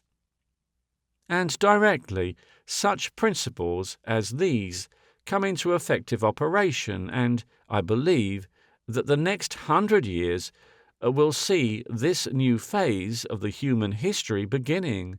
There will be recommence a process of physical and mental improvement in mankind, a raising and elaboration of the average man that has virtually been in suspense during the greater portion of the historical period. It is possible that in the last 100 years, in the more civilized states of the world, the average of humanity has positively fallen. all our philanthropists, all our religious teachers seem to be in a sort of informal conspiracy to preserve an atmosphere of mystical ignorance about these matters, which, in the view of the irresistible nature of the sexual impulse, results in a swelling tide of miserable little lives.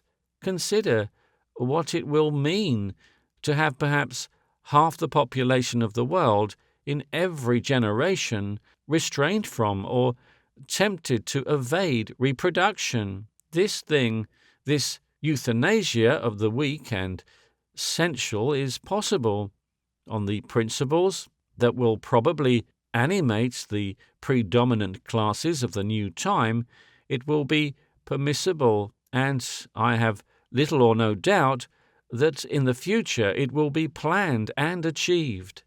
If birth were all the making of a civilized man, the men of the future, on the general principles we have inputted to them, would under no circumstances find the birth of a child healthy in body and brain more than the most venial of offences. But birth gives only the beginning, the raw material of a civilized man. The perfect civilized man is not only a sound, strong body, but a very elaborate fabric of mind.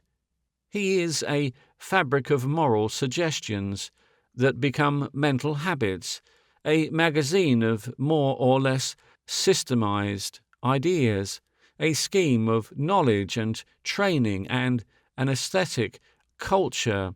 He is the child not only of parents but of a home and of an education.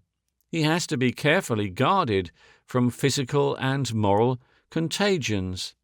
A reasonable probability of ensuring home and education and protection without any parasitic dependence on people outside the kin of the child will be a necessary condition to a moral birth under such general principles as we have supposed.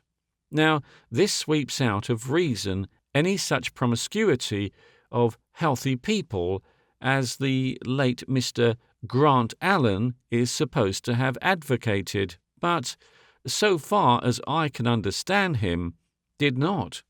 But whether it works out to the taking over of the permanent monogamous marriage of the old morality as a going concern is another matter. Upon this matter, I must confess my views of the trend of things in the future do not seem to be finally shaped. The question involves very obscure physiological and psychological considerations.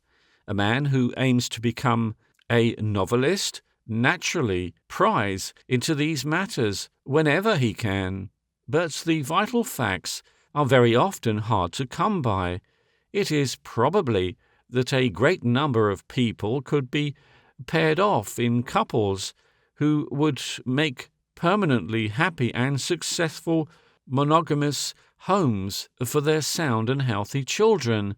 At any rate, if a certain freedom of regrouping were possible within a time limit, this might be so, but I am convinced that a large proportion of married couples in the world today are not completely and happily matched, that there is much mutual limitation, mutual annulment, and mutual exasperation. Home with an atmosphere of contention is worse than none for the child, and it is the interest of the child, and that alone, that will be the test of all these things. I do not think that the arrangement in couples is universally applicable, or that celibacy, tempered by sterile vice, should be its only alternative, nor can I see why the union of two childless people should have an indissoluble permanence or prohibit an ampler grouping. The question is greatly complicated by the economic disadvantage of women, which makes wifehood the chief feminine profession, while only for an incidental sort of man is marriage a source of income, and further by the fact that most women have a period of maximum attractiveness after which it would be grossly unfair to cast them aside. From the point of view we are discussing, the efficient mother who can make the best of her children is the most important sort of person in this state. She is a primary necessity to the coming civilization. Can the wife, in any sort of polygamic arrangements, or a woman of no assured status, attain to the maternal possibilities of the ideal monogamous wife? One is disposed to answer, no, but then, on the other hand, does the ordinary monogamous wife do that? We are dealing with the finer people of the future, strongly individualized people who will be much freer from the stereotyped moral suggestions and much less inclined to be dealt with the wholesale than the people of today. I have already shown cause in these anticipations to expect a period of disorder and hypocrisy in matters of sexual morality. I am inclined to think that when the new republic emerges on the other side of this disorder, there will be a greater number of marriage contracts possible between men and women, and that the strong arm of the state will insist only upon one thing, the security and welfare of the child, the inevitable removal of births from the sphere of an uncontrollable providence to the category of deliberate acts will enormously enhance the responsibility of the parent and of the state that has failed to adequately discourage the philoprogenitiveness of the parent towards the child. Having permitted the child to come into existence, public policy and the older standard of justice alike demand, under these new conditions, that it must be fed, cherished and educated, not merely up to a respectable minimum, but to the full height of its possibilities. The state will therefore be the reserve guardian of all children. If they are being undernourished, if their education is being neglected, the state will step in, take over the responsibility of their management, and enforce their charge upon the parents. The first liability of a parent will be his child, and for his child, even the dues of that darling of our current law, the landlord, will stand second to that. This conception of the responsibility of the parents and the state to the child and the future runs quite counter to the general ideas of today. These general ideas distort grim realities under the most pious and ample of professions. All the Christian states of today are, as a matter of fact, engaged in slave breeding, the chief result, though of course it is not the intention, of the activities of priest and moralist today in these matters, is to lure a vast multitude of little souls into this world, for whom there is neither sufficient food, nor love, nor schools, nor any prospect at all in life but the insufficient bread of servitude. It is a result that endears religion and purity to the sweating employer, and leads unimaginative bishops who have never missed a meal in their lives, and who know nothing of the indescribable bitterness of the handicapped entry into the world, to draw a complacent contrast with irreligious France. It is a result that must necessarily be recognized in its reality and faced by these men who will presently emerge to rule the world, men who will have neither the plea of ignorance nor moral stupidity nor dogmatic revelation to excuse such elaborate cruelty. And having set themselves in these ways to raise the quality of human birth, the new republicans will see to it that the children who do at last eventually get born come into the world of spacious opportunity.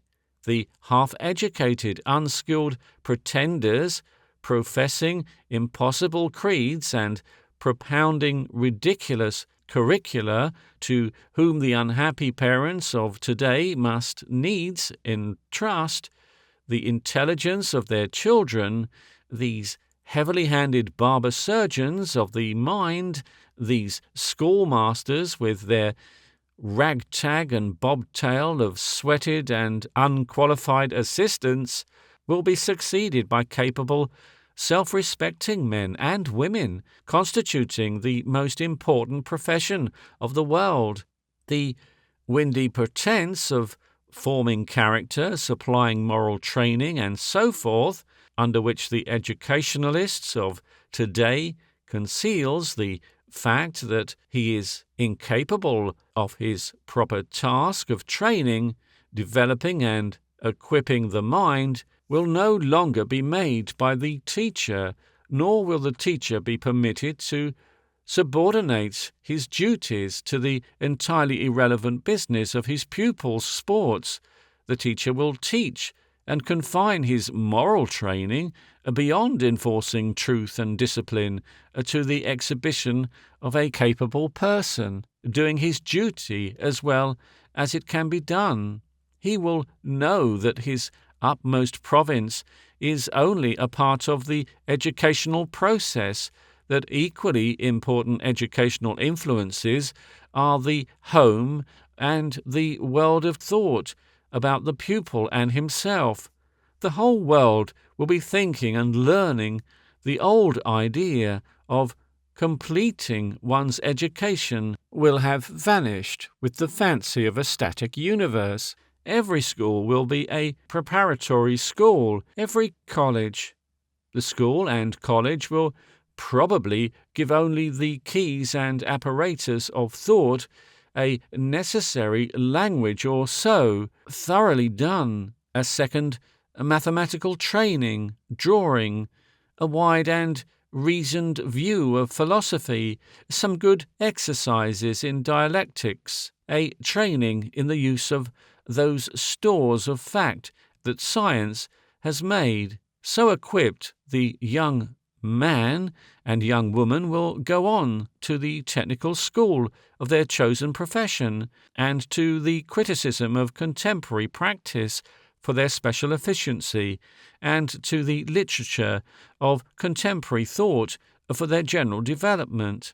And while the emergent new republic is deciding to provide for the swarming inferiority of the abyss and developing the morality and educational system of the future in this fashion, it will be attacking that mass of irresponsible property that is so unavoidable and so threatening under present conditions. The attack will, of course, be made along lines that the developing science of economics will trace in the days immediately before us, a scheme of death duties and of heavy graduated taxes upon irresponsible incomes, with perhaps, in addition, a system of terminable liability for borrowers, will probably suffice to control the growth of this creditor elephantiasis. The detailed contrivances are for the specialist to make.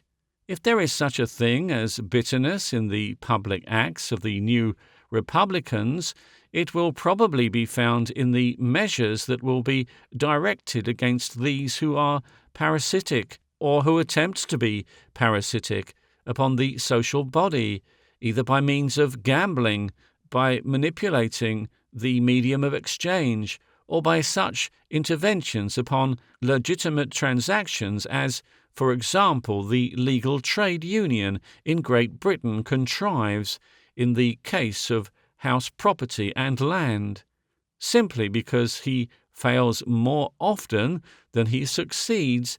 There is still a disposition among sentimental people to regard the gambler or the speculator as rather a dashing, adventurous sort of person, and to contrast his picturesque gallantry with the sober certainties of honest men. The men of the new republic will be obtuse to the glamour of such romance.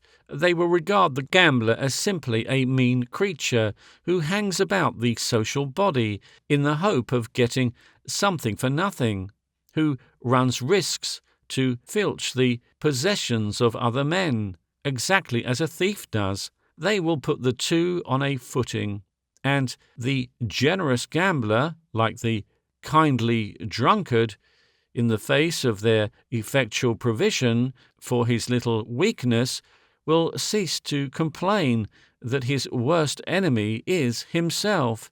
And in dealing with speculation, the new republic will have the power of an assured faith and purpose, and the resources of an economic science that is as yet only in its infancy. In such matters the new republic will entertain no superstition or laissez-faire.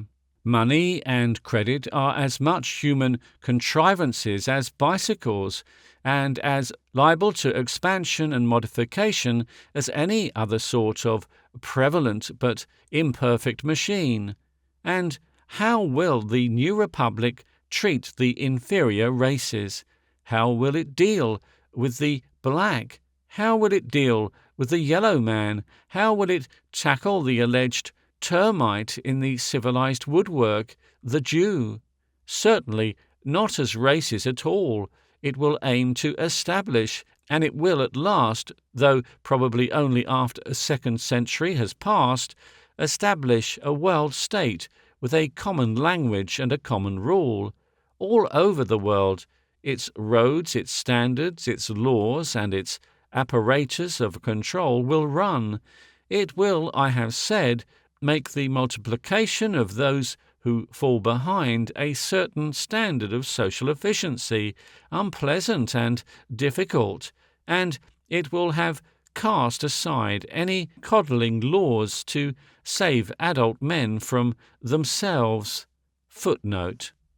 Vid Mr. Archdale Reed's excellent and suggestive book, The Present Evolution of Man. End of footnote. It will tolerate no dark corners where the people of the abyss may fester, no vast diffused slums of peasant proprietors, no stagnant plague preserves. Whatever men may come into its efficient citizenship, it will let come, while black, red, or brown, the efficiency will be the test, and the Jew also it will treat as any other man. It is said that the Jew is incurably a parasite on the apparatus of credit. If there are parasites on the apparatus of credit, that is a reason for the legislative cleaning of the apparatus of credit, but it is no reason for the special treatment of the Jew. If the Jew has a certain incurable tendency to social parasitism, and we make social parasitism impossible, we shall abolish the Jew, and if he has not, there is no need to abolish the Jew. We are much more likely to find we have abolished the causation solicitor. I really do not understand the exceptional attitude people take up against the Jews. There is something very ugly about many Jewish faces, but they are Gentile faces, just as coarse and gross. The Jew asserts himself in relation to his nationality with a singular tactlessness but it is hardly for the English to blame that many Jews are intensely vulgar in dress and bearing, materialistic in thought and cunning and base in method, but no more so than many Gentiles. This Jew is mentally and physically precocious, and he ages and dies sooner than the average European. But in that, and in a certain disingenuousness, he is simply on all fours with the short, dark Welsh. He foregathers with those of his own nation and favours them against the stranger, but so do the Scottish. I see nothing in his curious, dispersed nationality to dread or dislike. He is a remnant and legacy of medievalism, a sentimentalist, perhaps, but no fugitive plotter against the present progress of things. He was the medieval liberal. His persistent existence gave the lie to Catholic pretensions all through the days of that ascendancy, and today he gives the lie to all our yapping nationalisms and sketches in his dispersed sympathies the coming of the world state. He has never been known to burke a school. Much of the Jew's usury is no more than social scavenging. The Jew will probably lose much of his particularism, intermarry with gentles, and cease to be a physically distinct element in human affairs in a century or so. But much of his moral tradition will, I hope, never die, and for the rest, those swarms of black and brown and dirty white and yellow people who do not come into the new needs of efficiency? Well, the world is a world, not a charitable institution, and I take it they will have to go. The whole tenor and meaning of the world, as I see it, is that they have to go, so far as they fail to develop sane, vigorous, and distinctive personalities for the greater world of the future. It is their portion to die out and disappear. The world has a purpose greater than happiness. Our lives are to serve God's purpose, and that purpose aims not at a man as an end, but works through him to greater issues. This, I believe, will be the distinctive quality of the New Republican's belief, and for that reason I have not even speculated whether he will hold any belief in human immortality or no. He will certainly not believe there is any post-mortem state of rewards and punishments because of his faith in the sanity of God, and I do not see how he will trace any reaction between this world and whatever world there may be of disembodied lives. Active and capable men of all forms of religious profession today tend in practice to disregard the question of immortality altogether. So, to a greater degree, will the kinetic men of the coming time. We may find that interesting enough when we turn over the leaf. But at present, we have not turned over the leaf. On this side, in this life, the relevancy of things points not to the slightest towards the immortality of our egotisms, but convergently and overpoweringly to the future of our race, to that spacious future of which these weak, ambitious anticipations are, as it were, the dim reflection seen in a shadow and troubled pool. For that future, these men will live and die.